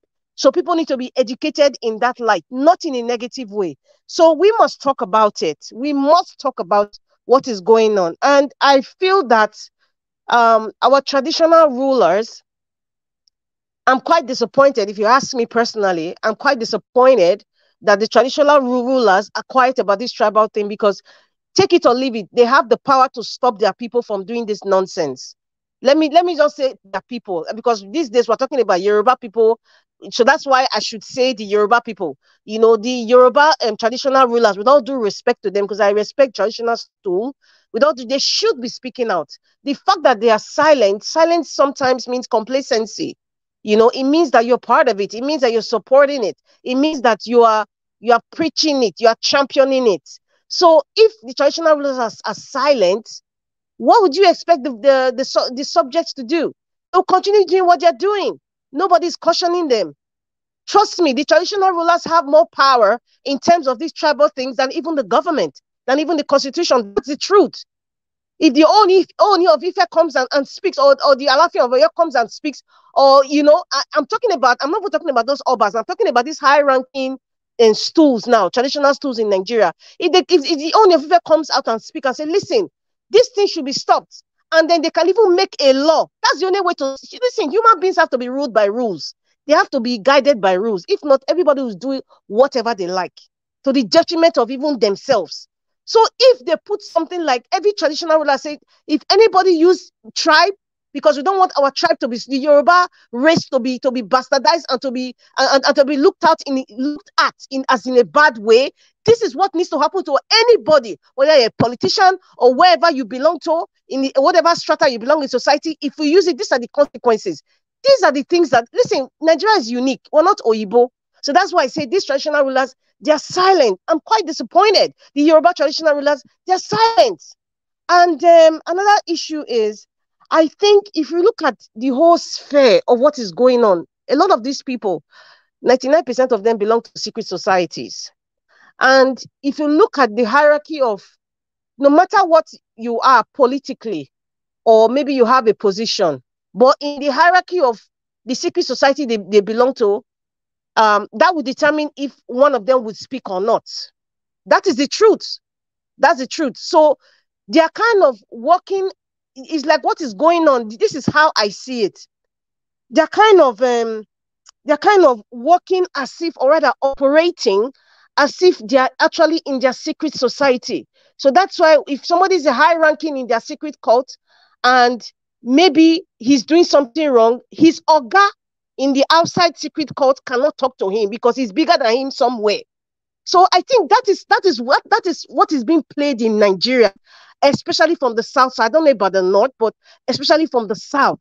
That is just what I see, and that is why it is very easy to infiltrate certain people. One thing that is guiding the north is Islam. What is binding the north is Islam. What is binding the south is tribalism, many tribalism, and different sects. Even within a Christendom is separate, but Islam, even if you have the Sunnis and the other one, but Islam is one in the north. That is what is the binding force there. So, I just feel this is what is going on. That is why I see some people cannot even speak against Agbado, or maybe somebody who is talking and he's saying something wrong, and the Oga, for example, the AIG now cannot speak to that guy, and then you wonder how come this guy cannot speak to this guy that he can easily arrest. He's clearly doing or saying something bad, or is inciting some sort of violence. He can't do anything because he's bigger than him in another place. That's how I see it. Oh, that's how I see it. And I think somebody said something about Seun. I'm going to say this briefly. In Nigeria, there's no freedom of press. There is no freedom of press. Some of the elites, in fact, I wouldn't say some, all the elites in Nigeria, they are in on this Agbado's game. Many of them are the owners of these media houses we call today. They clearly belong to political parties. So whatever is being presented, whomever they employ has to present themselves in such a way that it will seem like they're sitting on the fence or they belong to one side. TVC, it belongs to Bola Ahmed Tinubu. So anything that is coming from that TVC would never be against the man at Bodilon. Will never be against the boss. Never. All those programs, The View and all the rest, Morale, all of them, they can't, because you know what? They have a job, they have bills to pay. That's what they think. So they got to do what they got to do. And I think Seun is also in that boat as well. So, there's no freedom of press in Nigeria. That's the truth. And, some of them, if you see how they got their media houses or their media license, it's, for example, the Dasuki Gate, for example, Dasuki issue. Chief Unduka Obiabena of Arise TV. I mean, he was also in that, his name was mentioned in that. Some monies were shared to him. So if you now look at the owner of channels, I mean, God bless his soul, this man from Edo said that communications, and he was clearly a PDP man. He never hid it for years. Everybody knew that. And then if you look at other channels, so who is independent? It's a conglomerate of of oligarchs just making decisions on behalf of millions of people.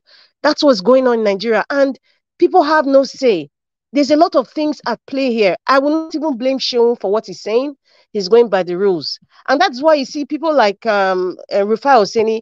He has his own YouTube channel where he can speak freely on his own. He's not under Arise. I mean, he has to go by the guidelines of the Broadcasting Association of Nigeria, or the broadcasting rules, whatever it is that they call it. He has to go by that. But he's speaking, and his speaking has brought Arise to the pedestal that they even won an award. It's Peter Obi that's just the bedrock of that award, as far as I know. But that's just the little difference we see. Someone like Rufai Hussaini, and thank God he has his own channel on YouTube and other social media spaces. So it is what it is, and I'm not even going to talk much about Seun. So that's what I'll say about Seun. Now, I know somebody was talking about this. Is my final thing. Somebody was talking about we shouldn't talk about the rerun and all that. And I think somebody said, I don't know who made the comment that said even if they have to do a rerun, it has to be between Mikano, that's Atiku, and my president Peter Obi. But you cannot say that, because till date the court has not even decided on the eligibility of the candidacy of Agbado if they have to do a rerun, even if it's part of the petition. So we don't even know what's going. I don't trust the judiciary, and I'm not apologetic about it, because we have seen successive things happen in the past. Even for the in fact, let me not go to Edo State, because if I go there, people will say, oh, I'm being biased, but I'm not going to deflect there. So anyway, Professor Sokoye said something. Mr. Niger, I think he played it on Thursday or Friday. When he was having that media chat with the civil society group, and he said something. He said what the INEC does is, they compare. There's a comparison between the results on the IRF and the EC8 form. The hard copy. If it doesn't tally, these were his words. He said INEC can write it off. You need to play that video and look for that clip. He said it. Maybe people didn't notice. That's a message, and he will make reference to that if such a thing comes. I hope it doesn't, but he said INEC can write it off. So what is on the IRF, it doesn't tally with what is on the ECA form. I don't know the bridge between the electoral law, what the judges will say, and what they would expect INEC to do, or the decision INEC is going to make. It's a very dicey situation there, because if we have the evidences, it's just overwhelming, that Peter the Rock Obi, that he won. But because of the influences of the demon, the apparition in Aso Rock, they will try to fine-tune a way. This is Nigeria. Let us call it the way it is. They will try to fine-tune a way to tweak it, to make it seem like, okay, it is this, it's not tallying according to the electoral law. They'll start quoting and speaking English for us. They might not say, okay, that is what the Supreme Court, that's what I feel. I pray I am wrong, and then the Supreme Court will say Peter the Rock Obi is the duly elected president. That is my prayer. But I will also want to look at the gray areas in the context of the Nigerian society that I belong to. You know, all things being equal, I hope that the judiciary surprised me. If they surprise me, I will praise them. If they don't, I'll say, okay, well, this is it. We got to do other, and something, sorry, Naija Watch. There was a guy who called me today. There's something that he told me, and I think I kind of agreed with him. He said at this point, I think one thing that we should be doing, because we're looking for solutions now, is we should please start preaching to the law enforcement agencies like the police and start telling them that, listen, these people that you are protecting, that you are covering up for, even the people who are the low end, working for all these evil people, like, listen, their children are not there. Their children are getting the best education. You know, they live in the nice houses. They have 24/7 generators on. But they are aware already. You know, all those things need to be preached out continually, daily. They are aware, but it needs to be sinking out. We need to be saying these things out. Okay, no problem. Anyway, that's all I have to say for now. Thank you very much. Thank you, Madam Rita. To be honest, I don't really know what to say on that last statement, because these people are aware. Many of them, when you give them peanuts, they'll go against you, Madam Rita. That's what I was talking about, the mentality of the people, even though Peter will be entered tomorrow. They are suffering. But we cannot give up. Yeah, we can't. But these people are aware. If you see the way police they treat person for Nigeria, you're beginning to ask yourself, Mr. Heavy, sorry to interject. Huh? Mr. Heavy, sorry to interject. You said that they are aware. If they are aware, why do they start threatening the life of Mr. Hussaini? Are they not the same people? That's what I'm saying. They are aware, but they choose to do what they are doing. That's what I'm saying. Because they are devilish and satanic. Listen, that's what I just said. I said the way Nigerian police treat people in Nigeria, you're beginning to ask yourself if they are not part of the suffering. They are aware. They know what's happening. Just add some money to their money, they will do anything. In fact, Nigeria is messed up. I don't know the level where Nigeria they finish. Let me quickly appreciate Bias Fulfilled. Thank you very much earlier on for the super chat. May God bless you. Senegal Mede, thanks for the super chat. May God bless you.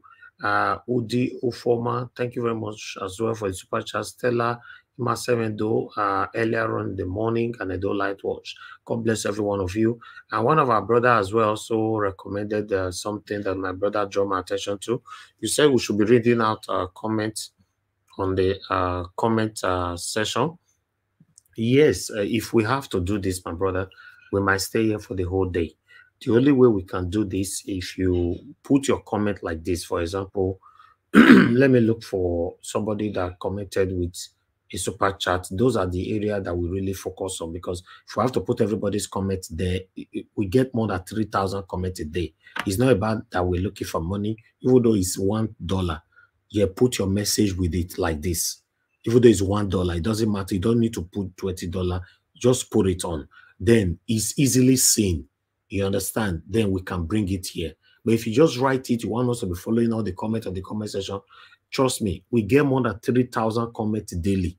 So there's no way we can showcase or even see the important thing you are talking about. Sometimes other comments will push it down.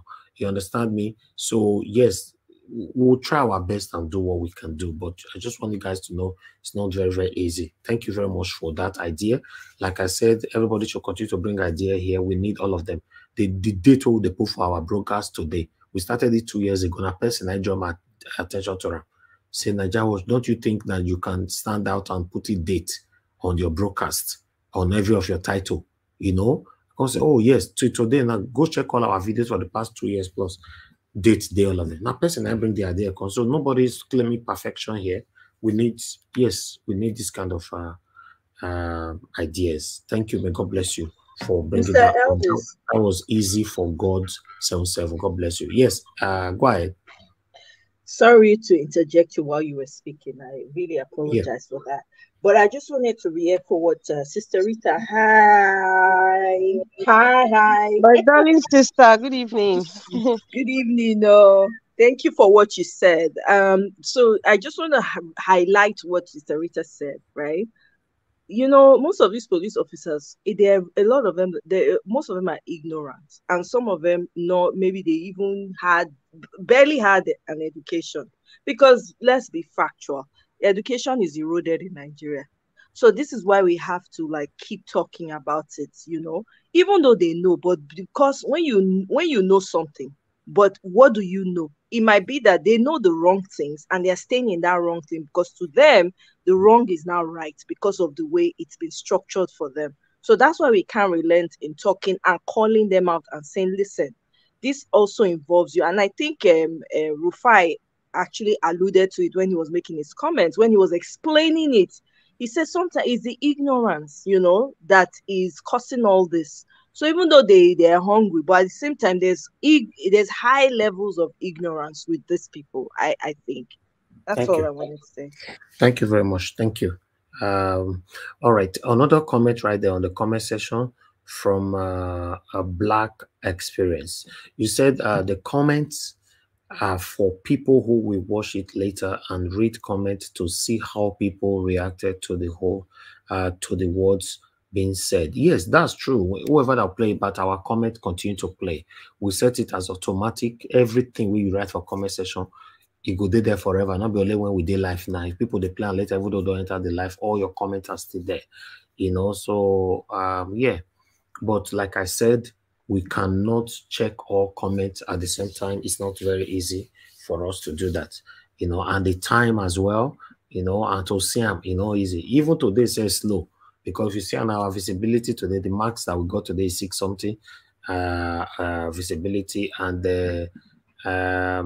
nobody want to talk about democracy. They are not interested. That's just the truth. But we still, based on saying our media now, we still need to talk about it. So yeah, so thank you. There was something, there was something you said. If you give me 1 minute, you said something about Abiola just now. Let me just quickly make a contrast, extempore and impromptu, between Abiola and Peter Obi just now, just to clarify things. Why Peter Obi is able to do all he's doing now? What stands out for him?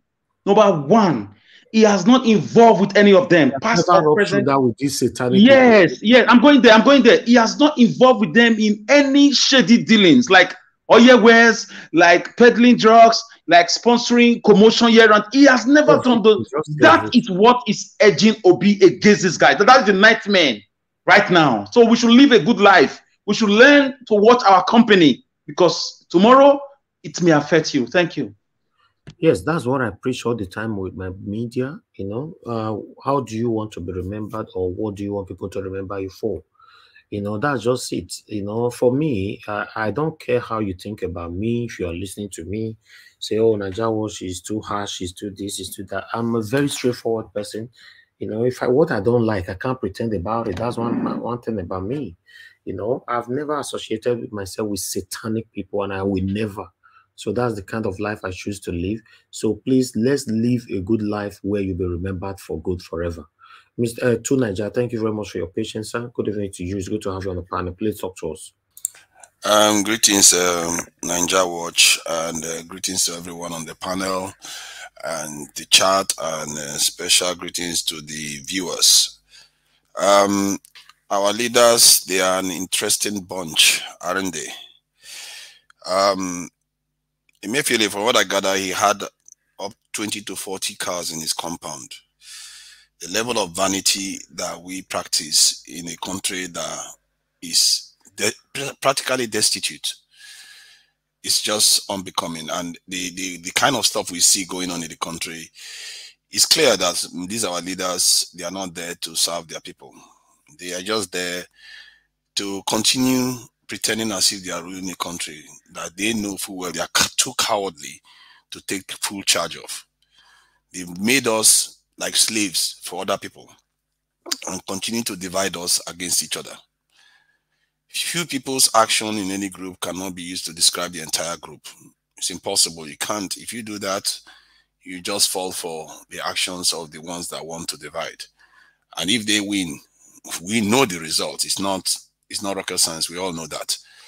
And these times require clarity of thought.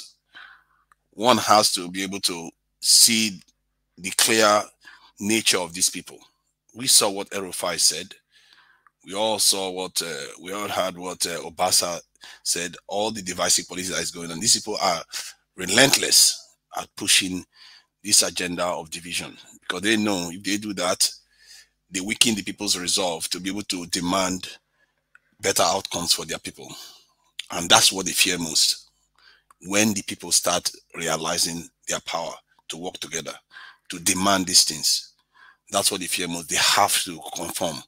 Otherwise, they will not be left there. They will be kicked out very quickly.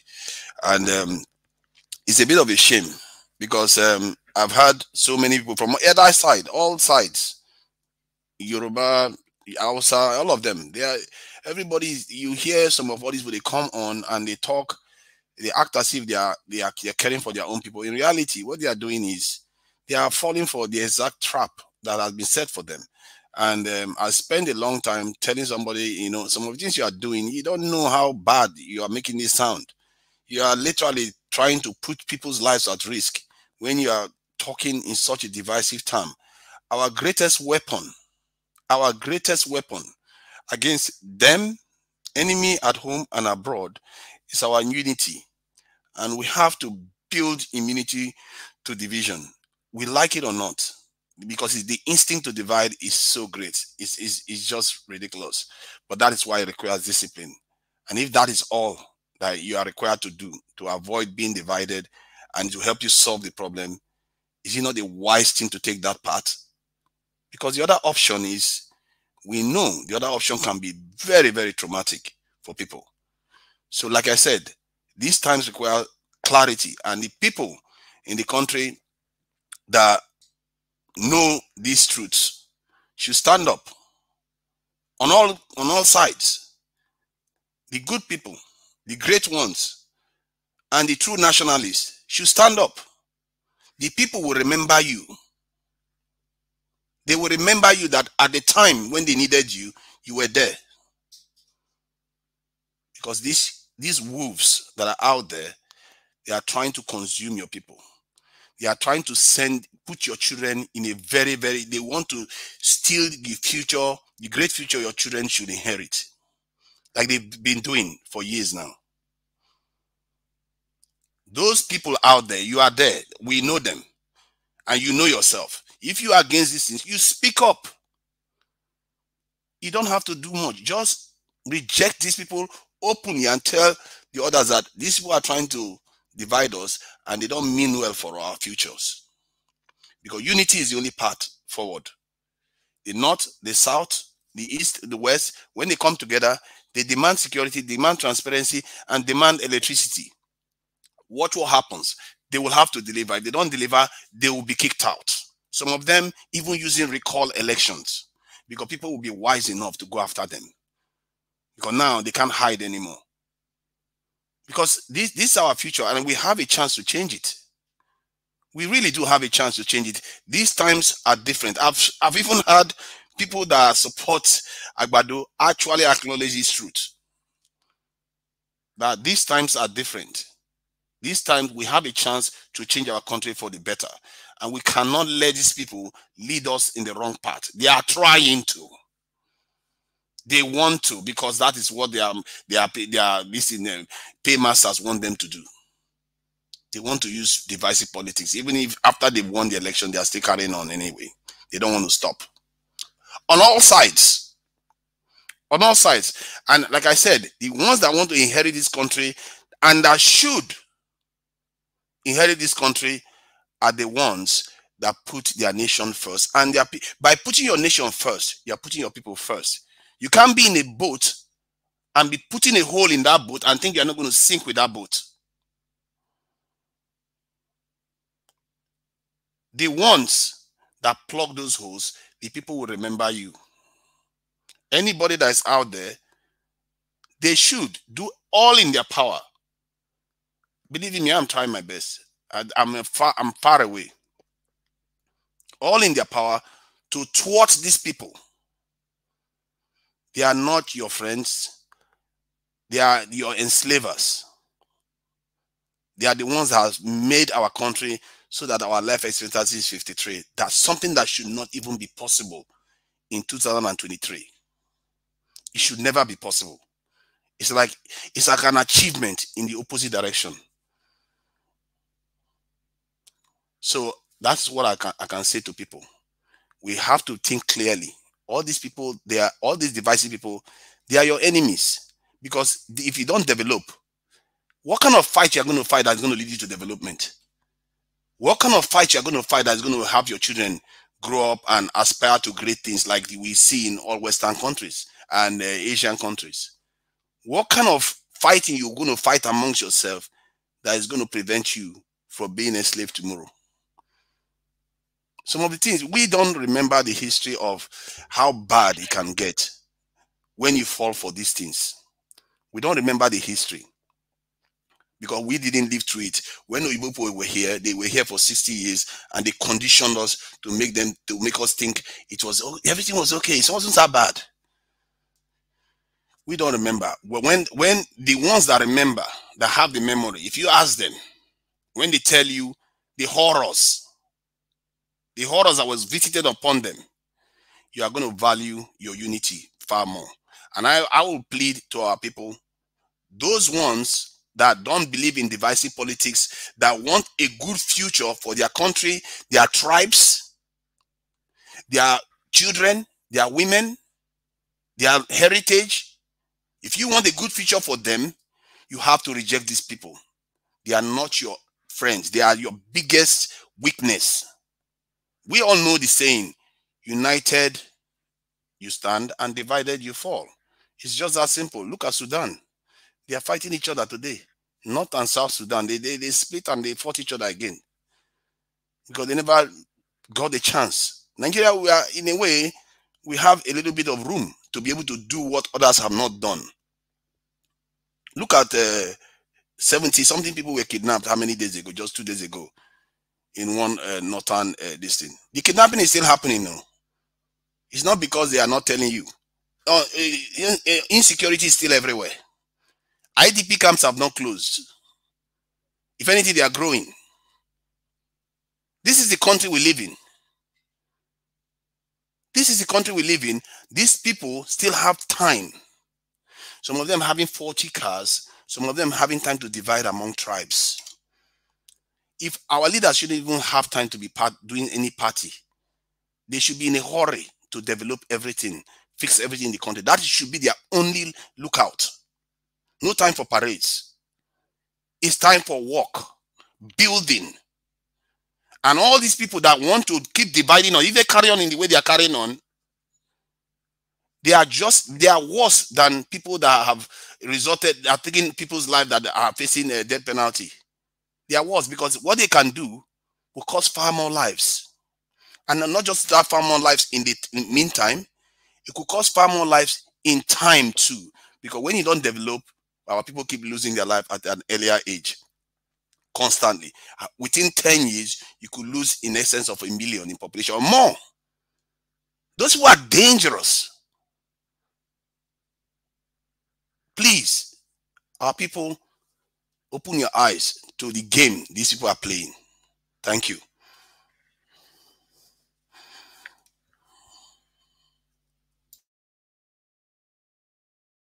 All right, Tunaja, thank you very much for your submission. God bless you. Thank you very much. Mama H.O., I know you're on the backstage. Please turn on your camera. It's the new rules here for me to see your face before I let you in. You know, you're supposed to be the next to speak now. You know, depend on how long it will take you to turn it on. But since you never turn it on, whenever you come back, I believe you are not you are not right there. Let me call Olomide Akinwumi. Thanks very much for joining us. Please talk to us, sir. 5 minutes. Okay, thank you for giving me the chance, Mr. Niger Watch. Okay, hold on, sir. Hold on, sir. Okay, Mama Eshu, you don't turn it on. Okay, you can turn it off now, Mama. You can turn it off now. say with they do now like this because enemy for everywhere. Thank you. All right, Olumide, go ahead, sir. God bless you. Thank you, Mr. Niger Watch. Thank you for giving me the opportunity of your platform again to speak to our people back home. Like I always say, it's a big megaphone because of the outreach. I didn't get the opportunity to wade into the El Rufai issue last week, but I just want to say a few things that if a very very critical psychoanalysis was done of what El Rufai did, there are so many holes. Um there are so many points to pick from what he did. When he was speaking to the imams in Hausa language, and Excuse me, sir. Excuse me, sir. There's a noise in your background that's playing. It's kind of distracting. okay, let me. Sorry. Exactly. So is it okay now? Yeah, go ahead. 5 minutes, sir. Go ahead. So if we do a very critical psychoanalysis of what El Rufai said to the imams, whether he meant it to be out there in the open or not, the whole world saw it, Nigerians and those of us outside of Nigeria, and I would want to say that the man is a sick man, is a sociopath, and is a psychopath at the same time. And why am I saying so? That the man is a very sick individual.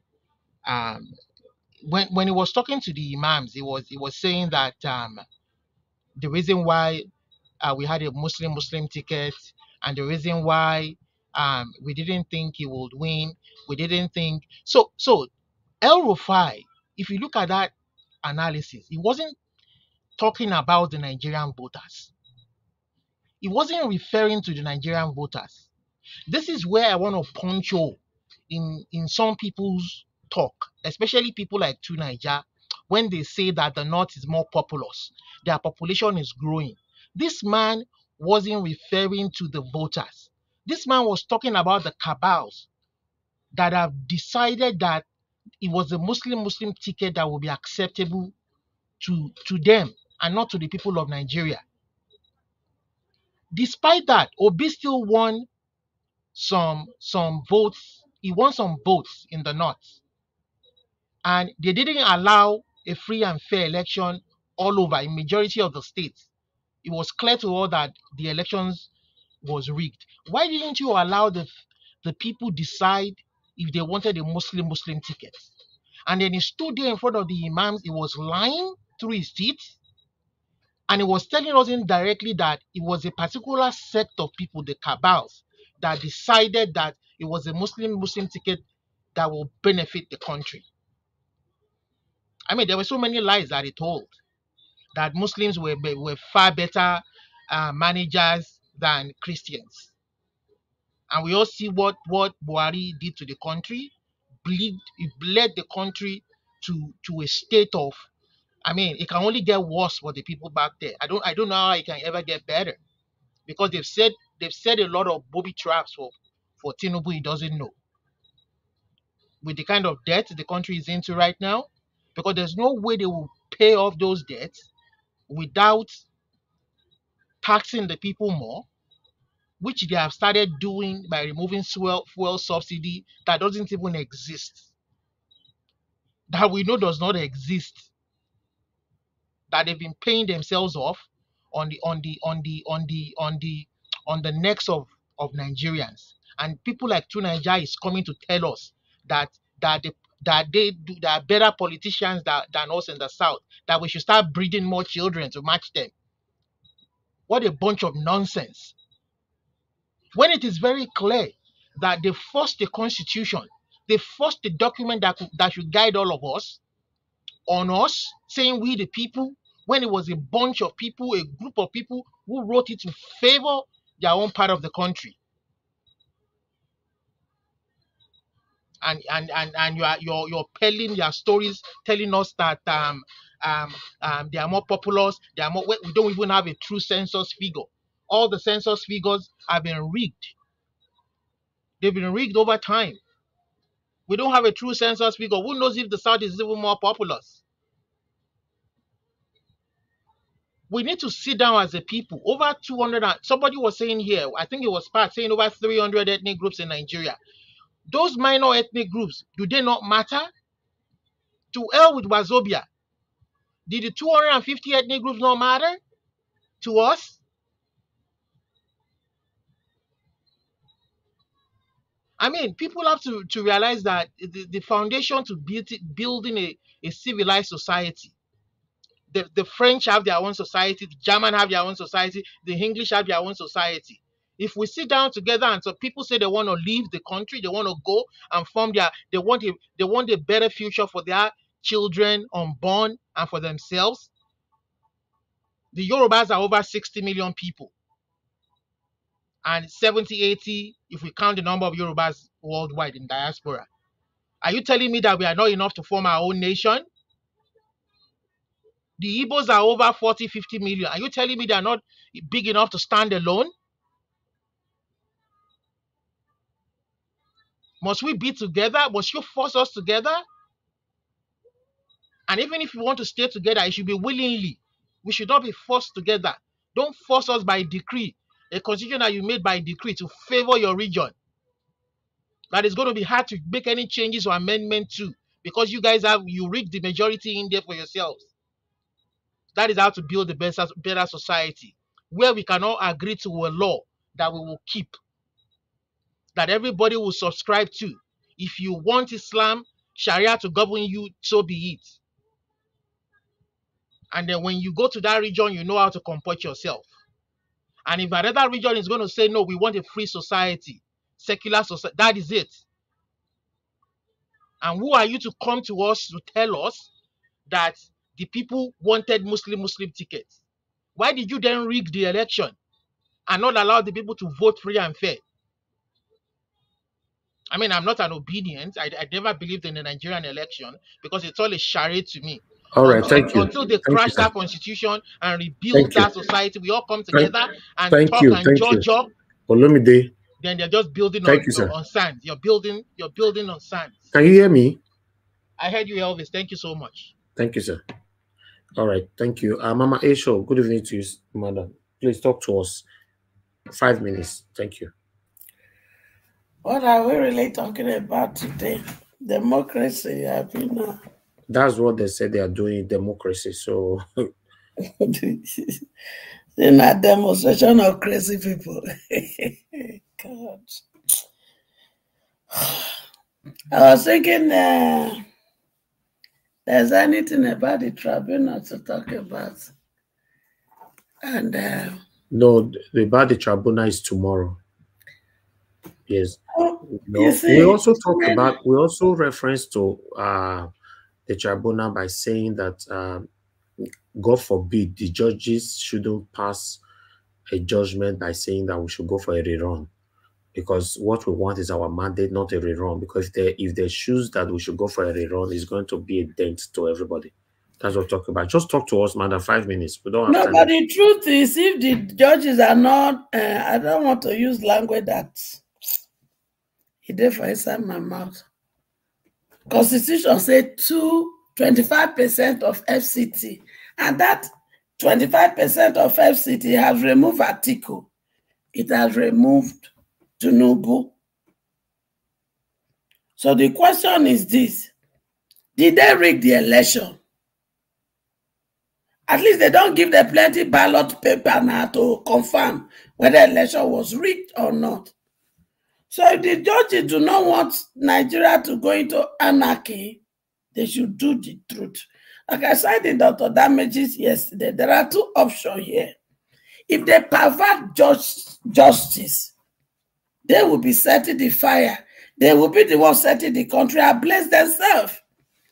And if they now pass justice and Obi get back, no, not Obi then get back their mandate, and if Tinubu refuse to leave, that is another fire on ground. So either way, these two sets of people, the Justice Department and Tinubu, they must put the nation first in this matter. He said he won't become president. They don't already give a title of president for a few months now. So he should go to his grave with that title. But if they think they are going to pervert justice in any form, and they think my children will just close their hand like this and say, okay, let's wait for 4 years. Mbano. It's not going to happen.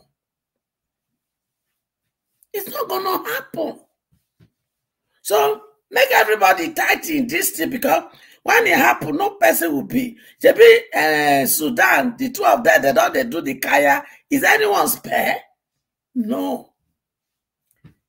You can't beat a child and tell the child not to cry. When they vex me when they cut my intestine from my belly, say the same people that enjoyed Nigeria. I will come out with a series of Nigeria of the old days on Fridays, so that we can really see that there was a Nigeria that was even better than US that we all run to. There was a Nigeria better than UK. There was a Nigeria better than France. There was a Nigeria better than Canada. The very people that enjoyed that Nigeria. Now they don't become ancient of day. Now they don't become monster when they don't want to make my children enjoy. You only want back now lie, now then talk. So all the people, when they follow them, they dance the dance of shame, and they are beating the drum. Make them ready.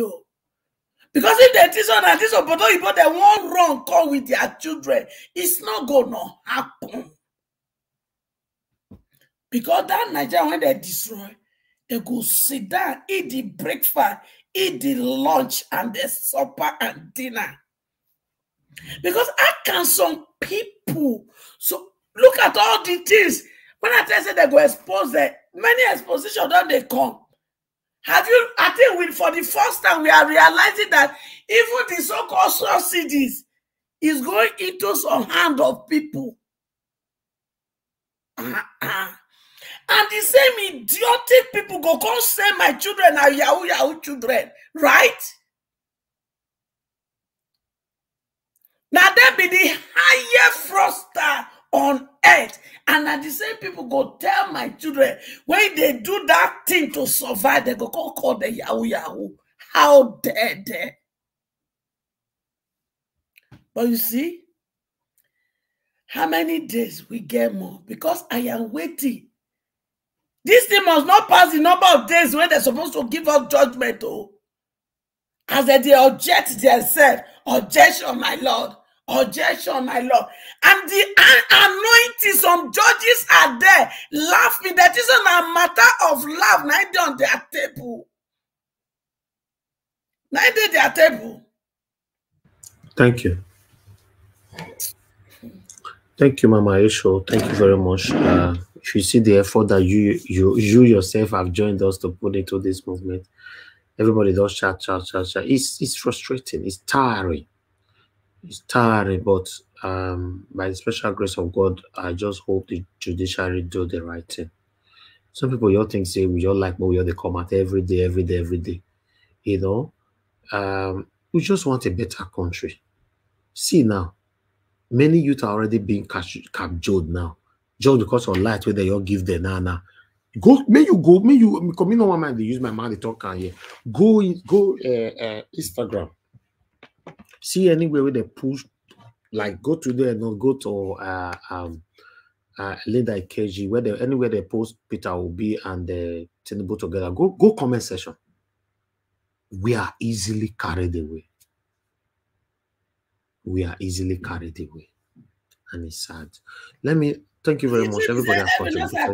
I know say they go do one just because of the same language you use. So we are easily carried away. Yes. They give una small light, una forget the suffering.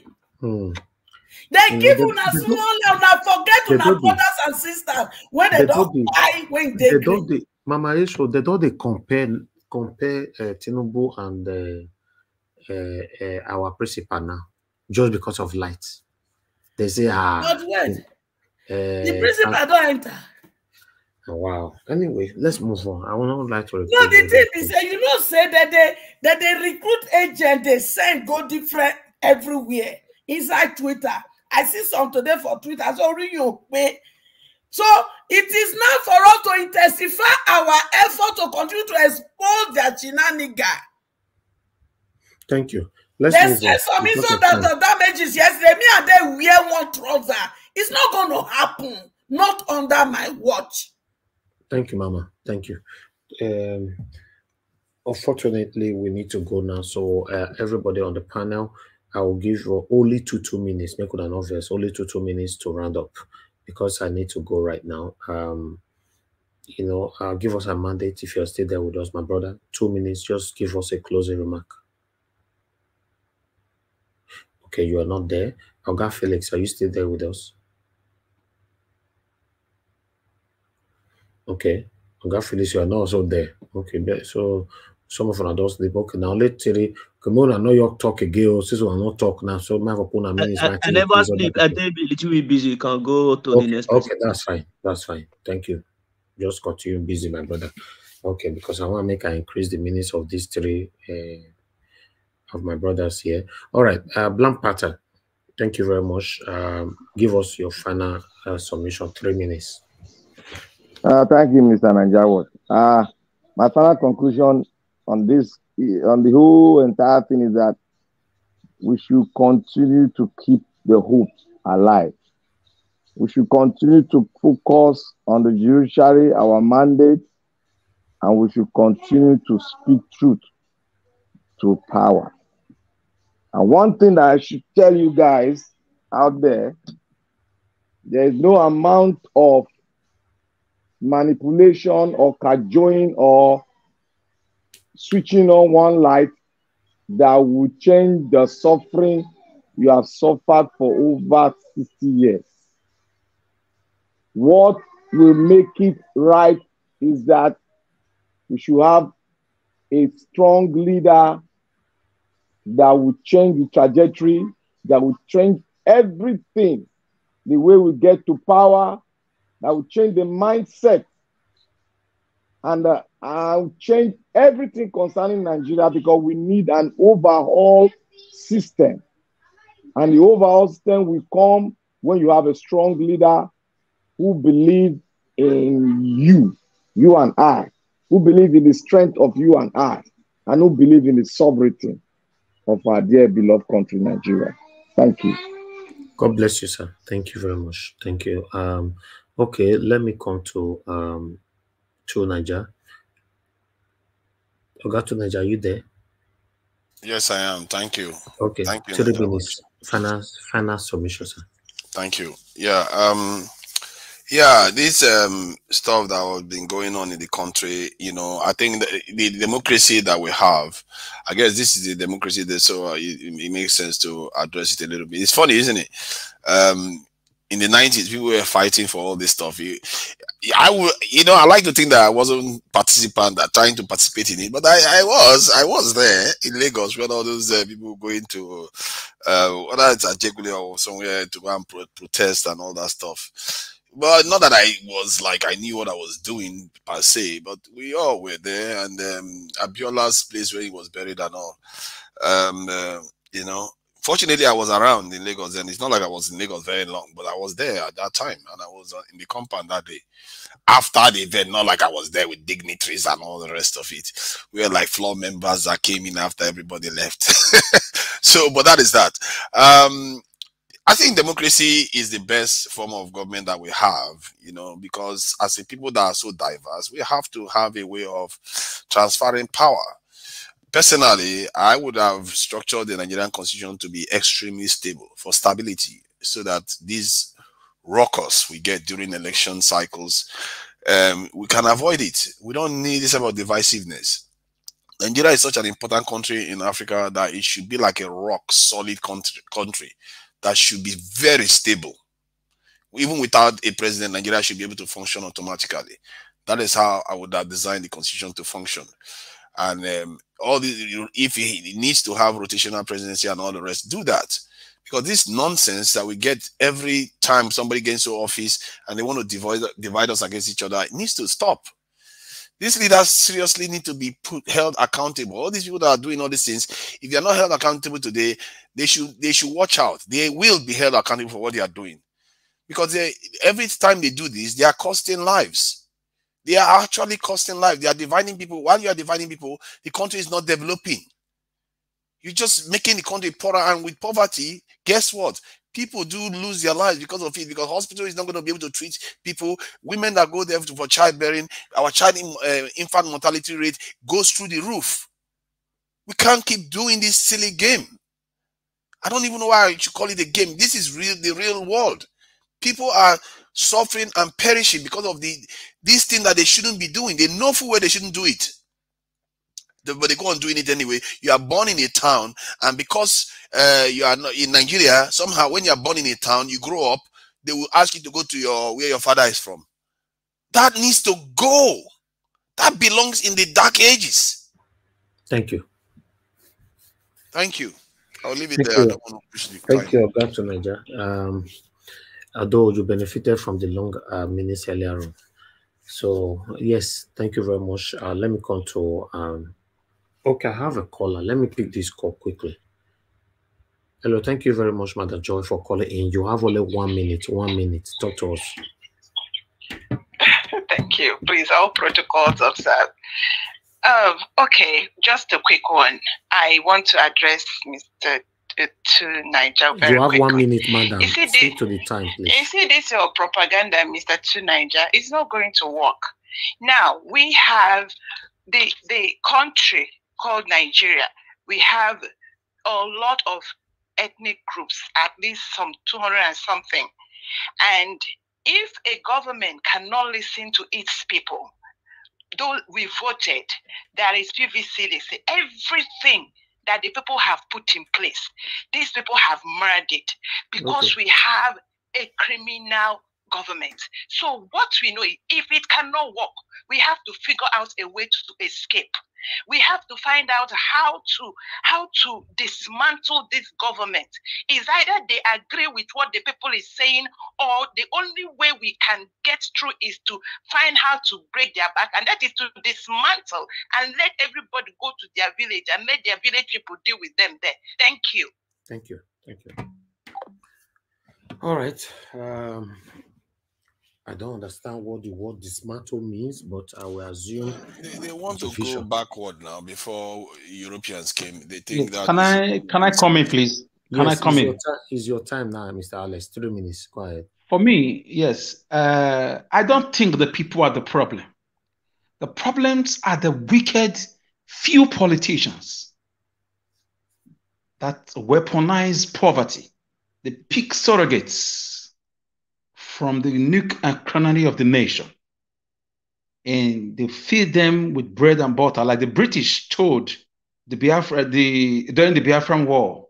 The British told Gowon, go to prison, release Obafemi Awolowo, cover his mouth with bread and butter.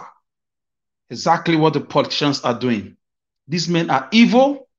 They are wicked. They've got the opportunity to develop this country or to divide this country peacefully. Why are people scared of separating this country peacefully if you don't want everybody to be equal? It's just like animal farm. Some fighting for freedom, all animals are equal. Once they got the freedom, some animals are more equal than some. Snowball and Napoleon. This is gibberish. This is boogaboo. So the wickedness is not in Nigerians, because Nigerians are good people outside of Nigeria. It's the leadership. I look at the Sri Lanka activities. It's going to happen in Nigeria soon, where citizens will be so frustrated they will invade government houses. It will happen. It will happen. They will not go against themselves. The division will not work. Hunger unites everybody. Starvation unites everybody. Electricity, darkness unite everybody. ASU strike unite everybody. Election, rigging, and injustice unite everybody. Rampage, insecurity unite everybody. So we know the real devils. They are the governors, the senators, the presidency, and the ministers, and we will go after them someday if they refuse to wake up and bring the confab resolutions of 2014 Jonathan Goodluck administration, national confab, that everybody should be seen equal. The Wazobia concept should be cancelled. No majority tribes, no minority tribes. And let me tell you, the British enabled the northern people to falsify their numbers. They are not more in number. Have you been to North? Some local government don't have up to 200,000 people. How do they get these numbers? There are no houses, just makeshift tents.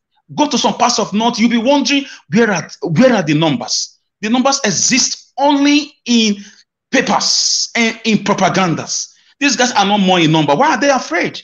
Why are they using government power to oppress people? Let them come one-on-one, face the Igbo man, face the Benin man, face the Calabar man. Why are they using government, instruments to oppress people? And you cannot oppress people forever. So Nigerians are law-abiding people. They are wonderful people. They are, experts. They export them as expatriates. Look at the WTO building headed by a Nigerian woman.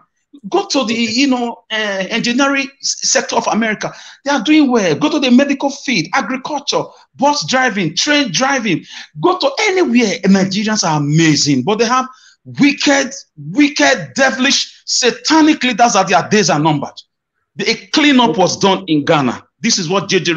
Rawlings. I saw the opportunity on this very day. All of them gathered. If we had a patriot who could do that job for us, to clean up the system, run this men up and throw them out of the system. That's what we need, not Nigerians. Please, we are not divided. The leaders want to divide people for their interests. So thank you so much. Thank you. I don't have time anymore. Thank you very much. Mama Esho, please talk to us in 3 minutes. If you are still there. I want to say, please and please, don't be fooled, children. Be focused. Don't ever allow the little light. I'll be waiting. We are talking of your destiny here. Oh. We are talking of your children's destiny and your born generation destiny. So if you allow them to give you a peanut and you can't celebrate, then in episode I never know what they fight for in the first place. So please, if you know that so far they worry you for Nigeria, and you're not tired of that suffer, I beg. Then it just be like, if they want cash flow, what did they give them? If you want cash flow, you go give them a bado. Come. They know that you are desperate for light, so they don't give you a light. Make you not forget the real thing. And it will be a shame if you people take that. Mommy, how long will the light? How long will the light even last? How long? What do you mean they give them light? Who got light? Where is the light? I'm still buying petrol. Who got light? I don't know who are the people that got light.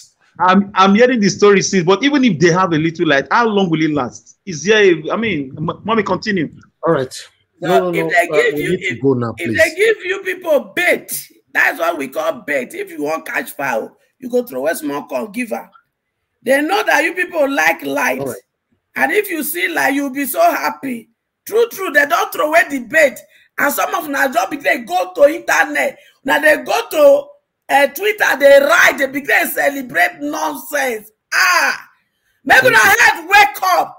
I do not join, they go do inauguration, they go give them that food. Wake up, maybe not they go low. Everybody wake up. Our goal, our aim is the mandate. You deserve to compete in the global world, children. So wake up and get your mandate and face the global world. Don't be this nonsense. Thank you. God bless you, Mama. Thank you very much. According to part of the comment from Tinubu today, although I know Chelsea will play and reach there. I'm just seeing now they're posting this on Twitter, saying that Tinubu said any court orders issued to truncate democracy won't be tolerated. According to his words, according to President Bola Tinubu, court order that stifle Nigeria's democracy won't be tolerated any longer. That's a strong word. You know, say when something new come out, like the people know they could see the main part for his side. So I think we should be addressing this tomorrow. You know, the president also claimed that the most recent standardization of the retirement age for judges is intended to strengthen the rule of law. This was said by him on Monday, June 12, in honor of the 2023 Democracy Day. That word again, man, we talk again on a year and where any court order, you know, that we stifle. Okay, let me go to the first one. Say any court order issued to truncate democracy won't be tolerated. This one, that's an interesting statement. This for me, this is already a threatening word to the judiciary in advance. He doesn't have power. He's just making He noise. can mount up all he wants. If he does, I was telling you yesterday that if he oversteps, he's going to cause such trouble for his people. He's going to be in serious trouble. But I think making such statement is not helpful. It's really not helpful. It's not helpful. If military come in now, he go fit truncate the military. What in they talk? I will make you go rest. Tomorrow, we'll talk more tomorrow. Can't see him just come. Kai. Trying to be this one. Can't see him without close. We'll have to extend it now. What are you going to do? Extend what? Allow him to go and rest, please. No, are you not here? You can take over. Mr. Nigerians, I'll ask him in 3 minutes so that we can close the show. Please, my beloved brother, according to Peter Obi, my beloved brother to Niger, Mr. Elvis, don't give to Niger as a moderator. My respected elder brother. Why are you trying to prevent me from being moderator? You know that I attacked you the other day. You keep on interjecting.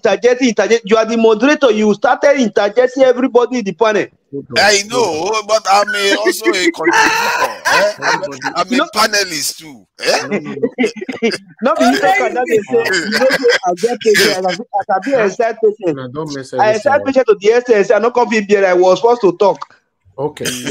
We not mess anything. I'll ask CM 3 minutes, then we go. I not get the 3 minutes. I have 30 seconds to close now. Okay, I'll ask CM 30 seconds then. So plan no go work. No, what I would do, I would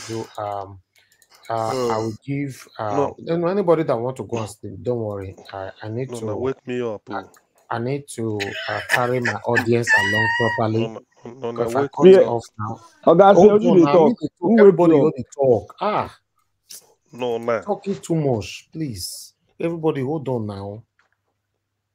You know, so what will happen now? I need to end this broadcast now because I have 1 minute to go with this broadcast. So I'll start another one again, all because of Gasim and others. So you guys can have enough time to talk, but I will not do more than a maximum of 2 hours on that. I will still be with you guys. That's not a problem. So, but let me end this one. Let me quickly appreciate the people on the comment section. Thank you very much. And Namo Plati, thank you very much. And Chris Dublin, thank you very much. I can see Mano Ferreira. I didn't even know when you left. Thank you very much. Abo Azi, thank you very much. I appreciate you all. Michael Ganemaro, thank you very much. Tony Ola, Mr. Wala, God bless every one of you. Black Experience, I can see you as well. Jacob D, can see you. God bless every one of you. Mother of all, Mamida Aspera, thank you very much. Irene, Finance, thank you very much. Martina Bassis, TV, thank you. Mother Rita, and many, many more. Those of you that supported us today, I appreciate every one of you. Thank you. So I have to end this broadcast and start a new one so that I'll give them time to talk. But I'll be here to moderate it. That's not a problem. But I can only do a maximum of 2 hours on this. Thank you, my people. Please give me, you can refresh if you want to follow the new broadcast. If not, go sleep. Don't worry. Tomorrow you can watch it again. God bless every one of you. Thank you. You are the pillar that holds my life. You are the pillar that holds my life.